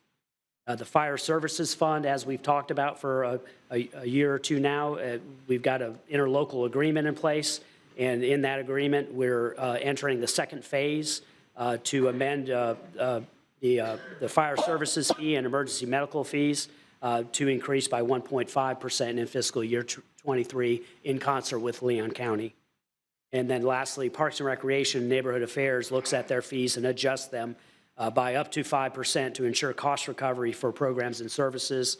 I will note that the increase does not affect any discounted rates that we have in place for seniors or youth.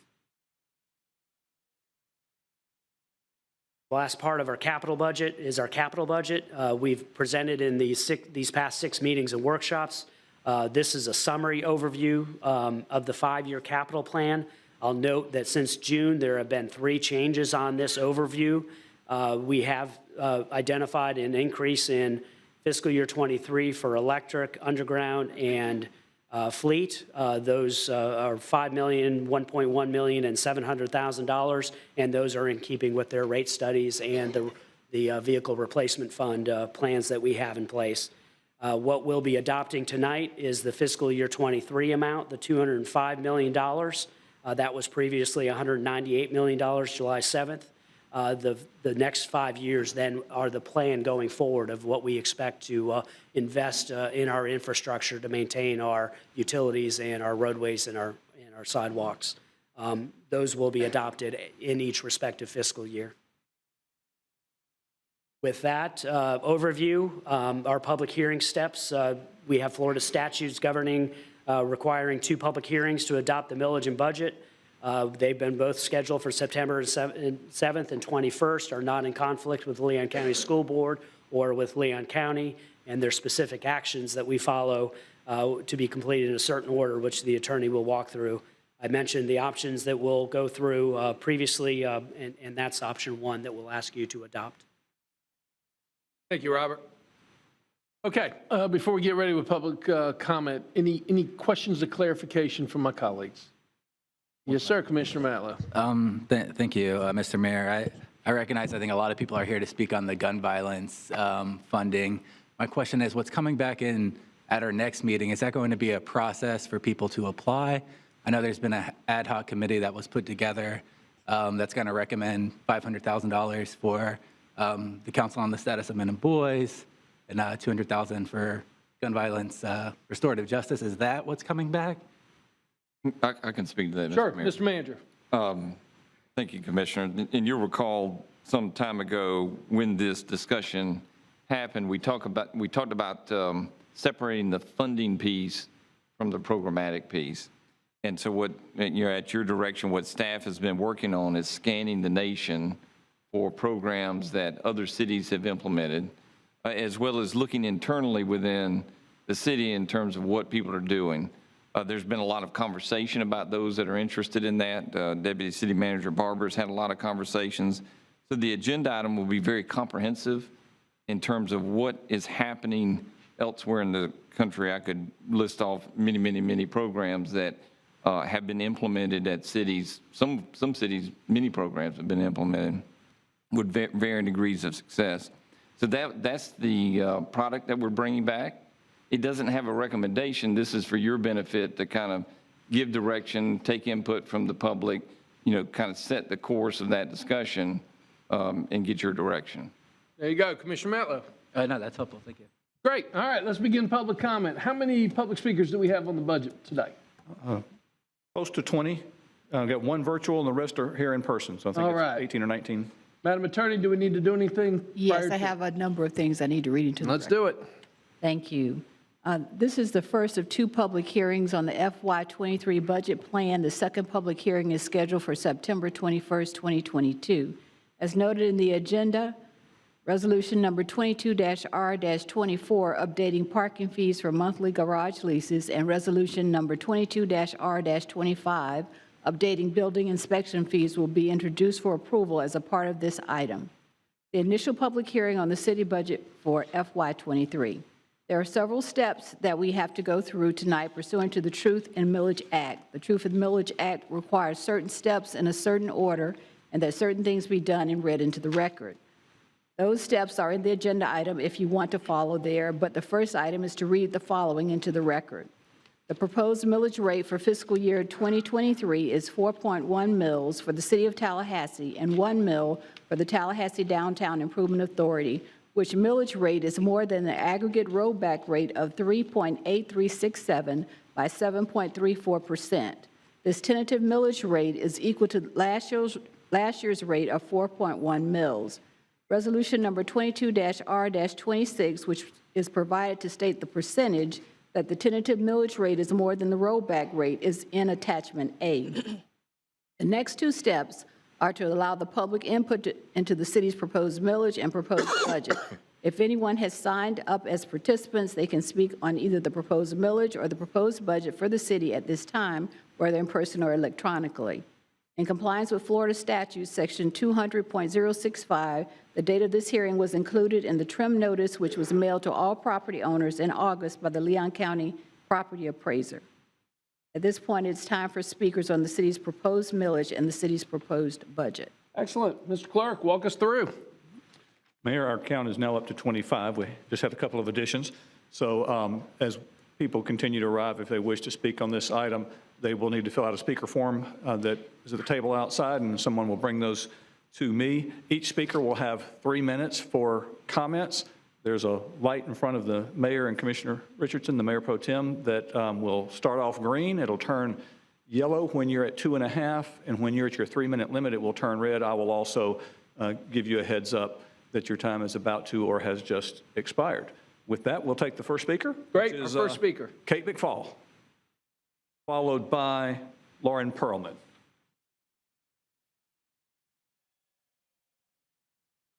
Thanks for joining us. Your name and address for the record, please. Mayor and Commissioners, Kate McFall. My address is 1206 Walton Drive in Tallahassee, 32312. Thank you. I will be super brief, but we just really wanted to thank you for making animal services a priority and for the budget selections, which I know are difficult, certainly every year, but certainly this year. We do really appreciate it, and the positions are desperately needed. Also, we know that caring for pets is really caring for people and caring for families in the community because they go hand in hand. And many of you know that. Many of you have pets, and I know that you do and appreciate that you care for not only the animals, but the folks who work at Animal Services that do really incredible work. Also, Lauren and I volunteer with Tallahassee Animal Services, but also with the Animal Shelter Foundation, and we provide critical support in partnership with Animal Services. So thank you. And my last thought is we would love for you to come visit. We promise we won't make you adopt, but you need to come visit, and we would love to meet you there and just pay us a visit and check out all the animals and say hi to the staff. They're working super hard with a lot more animals now than in past years. So thank you. We really appreciate you supporting Animal Services. Thank you. Our next speaker, please. Lauren Perlman, followed by Shelby Green. Your name and address for the record, please. Lauren Perlman, 6349 Fitz Lane, Tallahassee, Florida, 32311. Thank you, City Manager, Mayor, Commissioners. Also, I really can't say what Kate said that well, but I want to echo her sentiment. We really appreciate your support in this year's budget for Tallahassee Animal Services. The staff really work hard there, and this is going to be tremendous for the work that they're doing, for the number of animals that are coming in from this community. I mean, we see it. There's so many programs that have a need, but it unfortunately is forcing many people to give up their pets, and they are coming in and they need care, and we want people to come out and adopt, so we hope that you do that. But again, thank you for your leadership and your support in this budget. Thank you. Our next speaker, please. Shelby Green, and after that will be Whitfield Leland. Thank you for joining us. Your name and address for the record, please. Hi, Mayor and Commissioners. My name is Shelby Green, and my address is 519 Ingleside Avenue. This is not an item that is listed under consideration for the budget, but I do want to bring it up because of the times that we're in. Our utility rates are locked in until like mid-2020 or 2024, but residents or utility customers are still receiving increases in their monthly utility bills because there are taxes that are being passed on to us because of rising costs for fuel and also demand. And so I would like to ask the commission to consider funding or bringing back the Neighborhood Reach program. That was a community outreach program that helped several thousand households in our community, especially low-income and minority communities, to identify energy inefficient equipment or practices or behavior in their home, and also introduce weatherization programs and services to reduce their utility usage and also bills. I was looking through the meeting minutes, and I don't exactly know when it stopped being funded, but I know it wasn't active during the pandemic. I think one of the last things I saw, it was about maybe $400,000 to fund. I don't know if that is something that could be considered at this time, but I would like to bring up the point that Neighborhood Reach is no longer active. People's utility rates are increasing, although our rates are locked, and so that might be a program that could be potentially helpful to helping people afford to stay on top of their utility bills, especially as we've seen that a lot of people just can't afford to pay their bill. Thank you.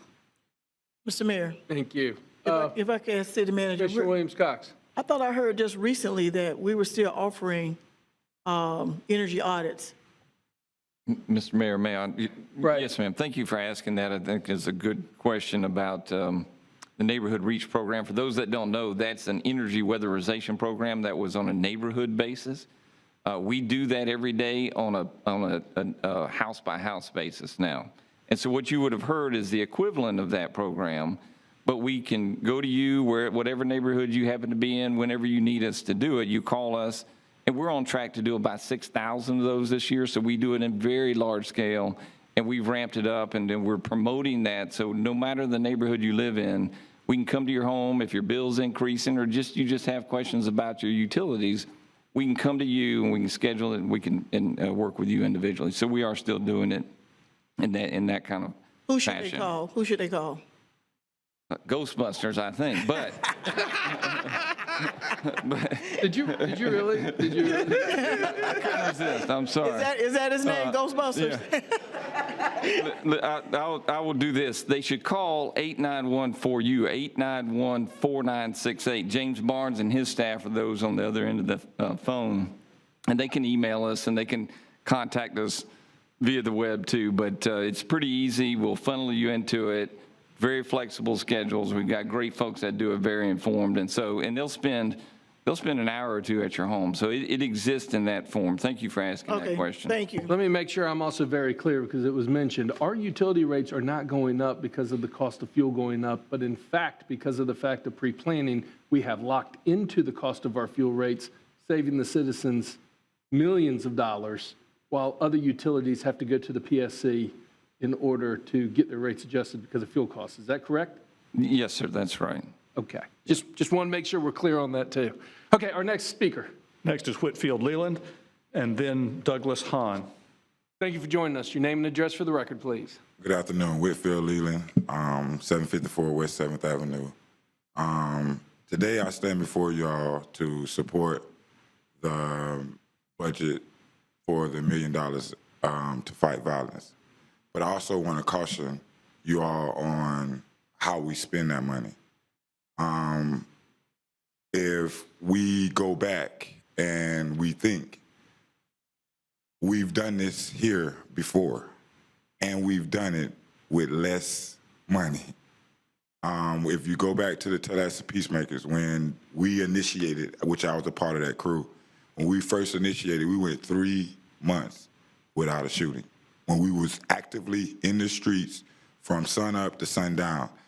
I'm going to let y'all know right now, I will get my community to oppose bringing somebody else, any type of international program to our community to help us deal with our violence. It has to stay here.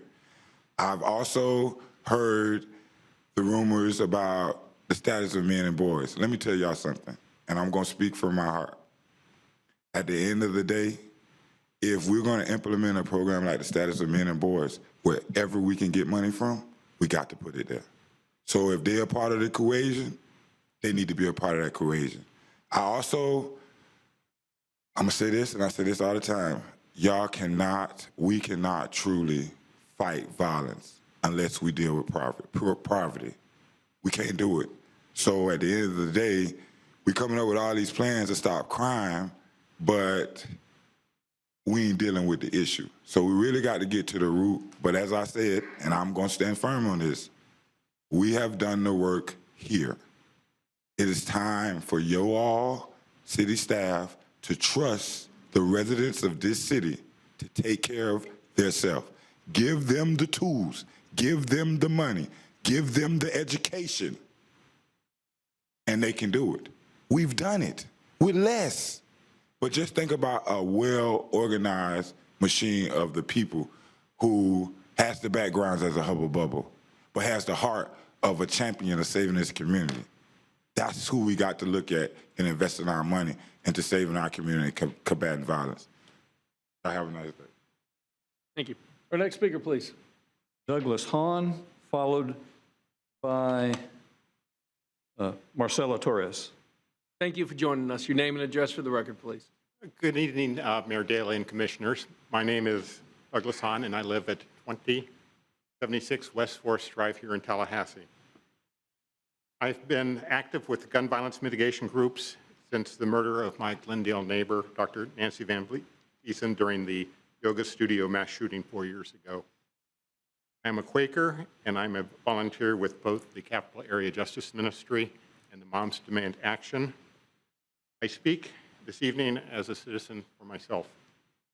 As this is a budget workshop, I will address the cost of gun violence and stating the scope of the problem. A July 2022 study from Everytown Research and Policy Program and the Pacific Institute for Research and Evaluation places an overall cost of gun violence nationally at $557.2 billion a year. That represents 2.6% of our gross national product.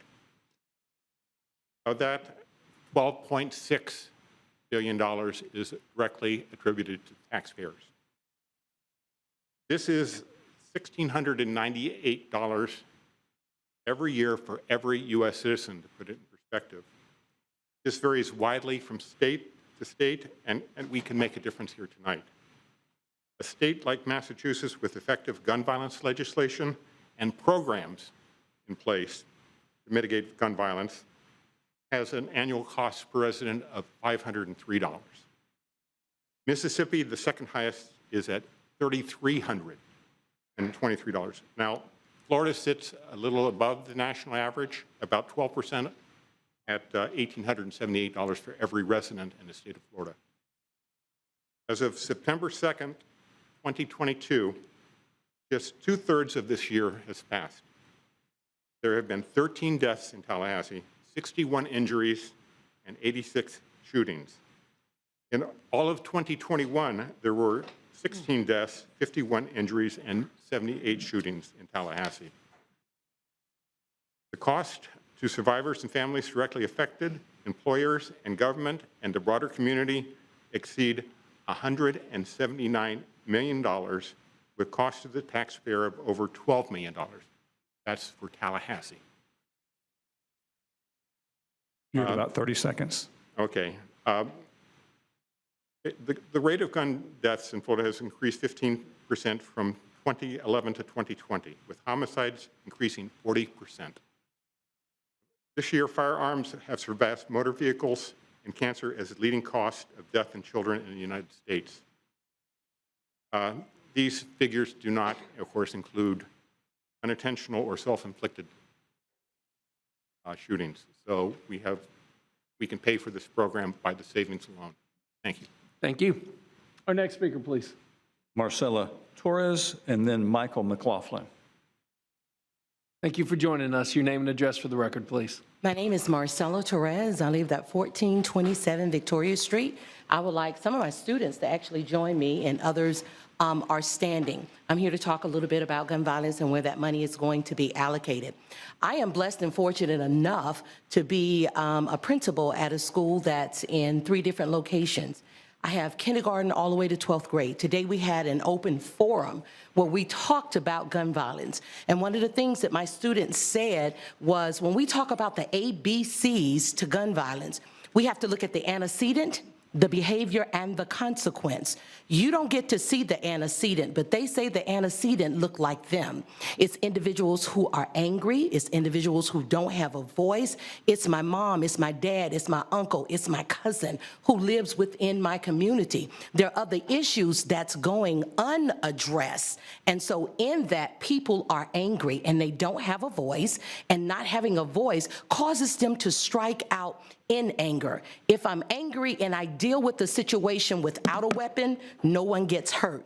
But if I have a weapon in my hand, I am prone to use that. So the consequence is still loss, it's still hurt, it's still grief. So we need to look at some of the things that's happening in our community: poverty, mental health, and not being able to have a voice to be able to speak out or to handle the situation at hand. When I hear them say things, we sleep with the enemy because it's within our homes.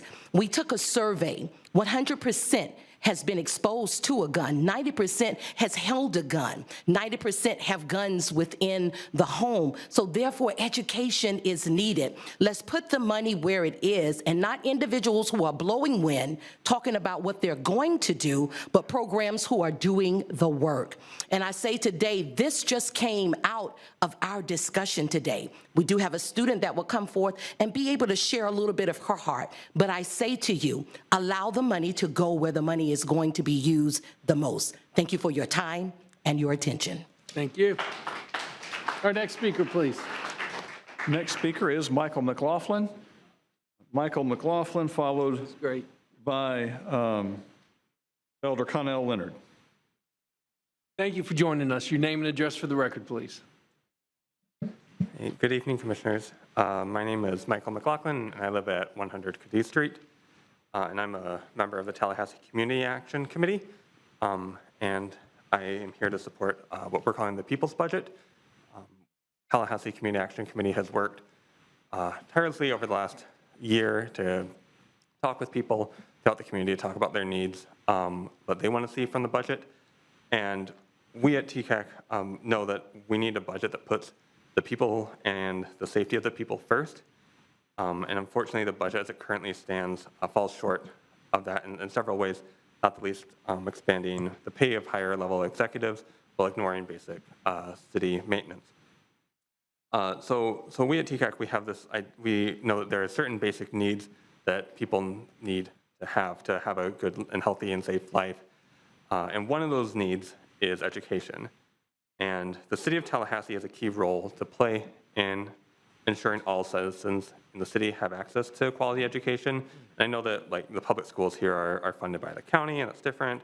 But even though that is the case, there are still programs which make school accessible and possible that fall under the city's government.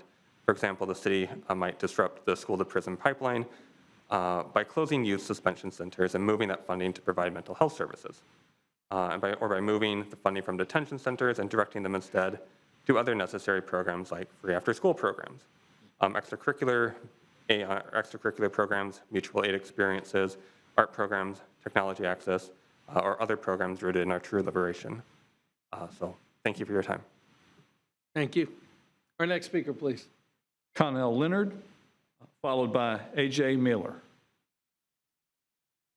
Thank you for joining us. Your name and address for the record, please. Good evening to you. My name is Elder Connell Leonard, address 1240 Dickers Lane, Tallahassee, Florida, and I am the pastor of Elizabeth Poplar Spring Primitive Baptist Church with my congregation, and also a member of the Capital Area Justice Ministry. I'm here tonight because I have personally been affected by gun violence also. And I lost two of my close relatives, a nephew and a cousin, due to gun violence. And so I think now it's just time to take a stand because our numbers are increasing and not decreasing. Being part of the strategy team, we experienced high gun violence rate since 2014, averaging about 70 shootings per year over that time. But this year, it has jumped to 85 shootings by August the 31st. And this has just got to stop. It has to stop. And we can stop it if we have courage to use our political will to bring a proven, evidence-based strategy that will put together our local agencies and resources to give their work towards reducing gun violence in the street. And I must say, now's the time to do something different. And we are asking that you will fully fund a proven, evidence-based strategy like GBI so that we can stop the bleeding and stop it now. Thank you so much for listening. Thank you. Our next speaker, please. Next is A.J. Miller and then Otis Young. Your name and address for the record, please. A.J. Miller, 4920 Heath Drive, Tallahassee, Florida, 32309. I'm the pastor of Fellowship Presbyterian Church, and my congregation is also a member of the Capital Area Justice Ministry. I am personally affected by gun violence because my high school football coach and his son, who was my teammate, were shot and killed. And gun violence is perpetuated by a small number of young men, ages 15 to 29. And yet so many of us are affected by it. Just like drug addiction, gun violence is a communal disease that can be cured. But we can't mix up the remedy by ourselves. We need experts who know how to reduce gun violence to come in and help us learn how to cure it in our community. Now is the time to do something different. Fully fund a proven evidence-based strategy like GVI so we can stop the bleeding now. Our next speaker, please. Thank you. Next is Otis Young, and then Yomani Davis. Great. Thanks for joining us. Your name and address for the record, please. Sure. Name is Otis Young. Address is 8231 Balmoral Drive. Honored to be here. I am pastor of Kingdom Life Tabernacle here in Tallahassee, Florida, and the chief executive officer of Kingdom Life Preparatory Academy, which services over 430+ students who qualify for free and reduced lunch, who you see behind me and standing in those nice, wonderful uniforms that are here today. My congregation that I currently serve at, we are part of the Capital Area Justice Ministry. How am I personally affected by gun violence? I see it every day. The students that come to my school that the Lord has allowed me to be at, they deal with gun violence in their neighborhood. So it's not uncommon for them to come to school crying about a shootout or something that is happening in the neighborhood. It's not uncommon for them to deal with the loss of a loved one that has been affected by gun violence. So I see it every day. I see it 180 days plus. On March 9th, I believe the Mayor Daley made a commitment at a city commission meeting to ensure that the city invests $1 million per year over the next 5 years to approve an evidence-based gun violence interruption program. And even at the Nehemiah Action on April 5th, he repeated that commitment, followed by each of you on our city commissioners. We all want the same thing. Am I correct? Yeah. We all want the same thing. Can I get an amen? Amen. All right, just making sure, amen. We all want the same thing. Stopping gun violence will take consistent funding over time, a strategy that's proven to work in other cities, and follow through with our commitment. Now is the time to do something different. Now is the time to do something different. A fully funded, proven, evidence-based strategy like GVI so we can stop the bleeding, not tomorrow, not next week, but NOW now. Thank you. Our next speaker, please. Mayor, our next speaker is Yomani Davis. Should be followed by Kate Kyle. Thank you for joining us. Your name and address for the record, please. My name is Yomani Davis. My address is 1330 North Duval Street, Tallahassee, Florida, 32303. I wasn't prepared to come up here, but I am up here, so I'm going to be completely honest.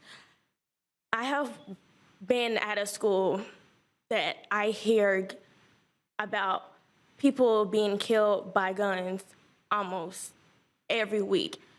And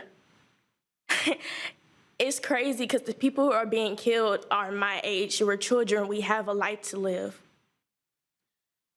When I was at my school, Galby High School, somebody snuck in with a gun, and they was hiding in gym. That was my first period at the time. Just imagine what would have happened if they decided they wanted to pull that trigger. I wouldn't be standing here right now.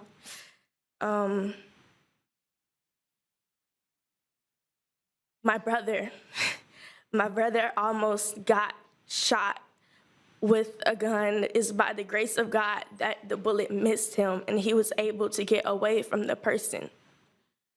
I'm gonna say this as respectful as I can. Y'all say y'all trying to help us, but you haven't put any action towards the ending of gun violence. And I'm pretty sure that we're getting there, but people are dying more and more, and I can't just sit here and watch it. It's painful, and it's painful when it's my family that I have to watch and that I cast it because of them being shot. I don't want that to happen.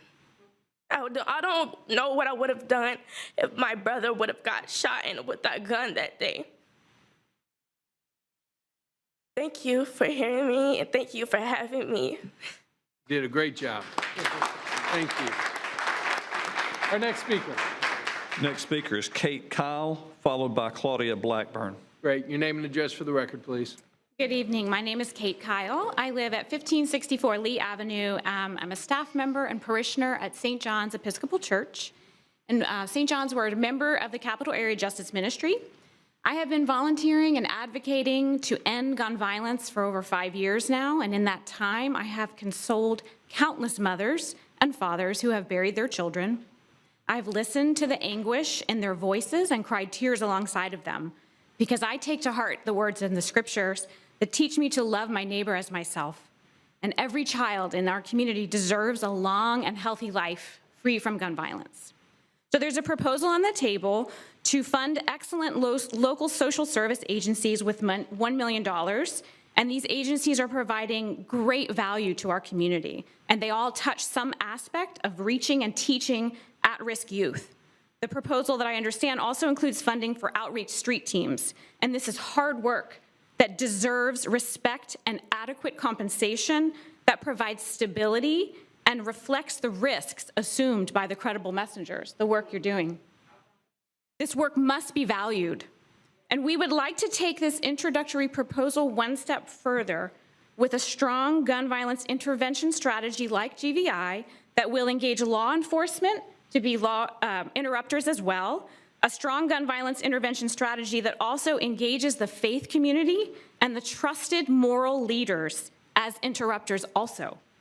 A strong gun violence intervention program that will stitch together all of our local agencies to make sure we have a proven framework that can consistently ensure the young men on a violent trajectory get everything they need to escape a violent lifestyle and choose a healthy, meaningful, productive path. And this first year of funding is critical for us together to design and implement a framework built by and for our local community that is measurable and sustainable. We need a proven gun violence interruption strategy now.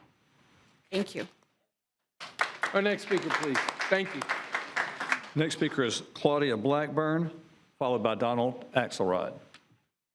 Thanks for joining us. Your name and address for the record, please. My name is Claudia Blackburn. I live at 2923 Sharer Road, Tallahassee, and I'm a member of Temple Israel. My congregation is a member of the Capital Area Justice Ministry. I'm personally affected by gun violence in many ways, but in particular, a very close friend and colleague of mine lost his 16-year-old cousin in the North Florida Fairgrounds shooting a couple of years ago, and I shared his devastation with him as he worked through the senseless loss. We trust, respect, and need the good hard work of our current street teams and social service agencies. Now our city needs to go an important step further to tie all their work together in a proven, evidence-based framework like group violence intervention, or GVI, that would ensure services directly interrupt the gun violence problem in Tallahassee. We are familiar with implementing models from other cities and structuring them with local talent for our local needs. The Children's Services Council is a program that we saw working effectively in Miami-Dade, Gainesville, Tampa, and other Florida cities. And because key community voices and public officials have been champions of that model, our city has faith that our Children's Services Council will do good work for Leon County, for Leon County's children. We're asking you to do that again. Champion a proven, evidence-based model in Tallahassee that will reduce gun violence. Now is the time to do something different. Fully fund a proven, evidence-based strategy like group violence intervention so that we can stop the bleeding now. Thank you. Thank you. Our next speaker, please. Donald Axelrod, followed by Patricia Johnson. Thank you for joining us. Your name and address for the record, please. I got it. My name is Donald Axelrad, 6457 Fitz Lane. Mr. Mayor, Commissioners, thanks for the opportunity. I represent CAJM, as do many here. Also, I'm a congregant of Temple Israel. This afternoon in my office at FAMU's Institute of Public Health, I took the time to look up some of the CDC statistics on underlying cause of mortality among America's young adults. Number 1, accidents.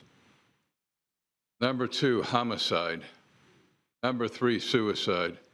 If we add up number 2 and 3, it exceeds number 1, and the great majority of homicide and suicide is a result of availability and use of guns. Now, I do believe this GVI intervention can work, and I really encourage you to take action to fund this. I've got to say something else. A gentleman preceding me talked about underlying causes, and I look at this country, we're very, very divided, we got different ideas, but I'm an educator. I educate students so they can get good employment, and I've educated students to become physicians and veterinarians and dentists and pharmacists and professors. They get employment, they've got economic sufficiency, and many of our problems go away then. It would be nice if we came up with some additional programs to model this kind of thing for the rest of America. Thank you. Thank you. Our next speaker, please. Patricia Johnson, and then next would be Rabbi Michael Shields. Great. Thank you for joining us. Your name and address for the record, please. Mayor, Commissioners, Patricia Johnson, 8270 Sierra Woods Drive, Tallahassee, Florida, 32311. My congregation is Kingdom Life Tabernacle, and we are a part of the Capital Area Justice Ministry. Gun violence has affected me through my family. I had a cousin who attempted a robbery. In the escape, he went down a one-way street, hitting head-on another car, killing the mother, the father, and the child, and himself instantly. That left 2 families grieving because of the gun that he attempted to use for the robbery. We represent 18 or more local congregations with collectively thousands of members. Last year, as a faith community, we took time out of our busy schedules to hold listening sessions called house meetings. People shared what their worries were and what kept them up at night. And they shared a lot of their stories about gunshots and the violence that they've lost their families and loved ones through.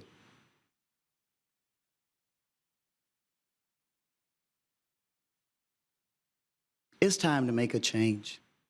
We tried some other areas that partially worked, but we need to look at something different, something that is measurable, not an experiment. We are our brother's keeper, and the time is now. Thank you.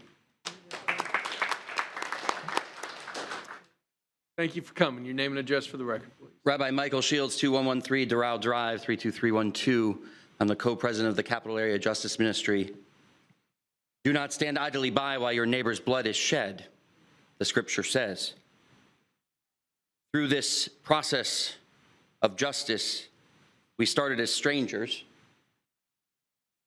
and we are quickly have become and are becoming brothers and sisters, neighbors. We can't stand idly by.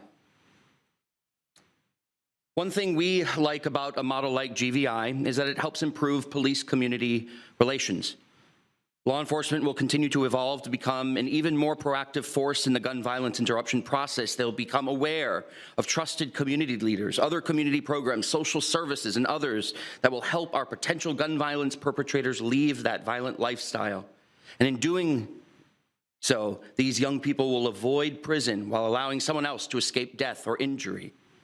When we met with the public defender this past spring, she said that out of the 20 cases she had on her docket, 18 of her clients were black teenagers who were all being tried as adults. This is a tragedy. A proven, evidence-based, locally implemented strategy like GVI can keep our young people out of the criminal justice system. It can save their lives. And just imagine if we brought together all of those shareholders, those local people, local resources, and used that integrated approach, just like the Children's Services Council. Now is the time to do something. Our neighbors are bleeding in the street. Stop the Bleeding Now fully fund a proven evidence-based strategy like GVI. Thank you. Our next speaker, please. Next speaker is James Houston. Thank you for joining us. Your name and address for the record, please. My name is James Houston. I live at 3113 May Road, Tallahassee, Florida. I'm the pastor of the Bethlehem AME Church. My congregation is a member of the Capital Area Justice Ministry. I am personally affected by gun violence. As I remember, in about 11th grade, my cousin was killed through gun violence, and it's always been a part of me living with it. For years, we have tried to piece together aspects of gun violence interruption without a comprehensive model. And gun violence in Tallahassee has only gotten worse. We need our city commission to follow through on your promise to fully fund a proven evidence-based model like GVI, so we can start to see a downward trajectory in the number of gun violence incidents in our community. The number was at about 85 for the year a few days ago. And I know we've had a few more over the weekend. We, the Capital Area Justice Ministry, represent more than 18 congregations with collectively thousands of members. What keeps you up at night is the question we ask at our house meetings. Gun violence was a predominant response for our neighbors throughout the capital area. Now, I know the community is very serious about this gun violence matter. We must do something different. So it is my sincere prayer that every commissioner is serious about this gun violence issue as well. Are you serious about it? I'm gonna look at each one of you. Are you serious about it? Serious about the gun violence issue? Are you serious enough to keep the public commitment that each of you made on April 5th? I hope you are really serious about it. I know I am. I know all these people here are serious about it. We need a proven, evidence-based program that will help us in our community to eliminate gun violence. Wouldn't you like to see it go down from 85, 84, and keep going down, and we eventually eliminate our gun violence problem? Thank you so much. Our kids, let's stop the bleeding now. Our kids deserve it. I know they do. You deserve it. And the community deserves it. Stop the bleeding now. Thank you. Our next speaker, please. Next speaker is Delilah Pierre. Delilah Pierre, followed by, I believe it's Jacob Muldean.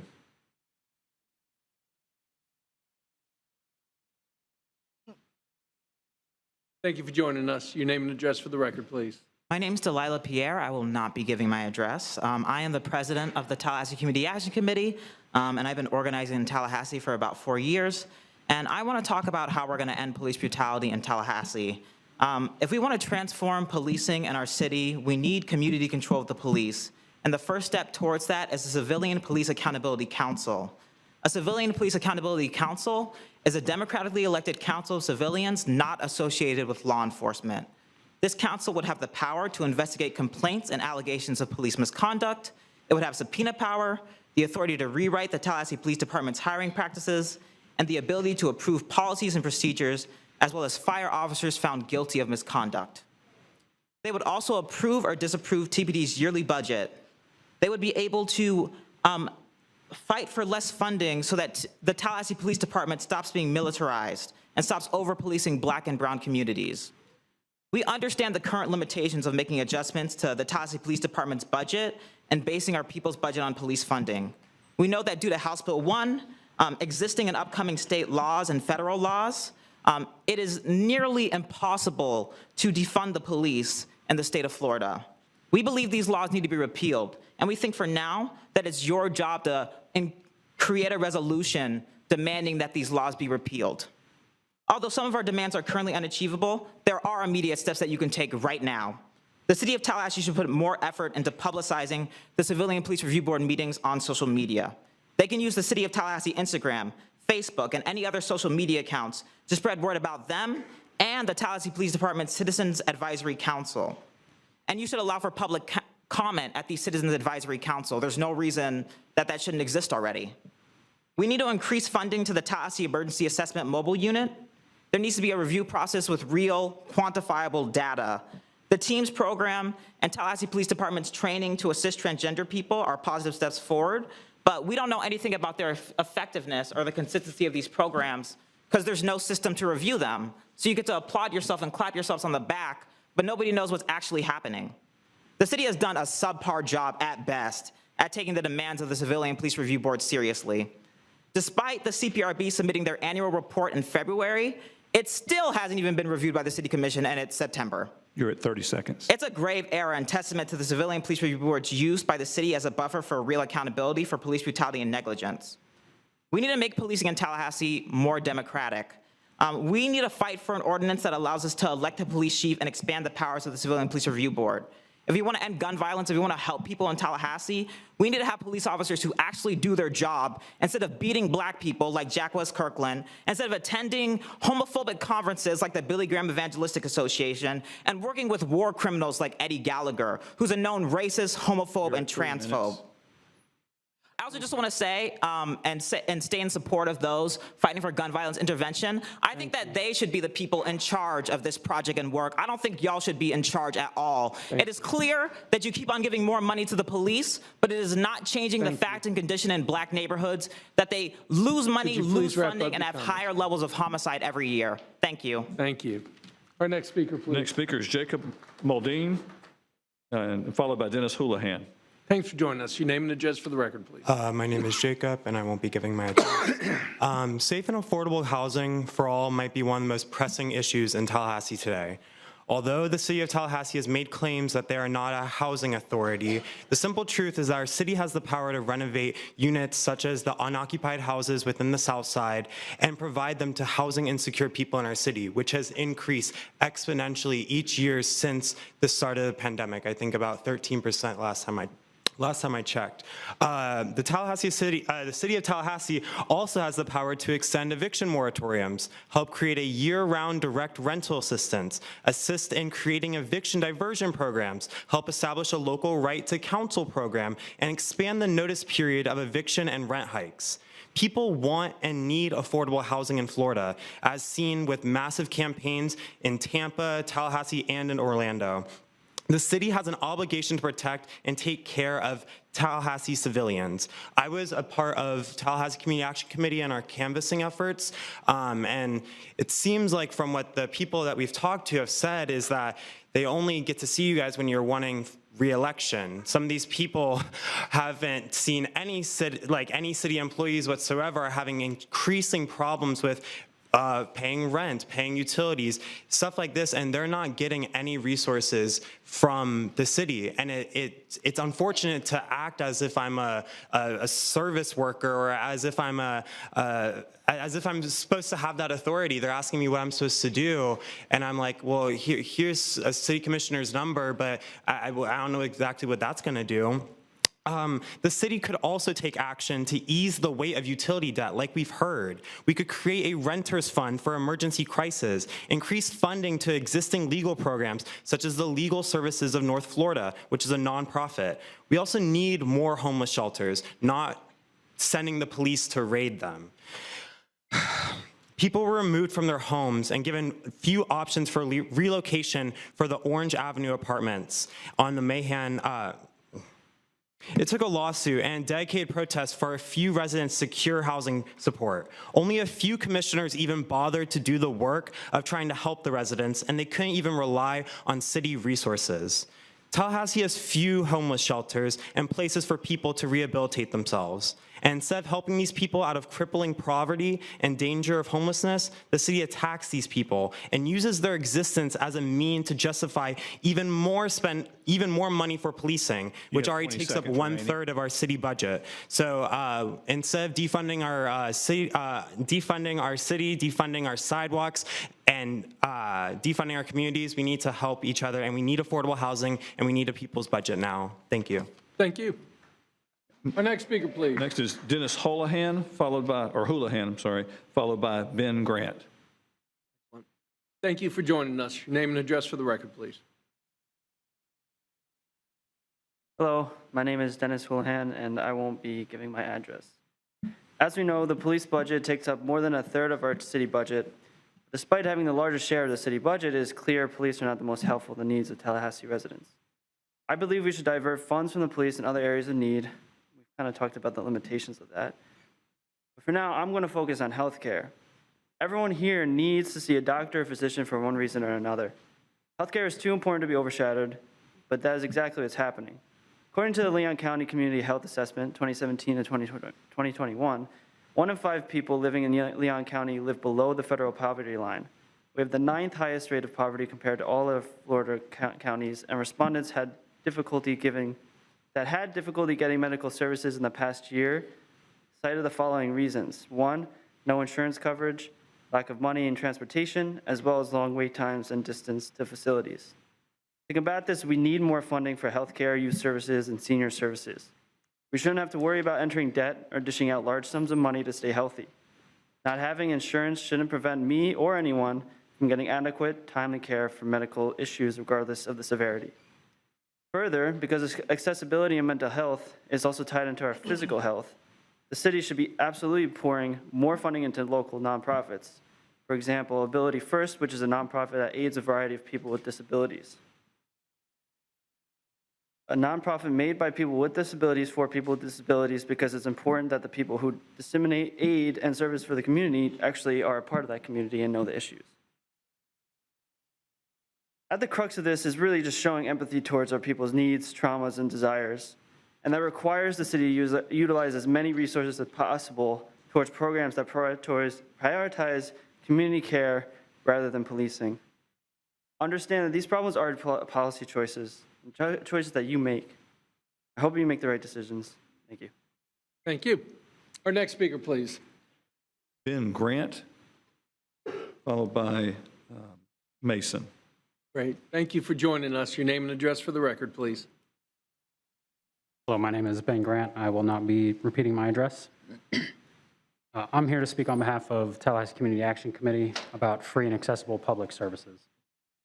We need to be a city that makes bold and innovative approaches to providing free and accessible public services. The ongoing crises in Flint, Michigan and Jackson, Mississippi illustrate the importance of quality public utilities and the trauma that occurs when cities force residents to survive without these basic public services.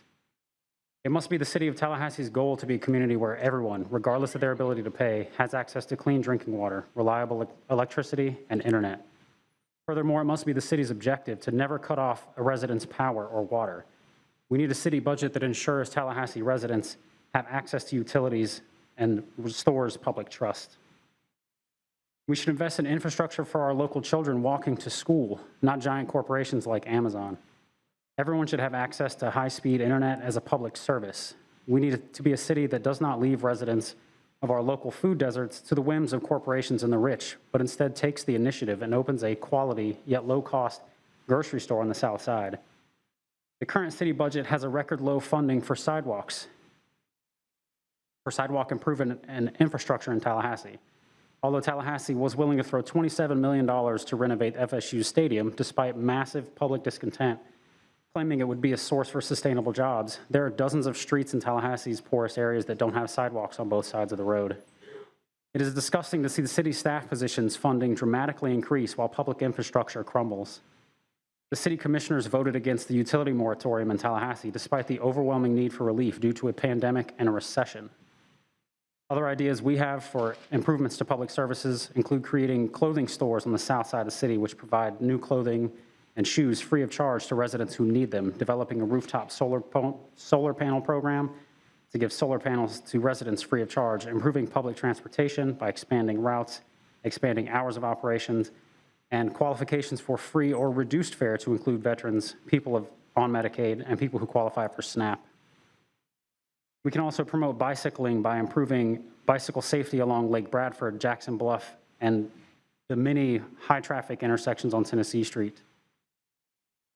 In its work establishing bicycle safety, the City of Tallahassee should also prioritize dedicated bike lanes and implement programs with the Parks, Recreation, and Neighborhood Affairs Department to provide free U-locks to bicyclists who need them. Thank you. Thank you. Our next speaker, please. Next speaker is Mason, followed by Abdullah Skir. Thank you for joining us. Your name and address for the record, please.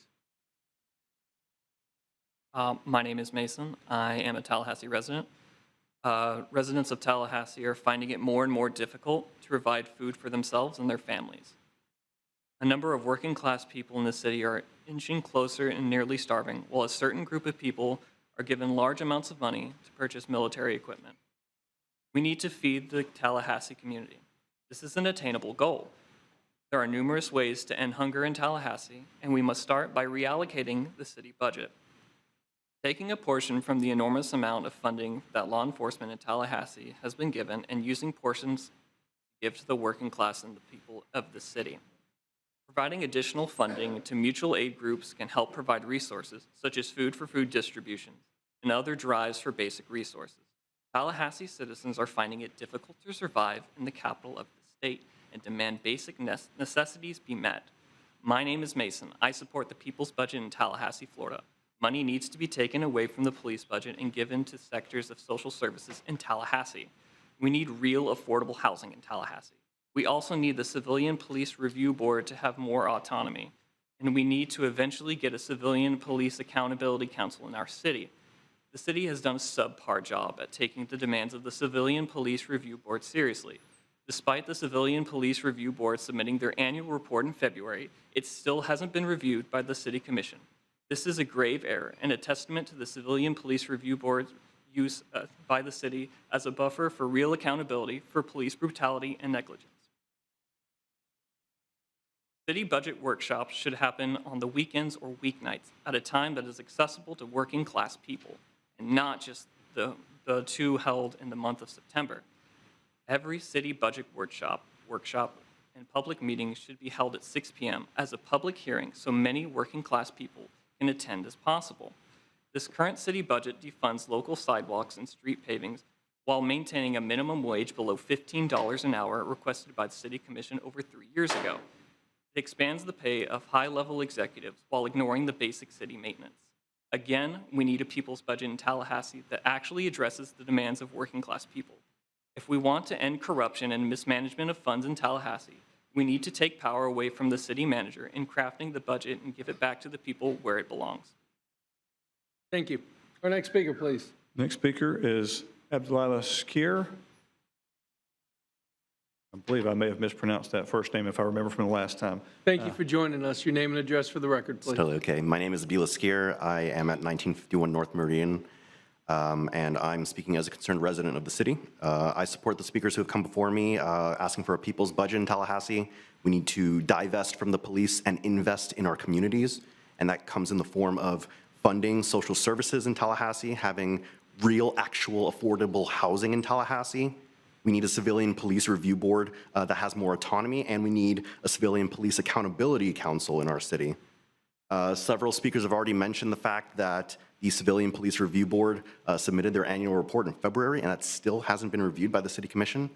That's not only acceptable, but it really speaks volumes as to how much the City Commission really values that work that they're doing. And one of the commissioners brought to the public's attention the fact that this current draft of the city budget will defund local sidewalk and street pavings. That'll disproportionately impact elderly people, working poor, who don't have access to a reliable transportation because we refuse to invest in public transit. And people with disabilities, whether they use a walker, a wheelchair, a scooter, who have mobility issues. And it'll impact their ability to freely move about their community. And I really, really want you to understand the weight of that, so I will say it again. This budget will directly impact the ability of people with disabilities, elderly people, and the working poor to move freely about their own communities. And if you support that, I hope you can come up with something to tell the little voice in your head when you sit down on your bed that you did a good job, because I know I would not be able to. Thank you. Thank you. Our next speaker, please. Next is Carter Hoey, followed by Cheryl Collier-Brown.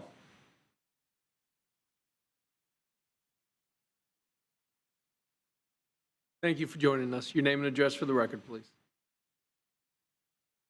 Thanks. My name is Carter Hoey, and I'm not going to be sharing my address. I stand in complete support of the people's budget. I think it's ridiculous how much funding the police receives, when that funding could be used to reduce the crimes that the police are there to. It really doesn't make sense. We could prevent these issues if we give more funding to organizations that will help support the working people and people who are struggling. We need to stop funding the police who have repeatedly brutalized those who need help.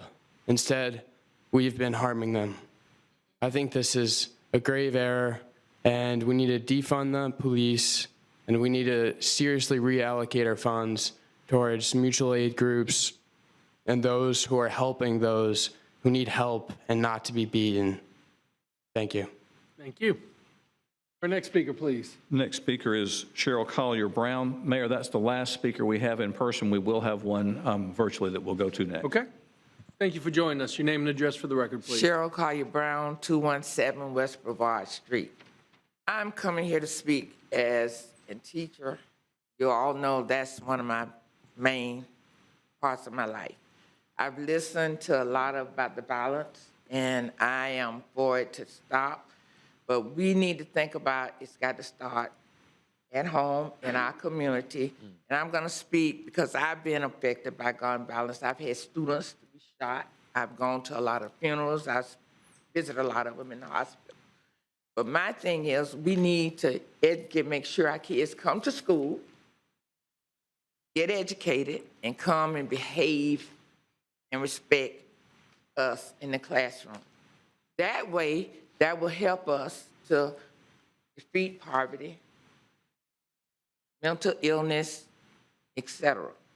I just want us to try to work so our kids can come in, get an education, so they can be successful in society.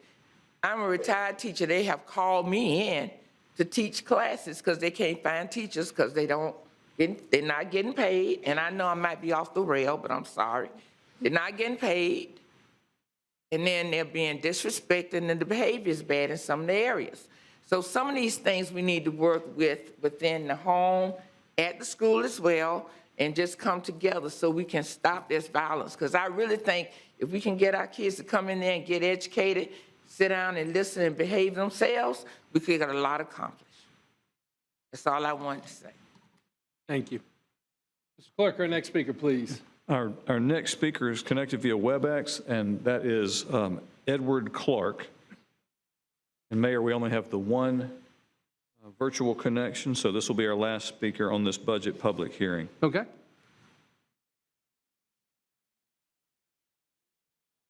I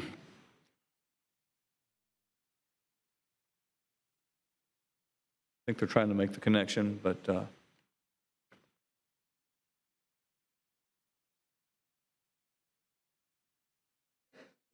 is the individual not connected, or is our connection gone bad? Okay, he is not connected, so he had registered to speak, but is not connected, so that concludes our speakers, Mayor. Okay, excellent. Madam Attorney, back to you. Thank you. That concludes public input on the city's proposed millage and the city's proposed budget, unless there are other speakers on these items. The next two steps, 4 and 5, are to allow public input on the Downtown Improvement Authority's proposed millage of 1 mil and the Downtown Improvement Authority's proposed budget. In compliance with Florida Statute Section 200.065, the date of this hearing was also included in the trim notice, which was mailed to all property owners in August by the Leon County Property Appraiser. At this time is the opportunity for speakers on the Downtown Improvement Authority's proposed millage and proposed budget.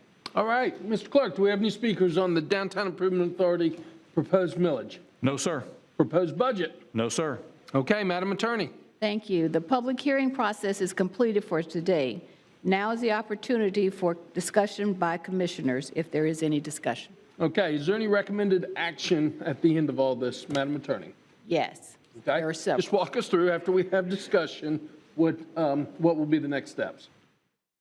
So the next step is for you to approve the adjustments to the city's proposed budget that was discussed this evening. Okay, excellent. Colleagues, let's open it up for discussion. Okay, seeing none, Madam Attorney. Mr. Mayor. Oh, Commissioner Matlow. Thank you, Mr. Mayor. I just had a couple questions on the proposed budget. First, on the sidewalk and street paving reductions. Have we identified which capital projects those would be, Mr. Manager? Mr. Manager. Robert, if you'll take a stab at that, we've got our underground utilities here as well. They can talk at any detail we need. Yeah, there were not specific projects that had been identified. Looking back at Steve Schaefer, there was a proposal for reducing the number of lane miles that would be resurfaced from 50 to 45. And so they would identify those as they went through the planning process for fiscal year 23. And then the change in sidewalks was an 18% reduction in the number of sidewalks that were constructed.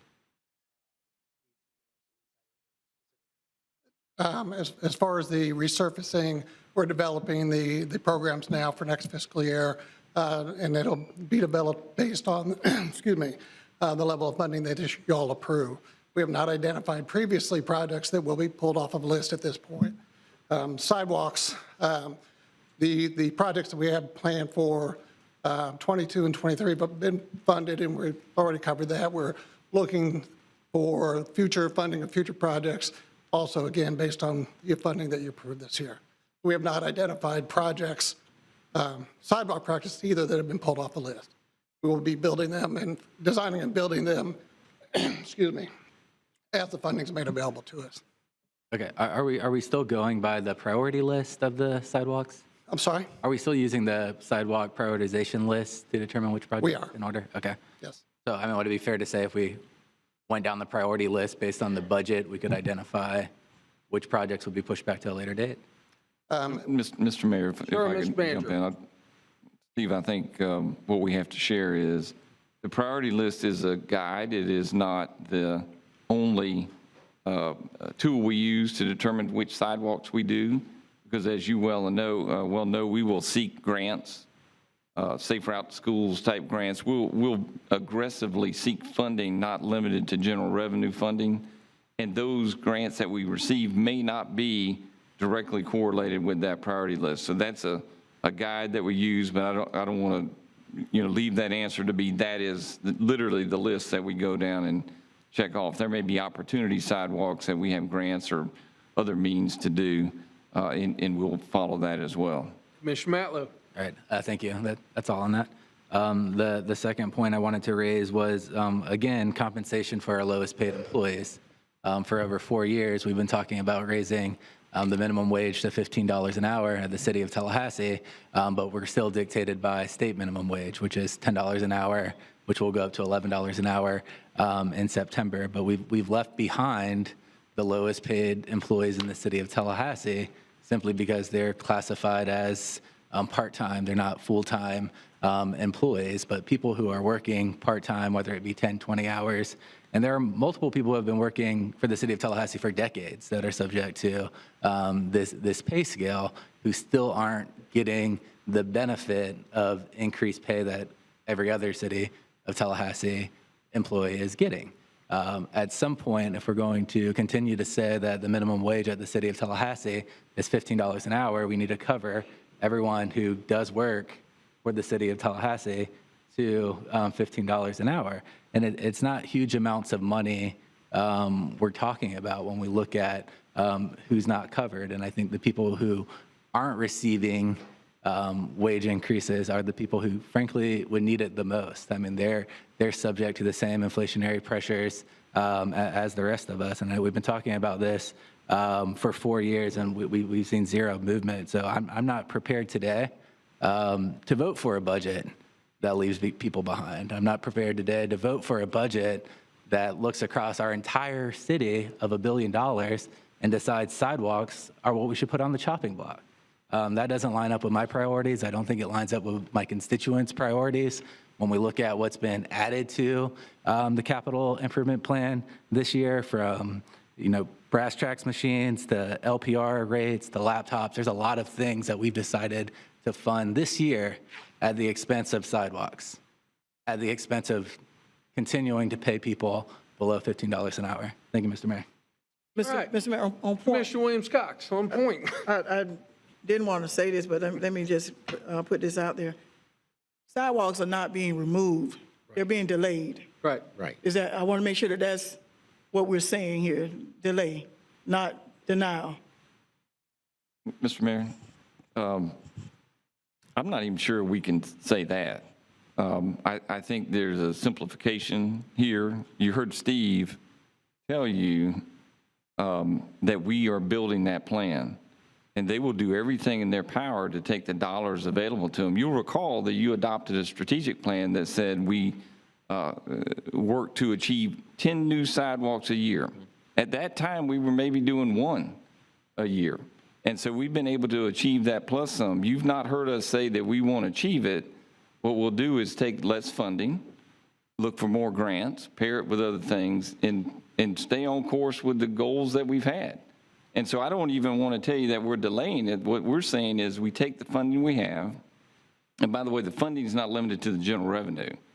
It's inclusive of all sources of funding we can find for sidewalks. And so the work plans, the goals, Steve talked about the lane miles, all of that the staff will work to keep the inertia that we've created over the last several years with enhanced funding of sidewalks and road repaving to achieve the priorities that you said. So I hesitate to even agree to the word delayed. Right. What I think you're hearing is we're taking the dollars, like we always do, and stretching them as far as we could go, right, with a goal orientation of 10 sidewalks, which is consistent with the strategic plan. And the other thing I want to remind us is that we've been holding 4.1 mil for, 7 years. I was just at the League of Cities just a few weeks ago, and I was talking to cities around the state. They're at 5+, and we're at 4.1. We could do a lot of things, but it would require money, raising taxes to do it, and I'm just not willing to do that either. And I agree that we do need to get to $15 an hour, but when we talk about temporary employees that will, maybe moving around or what have you, whatever temporary is defined as, in order to balance our budget, we've got to make sure that we're doing the best we can with what we have without raising taxes. And, if I sat down and calculated my per hour pay, it might be less than $15, but that's okay. I signed up for that. So I'm just saying we can't just put these sound bites out there without content to help people understand what and how we're trying to keep our city solvent and not to deny necessary services. We're hearing $1 million for gun violence. That comes from somewhere for the next 5 years. I'm working with some other folks who want also some monies in the budget. That comes from somewhere. How do we do it without raising our millage rate is where we are. And I'm not second guessing, and all I'm saying is we just have to be very careful that we don't mislead the public on this. And I encourage the public to participate in some of the neighborhood leadership academies and other things that help you understand how this city operates, because how the city of Tallahassee operates is different from how the city of Quincy operates. It's different from how the city of Orlando operates. We need to understand what we're faced with right here, not what others are doing, but what we're faced with, trying to meet the most need. We're spending millions of dollars to fix a homeless situation. And by the count of the folks who do the count, we're talking, that's 800 homeless people. And we're spending in excess of $3 million to work on the homeless situation. So where does it come from? Everyone deserves the services here in the city of Tallahassee. And so there are some hard choices that sometimes have to be made, and we just need to understand that we are policymakers, and we're doing the best we can to do that. So I just wanted to add that so that it doesn't go untampered with sound bites that we're doing something nefarious or we're doing something irresponsible or whatever. And I'm not saying that you're saying that, but I'm just saying we don't know how people are interpreting what gets said. So we've got to be careful of the message that we put out there, because then we're responsible for what we say, and we have to answer to that. And I learned that a lot recently with what we've been going through. So I just wanted to put that out there. All right, other comments on the proposed budget? Mayor Pro Tem. You know, I agree with Commissioner Cox. We do have to be careful about what we say. I have not spoken to one neighbor of mine, and I have lived on the south side of Tallahassee for 30 years. My wife and I chose to build our house there. We raised 2 beautiful daughters there. I'm committed to the south side of Tallahassee. I helped to save our neighborhood when a developer wanted to come in and build student housing.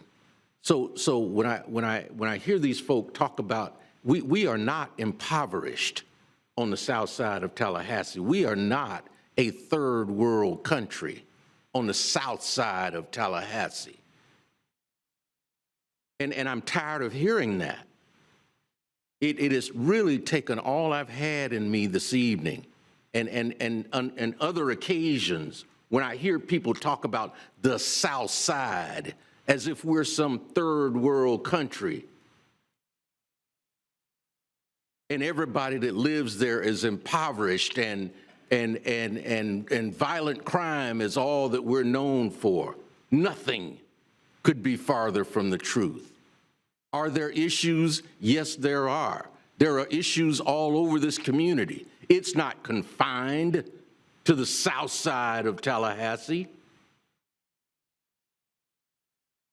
I care about my neighborhood just like anybody else. I look out for my neighbors. We look out for each other. I'm proud of where I live. And that's why I have fought for where I live, to get the sidewalks. Commissioner Matlow, on Putnam Drive and Polk Drive and Texas and Zyla and Magnolia, to get the sidewalks so that there is mobility on the south side. That's why, as a member of the Sales Tax Committee, myself and others fought for infrastructure projects for the south side. $270 million worth of projects. $270 million worth of infrastructure projects for the south side. A new bus transfer facility on the south side. A new neighborhood park. $10 million worth of improvements to the fairgrounds and development of that property. That's what we've done for the south side. And for anybody to think we're some impoverished area that is in need of somebody to come in and look out for us, no. There are people there who need a hand up. They don't need a hand out. They want basic services. We want basic services. And that's what we're asking for. Now, you know, as Commissioner Williams-Cox said, if we want all these services, then we need to find a way to pay for it. We have held our millage rate at 4.1 for the last 7 years. We have not raised property taxes. We've maintained the same level of services and the same quality of services that I can tell. I see our streets are paved. We've seen lots of repaving, sidewalks repaired, built. We've seen that in this community. And I'm always dismayed. I chose to make Tallahassee my home, and I know that all of us here did because of the kind of community that this is. But I get dismayed when all I hear is complaints. But I don't see people out there working, volunteering to help make this community be a better place for all of us, regardless of where we live. And that has been my mission in the 50 years that I have lived in Tallahassee, both in and outside of elected office. I think what we have done here in terms of our budget is a budget that will be balanced as is required by state law.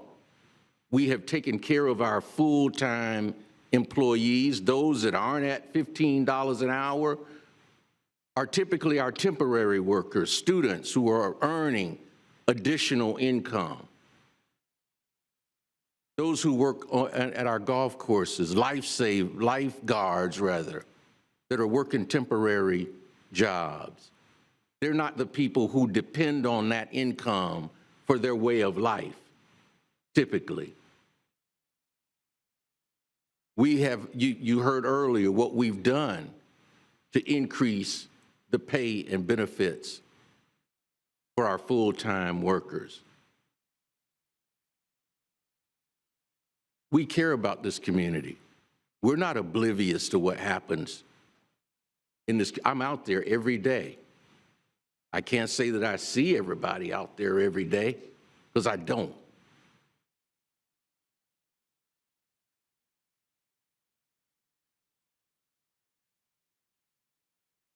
But we're as concerned about this community as anyone who sits in this room, who is under the sound of my voice on virtual platforms.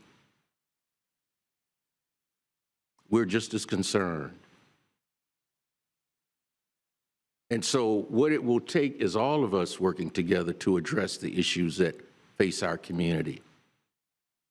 Not to point fingers and to say who's not doing what. But if all of us can commit to working together and addressing these issues, I think we can do it. And so, Mr. Mayor, if it's appropriate at this point, I would make a... We have a process. Okay, all right. The attorney will lead us through. When it is appropriate, I will come to you. I will make the motion. Okay. Any other comments? Commissioner Matlow. Thank you, Mr. Mayor. Just for the record, I want to reiterate, this budget recommends a 20% reduction in sidewalk capital project funding, correct? Mr. Matlow, I apologize for not giving you the full picture as we talked about this. The 20% reduction in sidewalks is $120,000. That is just a portion of what we dedicate to sidewalks. The remaining, and it's cash funded.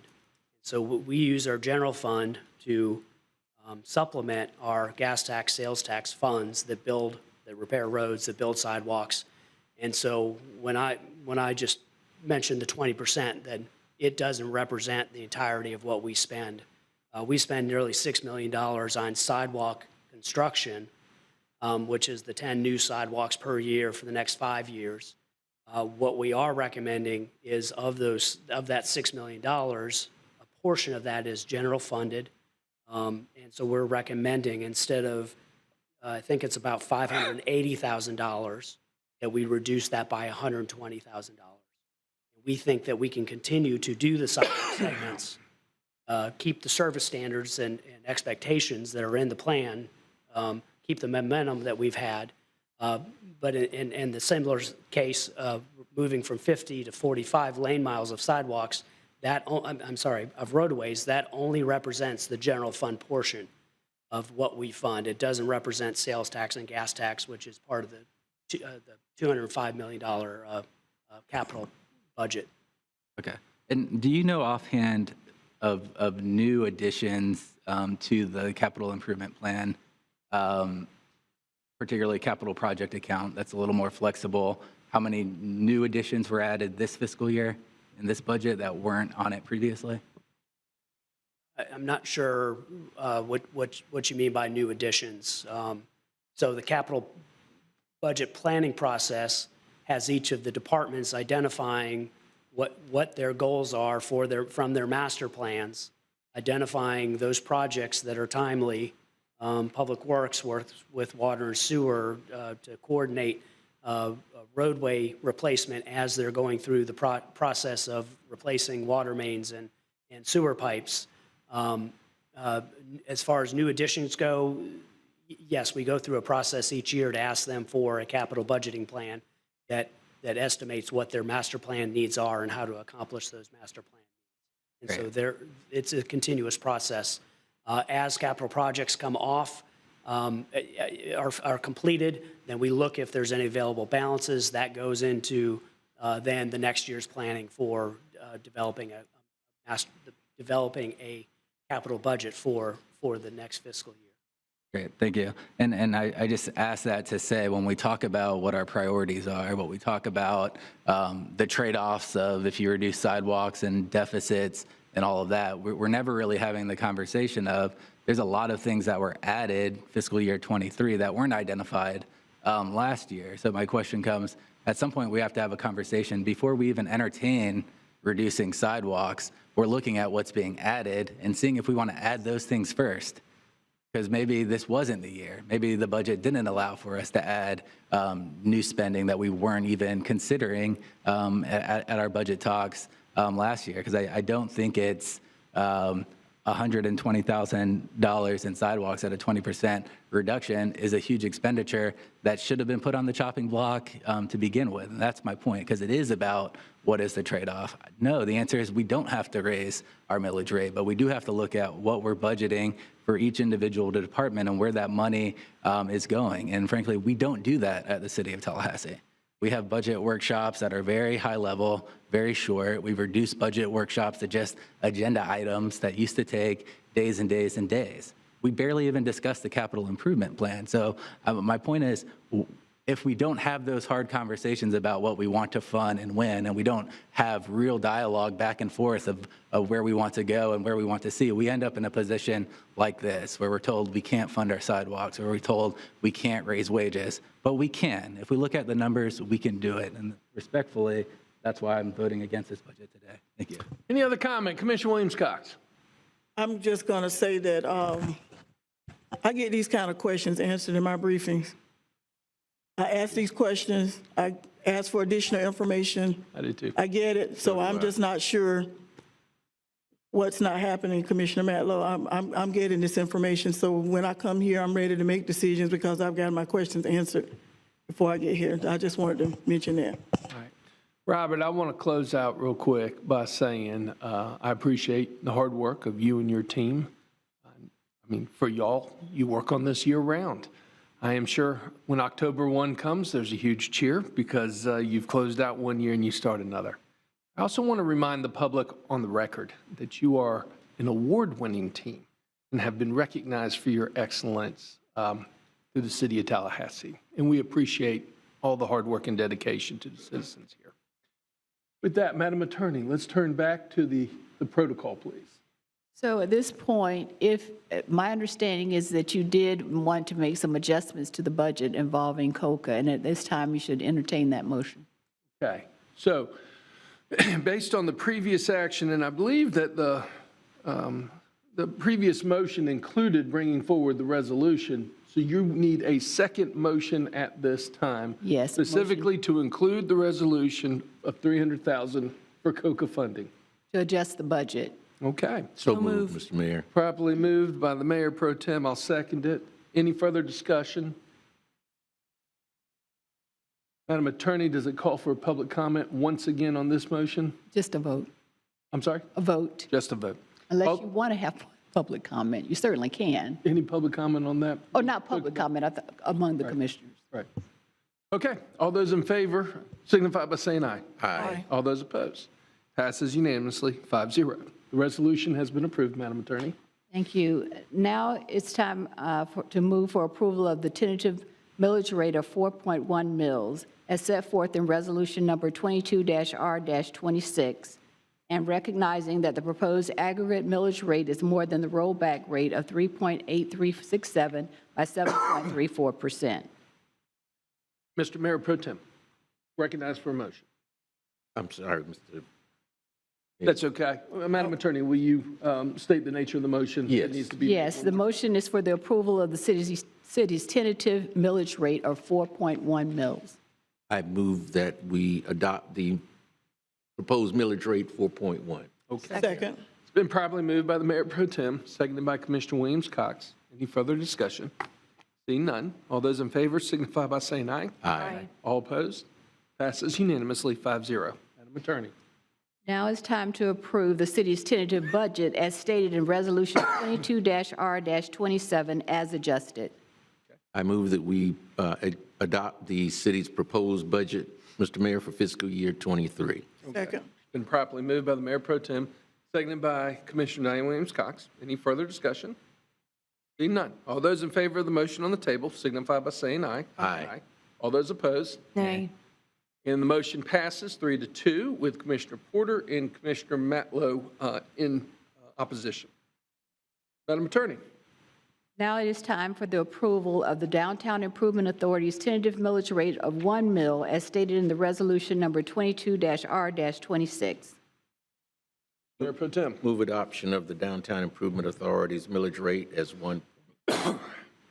Second. Okay, it's been properly moved by the Mayor Pro Tem, seconded by Commissioner Williams-Cox. Any further comment? All those in favor signify by saying aye. Aye. All those opposed? Passes unanimously 5-0. Madam Attorney. Now it's time for the approval of the Downtown Improvement Authority's tentative budget as stated in Resolution Number 22-R-27.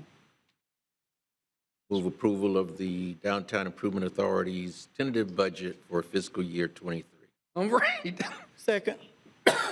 It's been properly moved by the, Courtney, can you give me some water? Thank you, I appreciate it. It's been properly moved by the Mayor Pro Tem, seconded by Commissioner Williams-Cox. All those in favor signify by saying aye. Aye. All those opposed? Passes unanimously, 5-0. Madam Attorney. Now it is time to approve the negotiated health care rates for Capital Health Plan for fiscal year 23. Mr. Mayor So Pro moved. Tem. Health care rates. Approval Move of the approval of negotiated the health care rates. negotiated health care rates, Mr. Mayor, for fiscal year 23. Second. It's been properly moved by the Mayor Pro Tem, seconded by Commissioner Williams-Cox. Any further discussion? Seeing none. All those in favor signify by saying aye. Aye. All those opposed? Passes unanimously 5-0.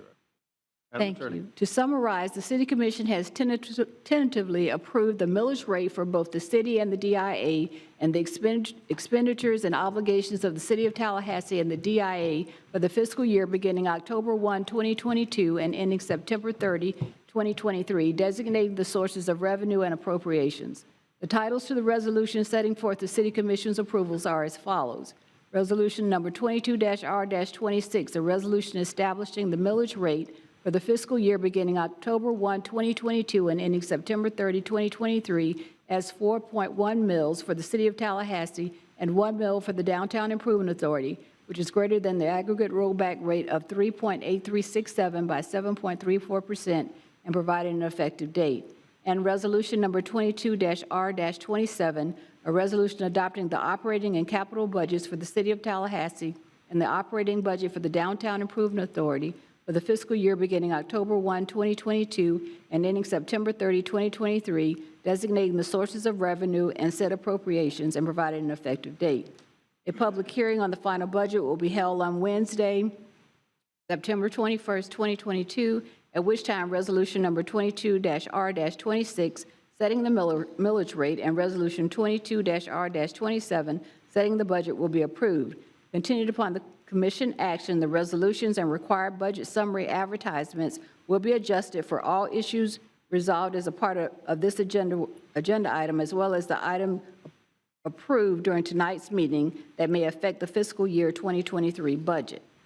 Separate from the approval of the City of Tallahassee and Downtown Improvement Authority's tentative millage and budgets, At this time, the City Commission is scheduled as a part of this item to approve 2 proposed resolutions regarding updating parking fees for monthly garage leases and updating building inspection fees.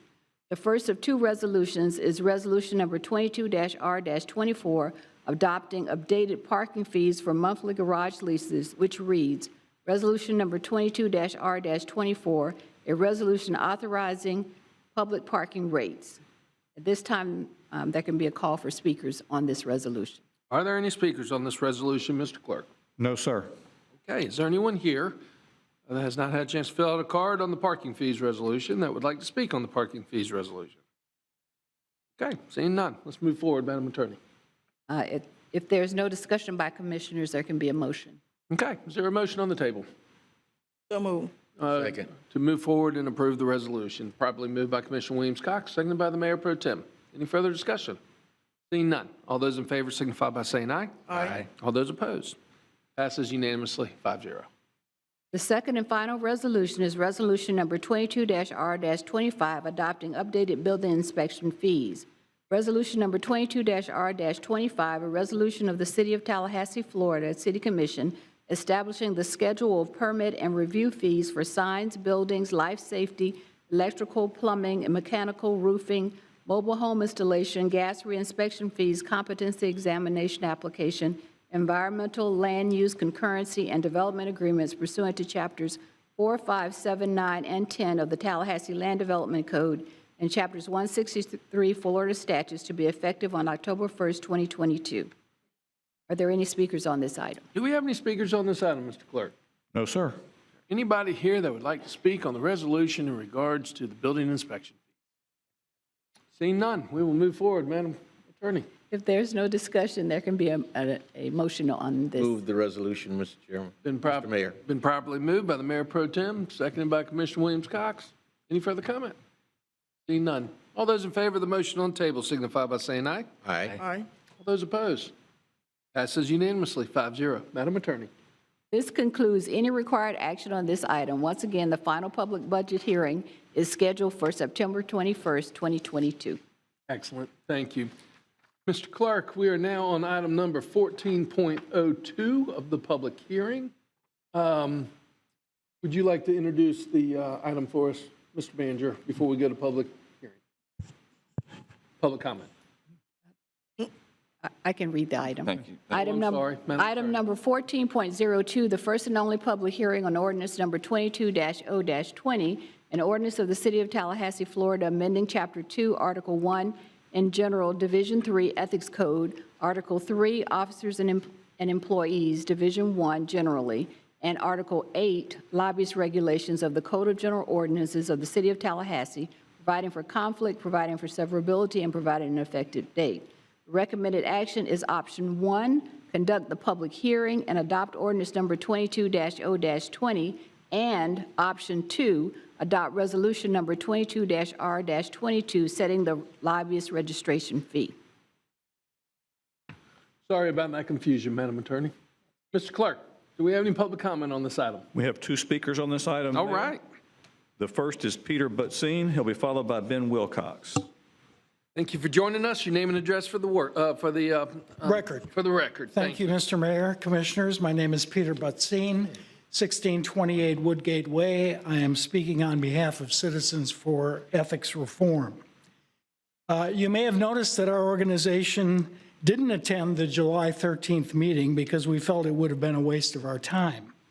That's because you rejected the important lobby registration and disclosure reforms that were recommended by our organization and by the Independent Ethics Board. Alas, we didn't realize just how much further damage this commission could do to gut Tallahassee's painfully weak lobbying requirements. First, the proposed resolution would raise the $25 per client lobby registration fee to a whopping $500 per lobbyist. Such an exorbitant fee will only further discourage lobbyists from registering. No jurisdiction at any level of government charges such an exorbitant fee, much less expects fees like from lobbyists to become a profit center for the City of Tallahassee. As if you already hadn't done enough to discourage people from registering as lobbyists, the proposed ordinance drives a stake in the heart of the registration requirements. The true influencers in Tallahassee will continue to say that they are consultants and not lobbyists. We'll never see their list of clients. We'll never see their compensation. We will never see the targets of their influence or contacts with commissioners and staff. Second, the proposed ordinance prevents felons convicted of bribery or honest services fraud from lobbying for 10 years without tightening requirements for who must register as a lobbyist. Again, this will do nothing to address the real problem, which is political consultants, some of which you occasionally hire to advise your own campaigns, avoiding lobby registration and disclosure altogether. Let me be clear. The issue is not to prevent people from lobbying professionally, but rather to ensure that their activities and influence are fully disclosed. With such disclosure, citizens can be assured that public policy serves the public interest rather than lines the pockets of lobbyists and their clients. The proposed ordinance fails to meet this simple objective. You're at about 30 seconds. Respectfully, I invite you to be honest with the people of Tallahassee by voting against this shameful proposed ordinance. And please reconsider the common sense, carefully crafted recommendations from the Independent Ethics Board. Thank you. Thank you. Our next speaker, please. Ben Wilcox. All right. Your name and address for the record. Good evening, Mayor and members of the Commission. I'm Ben Wilcox, 1719 Old Fort Drive. I'm also a member of Citizens for Ethics Reform. I'm here today to speak against these proposed lobby regulations. This is not lobby reform, it is lobby deform. This does nothing to address the real problems facing the city of Tallahassee, which is the fact that unregistered lobbyists, or as I call them, ghost lobbyists, are actively engaged in lobbying city government, even as I speak. Because they choose to call themselves consultants rather than lobbyists allows them to operate out of public scrutiny without disclosing who their clients are, which they would have to do if they were actually registered as lobbyists. This proposal is a major step backward for lobby regulation for the city. The increase in the lobby registration fee will only encourage more lobbyists to avoid registering by using the consultant loophole. Why are you doing away with lobby compensation reports, which are required at the state level? Doesn't the public deserve to know how much lobbyists are being paid to influence public policy? The state legislature thinks the public should know that information. Why does the city commission think it knows better? You say you want to prevent felons from registering to lobby for 10 years, but why would Scott Maddox want to register as a lobbyist when he can do the same thing as a consultant for free and not disclose his clients? This proposal will pave the way for more corruption in city government, like what we have seen in recent years. It does nothing to bring more transparency to the way the city does business. Yay, let's have more corruption. Yay, let's have more ghost lobbyists. Why don't you call this ordinance the Drew Jones lobby ordinance? I could go on, but I'm going to close and just say respectfully, I call BS on these so-called lobby regulations. Do we have any other public comment? No, sir. All right, let's have discussion. Motions? Mr. Mayor. Commissioner Matlow. Thank you, Mr. Mayor.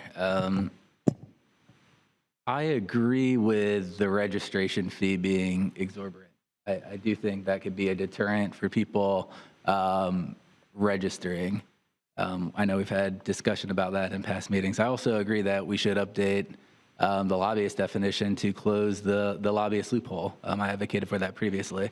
But the ordinance as proposed, I think does have some beneficial parts to it, and I will support the ordinance, but I'm not going to support the draft resolution of adopting the $500 fee. So I'll make a motion for option 1, and there's a motion for option 2 separately. I'd like to vote against that. There is a motion for option number 1 on the table. Is there a second? Second. Been moved by Commissioner Matlow and seconded by Commissioner Porter. Discussion on the motion. Seeing none. All those in favor of option number 1 signify by saying aye. Aye. All those opposed? Passes unanimously 5-0. Move adoption of option number 2 on the registration. Okay. Second. Mayor. It's been properly moved for option number 2 by the Mayor Pro Tem, seconded by Commissioner Diane Williams-Cox. Any further comment? Commissioner Porter. Thank you, Mr. Mayor, and I'll be brief. I believe I supported this when we last were discussing this and bringing it about, and it was a compromise. But I have to say, especially after the public comment, I feel uncomfortable at this point moving forward with the fee. So I'm going to be voting no on that. I just wanted to make that comment. Thank you. Any other public comment? Any other comment? Nope. Okay.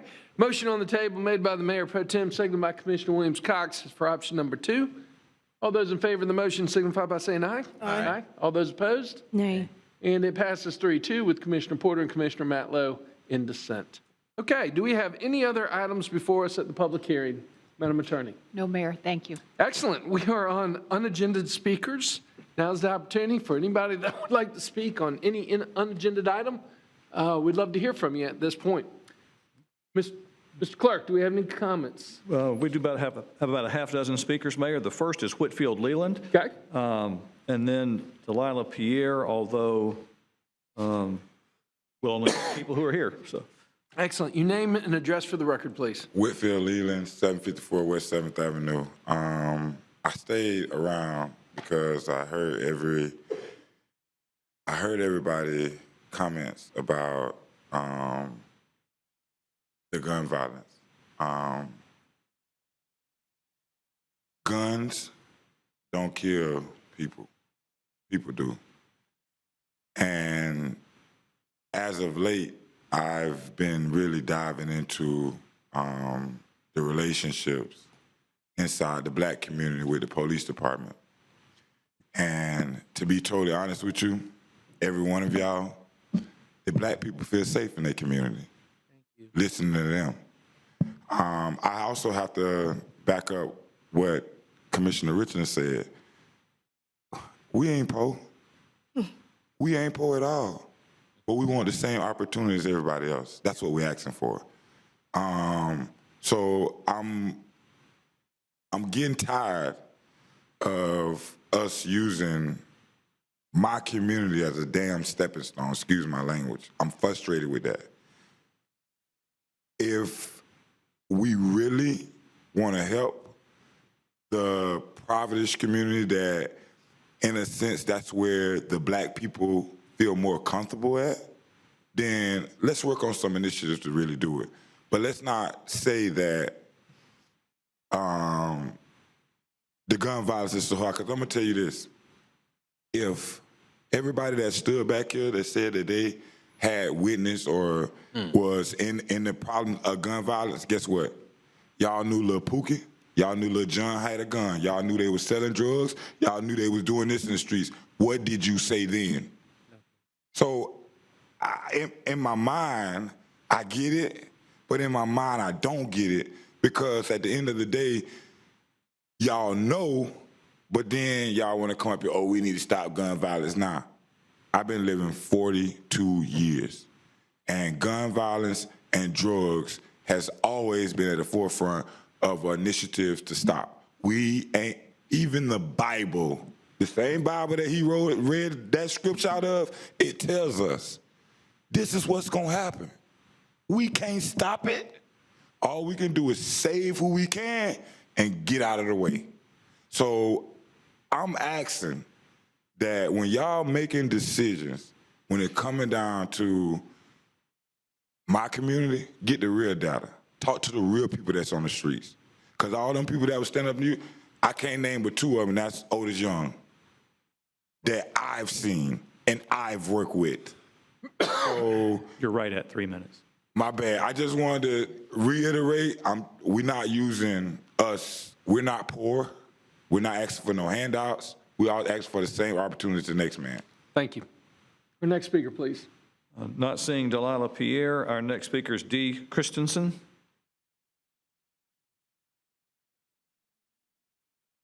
Be followed by Will Hanley. Thank you for joining us. Your name and address for the record, please.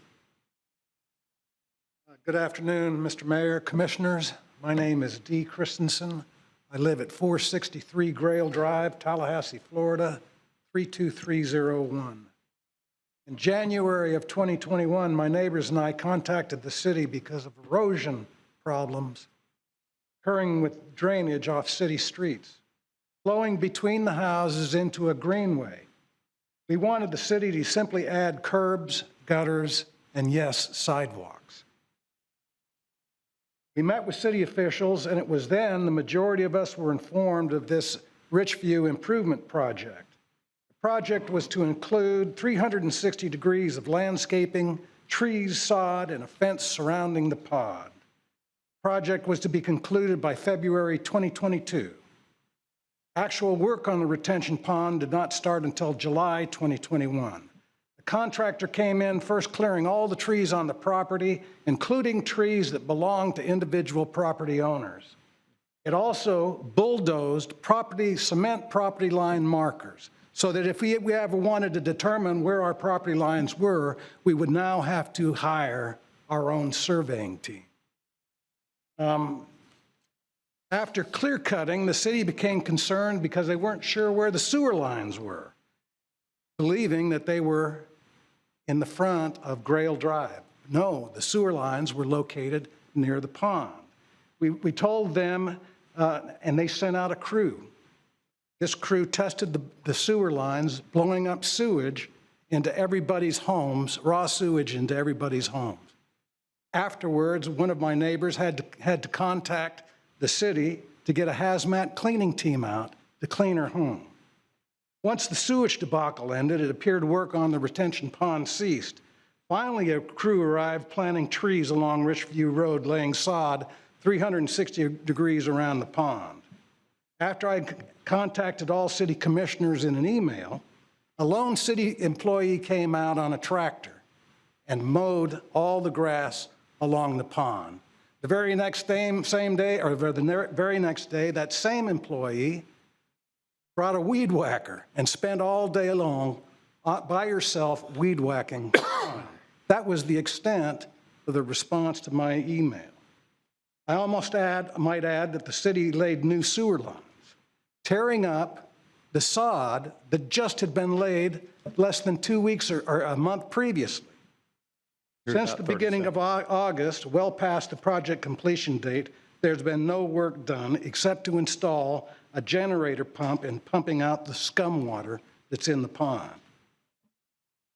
After observing this project, my takeaway is the city contracting and management system is broken.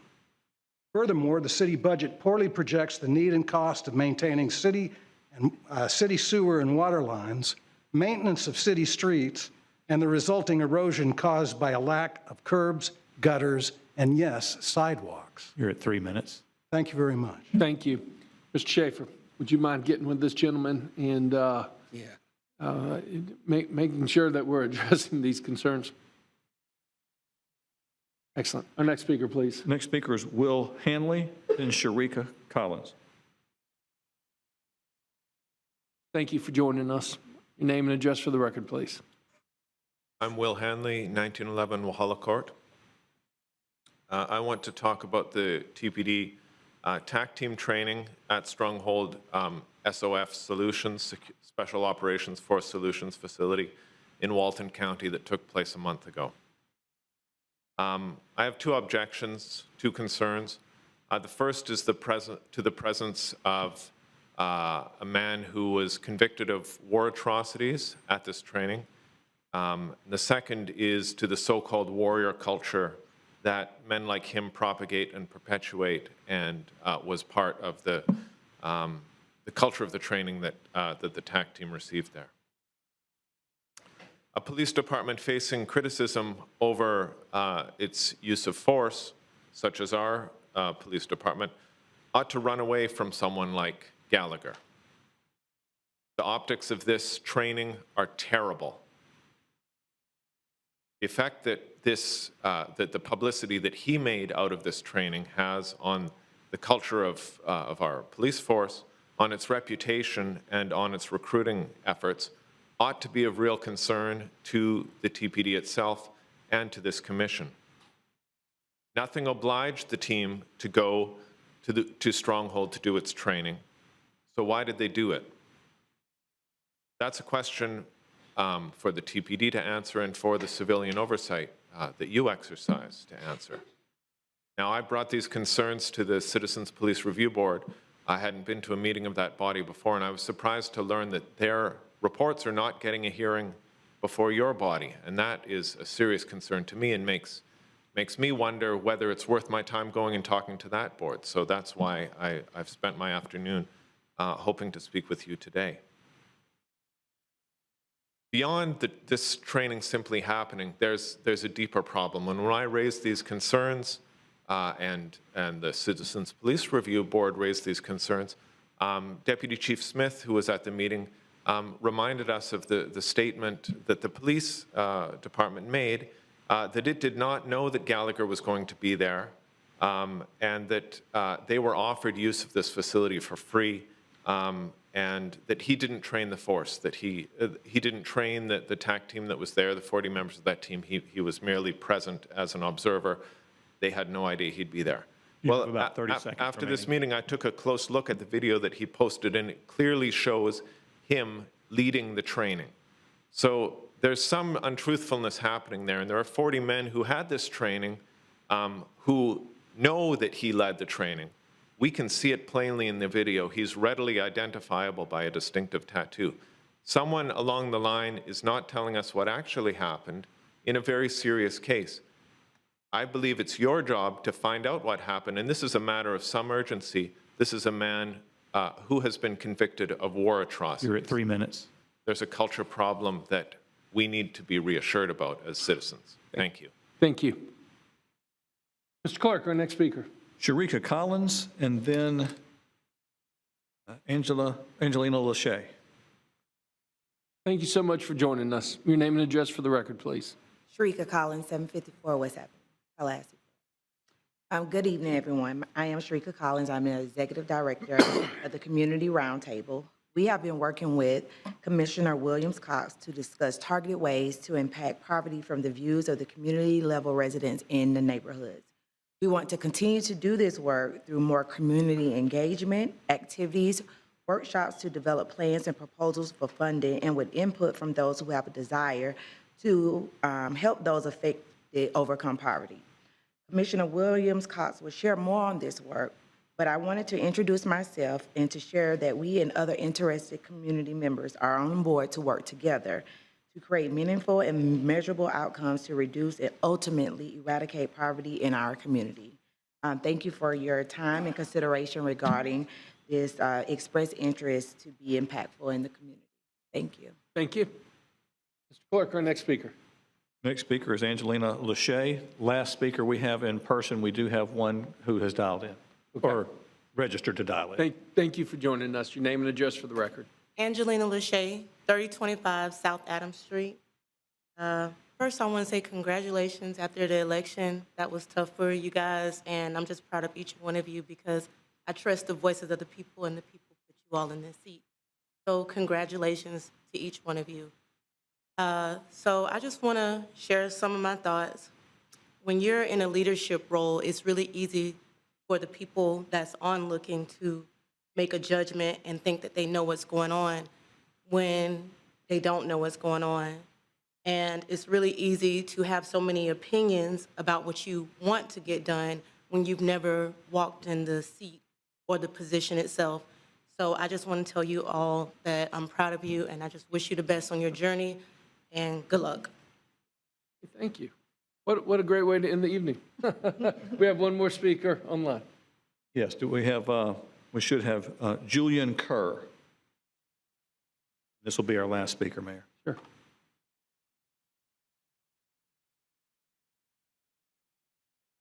Julian Kerr will have 3 minutes as our speakers here did in the meeting, and I'm assuming may begin, Mayor. Julian Kerr?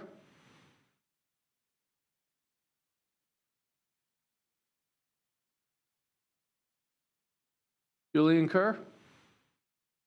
If the citizen can hear us speaking, then he may be muted and needs to make an adjustment. This is Julian Kerr. There we go. Thank you for joining us. Your name and address for the record, please. Hi, this is Julian Kerr, 2603 Block Drive. I've come before because I've been elected as the president of my neighborhood association, Bloxham Terrace Neighborhood Association. I'm also a member of the community committee on noise pollution. And we were expecting to see an agenda item today on the ordinance that was passed in March for noise pollution, and it's not there. Having been on this call now for over 2 hours, I can see why it's not there, because it's been a long night. However, we would still like to, emphasize that noise pollution is still a problem. Although it has been somewhat alleviated, it is still not complete. We need to revisit the noise ordinance that was passed in March. And we would like to see this as an agenda item, and we would like the commission to vote on that so that we can actually have an agenda item for readdressing the noise pollution ordinance. Can you please do so? Thank you. Thank you. Mr. Clerk, do we have any other speakers? I have no other speakers, Mayor. Excellent. Okay, commissioners, we're at the end of the meeting. It is time for the sharing of ideas. I'm going to start with Commissioner Porter and just work our way down. Thank you, Mr. Mayor. I was wondering, based on the comment from the last speaker, if the city manager could speak to that. Do we have a date for when a review, the 6-month review, an update on the noise ordinance will come before us? Sure, Mr. Manager. Thank you, Mr. Mayor. Commissioner, I believe it's on the futures list for October. This would be the 6th month for the ordinance, and I think the discussion was after about 6 months, Okay. we'd bring it back with some progress update. Okay, excellent. Okay, thank you. Commissioner Porter.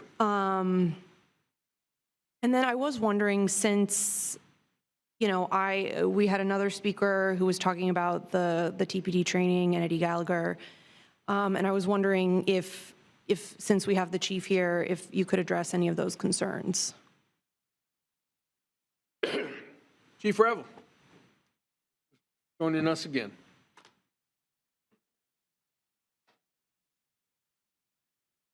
Thank you, Commissioner. I'll start off by saying John 8:32 says, "You will know the truth, and the truth will set you free." And we have answered this, and I hope this can be the last time we've answered this. We did not contract with anyone. We did not pay for that facility. Our team led our training at that facility. Plain and simple. We are nationally accredited. Excuse me, I get a little bit passionate about this, so just bear with me, please. We are nationally accredited because of our training. We are a flagship agency because of our training and our policies. And I assure you, the Tallahassee Police Department will not and will never be Uvalde. If we have an incident where we need to go through a door to save children, you better rest assured we're going through that door. And my men and women will be trained to go through that door because you expect us to go through that door. You demand that we go through that door. And we've seen what happens when we don't go through that door. So to say that we have a warrior mentality or a culture of combat. May I approach Mr. Cook, please? Yeah.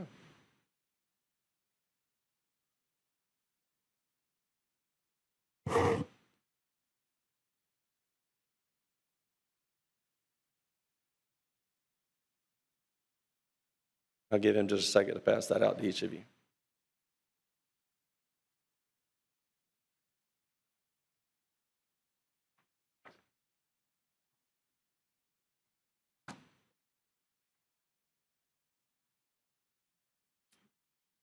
You want to know about the culture of the Tallahassee Police Department? You want to know what our men and women do at the Tallahassee Police Department? Then look at that list. There are over 75 things on that list that the men and women of the Tallahassee Police Department do each and every day in our community to build trust, to build hope, to build community, to build transparency.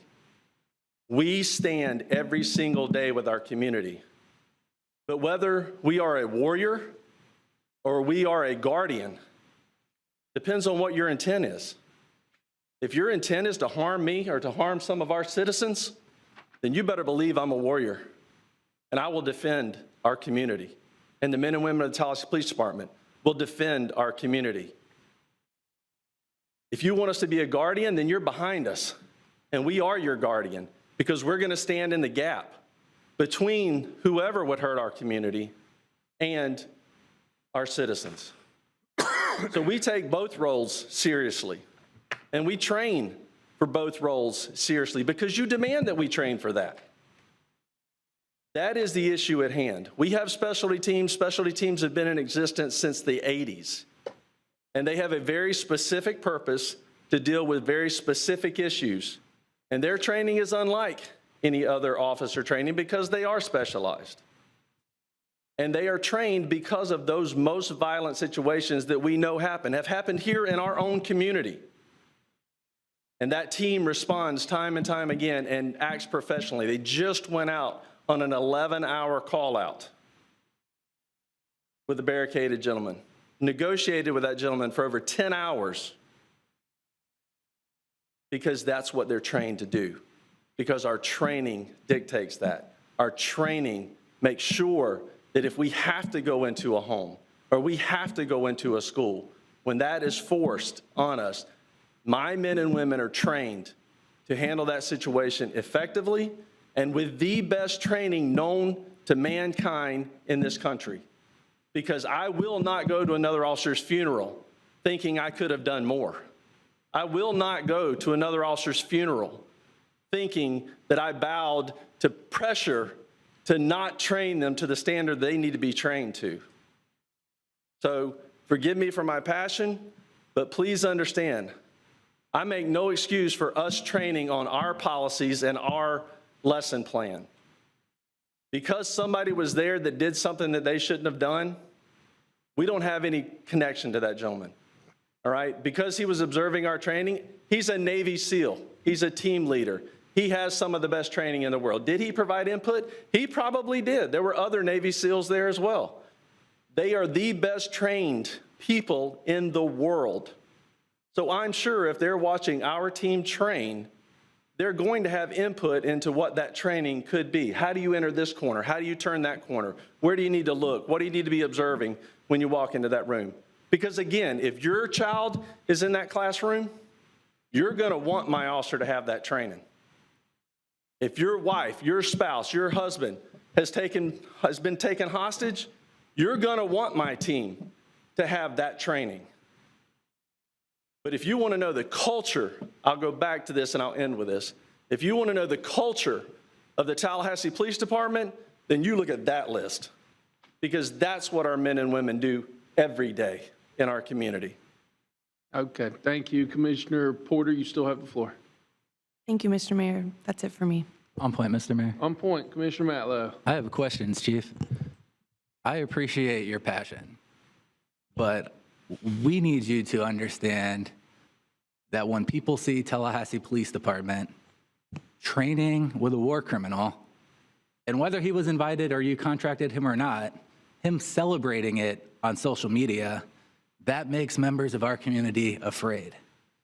And what I'm concerned with is you don't realize that. I do realize that. You're so defensive and so on the attack against people who have a genuine concern. I'm not attacking anyone, Commissioner. I'm simply stating the facts. Let Commissioner finish his thoughts real quick, and then we'll get you. My point is this. When we see things that our community are concerned about, we can't just say, so what? I respect the training you do. I respect that you could have the best trained police department in the nation, and that doesn't require a war criminal to be posting videos online with our police department. And so when these things happen, I would wish and hope that we could take a step back and say, how did we get here? Was this training environment offered for free? Did we know this gentleman was going to be present? When he was present, let's distance ourselves and not say, yes, this is a Navy SEAL that needs to be training our people, the same gentleman who's holding up a dead man's head in photographs at war. It's absurd, it's ludicrous, and I'm not diminishing any of the great work that you do. I'm not diminishing any of your officers, but I want to impress upon all of us in our city that if we don't take the way we're perceived, if we don't say, no, we don't want to see our police department trained by a war criminal, we're going to lose a whole lot of our community that's watching us.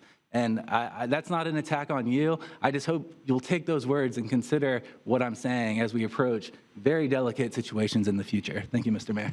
May I respond? What I would say to you, Commissioner, is the same thing.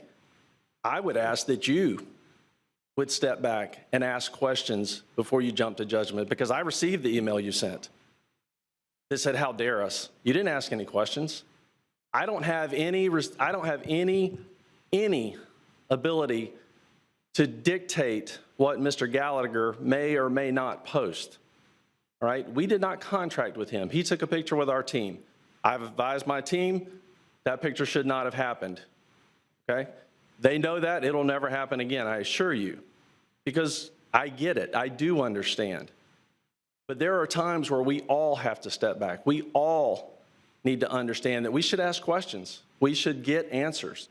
All right? I'm always available for those questions. All right? Always available for those questions. Thank you. And Chief, on point, Chief, you just said that he led exercises. There's videos posted on social media of him leading exercises. There is not. So That's a misstatement. That is not true. He follows a team. What's on the video is him following our team into a room. That's what's on the video. That's what you're referring to, is it not? And that's as an observer, or that's as an official role? I'm just trying to get to the understanding of what happened. I'm saying you're jumping to an assumption that he's leading that training, where I could make just as clear an assumption that he is following our team in to watch what they are doing as they enter that room and to provide input, which is what I said in the original release that I put out, that I'm sure they provided input. And that's the problem. Thank you, Mr. Mayor. Okay. Thank you, Chief. Commissioner Williams-Cox. Let me first of all say thank you, Chief. Thank you. What we have done is given this guy more notoriety than he deserved. Yeah, absolutely. I had no idea who he was, I didn't either. and I still don't. I mean, Or I had to look him up. we've helped his business because we have put his name out there more than it would have otherwise. So thank you all for the work that you do. I do not want us to become a Uvalde. That would be unforgivable. Absolutely. Unforgivable. We got children in Texas going to the school where their brothers and sisters or friends were killed. We had an incident right here in Tallahassee at the hot yoga studio. I want you to have your training, but we need to make sure that our community understands the patrol officer is not the one getting that kind of training. Correct. The patrol officer is out there to protect and to serve. The patrol officer is the one that's going to stop me when I'm speeding. The patrol officer is going to be the one, if I have a flat tire, they're going to try to stop and help me. That is not militarization there. Different compartments, different departments. So thank you all for what it is that you do. And when I call y'all, I want y'all to come. Don't have a second guess about whether you should come or not, because I appreciate what you do. I have family members who are in law enforcement. And when I have questions that I don't understand, I ask them first, because I know they're going to tell me the truth. I call you, Chief, when I have questions, because no matter when it is, because I know you're going to tell me the truth. Yes, ma'am. So thank you all for what it is that you're doing. That's not what I wanted to say in my time of sharing, but it's just that we've just got to be very careful. Free speech is good, but if it creates situations that we then got to evolve from, that's time spent that we didn't have to spend. So we've just given this guy, stock when I didn't even know who he was. I want him to go back to not being known by us. Okay, thank you, Chief. Thank you, ma'am. I wanted to share, speak on what Ms. Collins spoke on, Ms. Sharika Collins. I have been working with a group of community leaders, Mr. Whitfield Leland, Ms. Sharika Collins, her husband, Greg James, and a number of other people to talk about poverty. We're talking about gun violence. We're talking about food insecurity. We're talking about affordable housing, all of that. And we all agreed on this, on this campaign trail. Poverty is the root of a lot of this. We here at the City of Tallahassee, as a part of our strategic plan, we have been doing quite a bit of things to have an impact on poverty. I will hope that and not just hope, but I'm working with community leaders from their viewpoint. We have a survey out there that was created by community leaders that we're surveying people. That's how Mr. Leela knows that most people feel safe in their neighborhoods. Most people are using cars to get around and not buses. There are a number of things that we're learning, and I know that the City of Tallahassee, our staff, you've done an excellent job in doing these surveys, but sometimes our community responds to us better. And so what we're doing is we had a cookout on Monday and handed out some surveys and collected those surveys, and we put them in. Great community conversation, no judgment zone, say what you need to say, how you need to say it, broken English, cussing, whatever you need to say to get it out. That's what we're doing. And what I want to do is I want us to continue to be able to do that through the workshops she mentioned, through the community engagement. What does getting out of poverty, what are the solutions for poverty look like from grandmama when she walks into her yard and she sees somebody doing something over here at that level? And so what we want to do is build something that we can seek funding for. And, you know, some of us have tossed out some numbers like $2 million. And the reason for that, that's $1 million for gun violence, and we're talking about poverty, which gun violence is just a part under that. Let's look at what can we build from the community level to really reduce and eradicate poverty. Granted, I think we assume that no one wants to live in poverty. I think that's a great assumption. But what is your definition of poverty? What is your definition of poverty? Sometimes we're just living in a place where we haven't been exposed to anything else and we feel comfortable, we feel safe. But exposure, you saw these children here tonight? That's my concern. What will they see? I sit here, had not gone further than from Quincy to Live Oak until my senior year in high school. When we went beyond Live Oak to grad night to Orlando, I realized that there was something on the other end, on the other side of Live Oak. That exposure is what we need to have for our children. And we've talked about, we're not talking about anything huge. We have exposure we need right here in the city of Tallahassee. We need children from the south side to see what the north side living like. We need the north side to see what the south side living like. Because if we come together and see this, then we can work on it together. But if we all stay in our little pods, you know, everything, you know, hunky-dory, then we're no better. We still have these two worlds. And so I want the commission's support that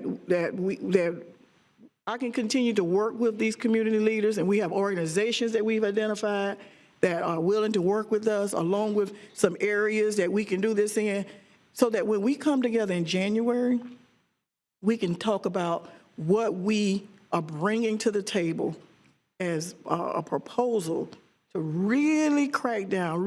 We're doing some things with poverty, but we gotta dig deeper and get in there.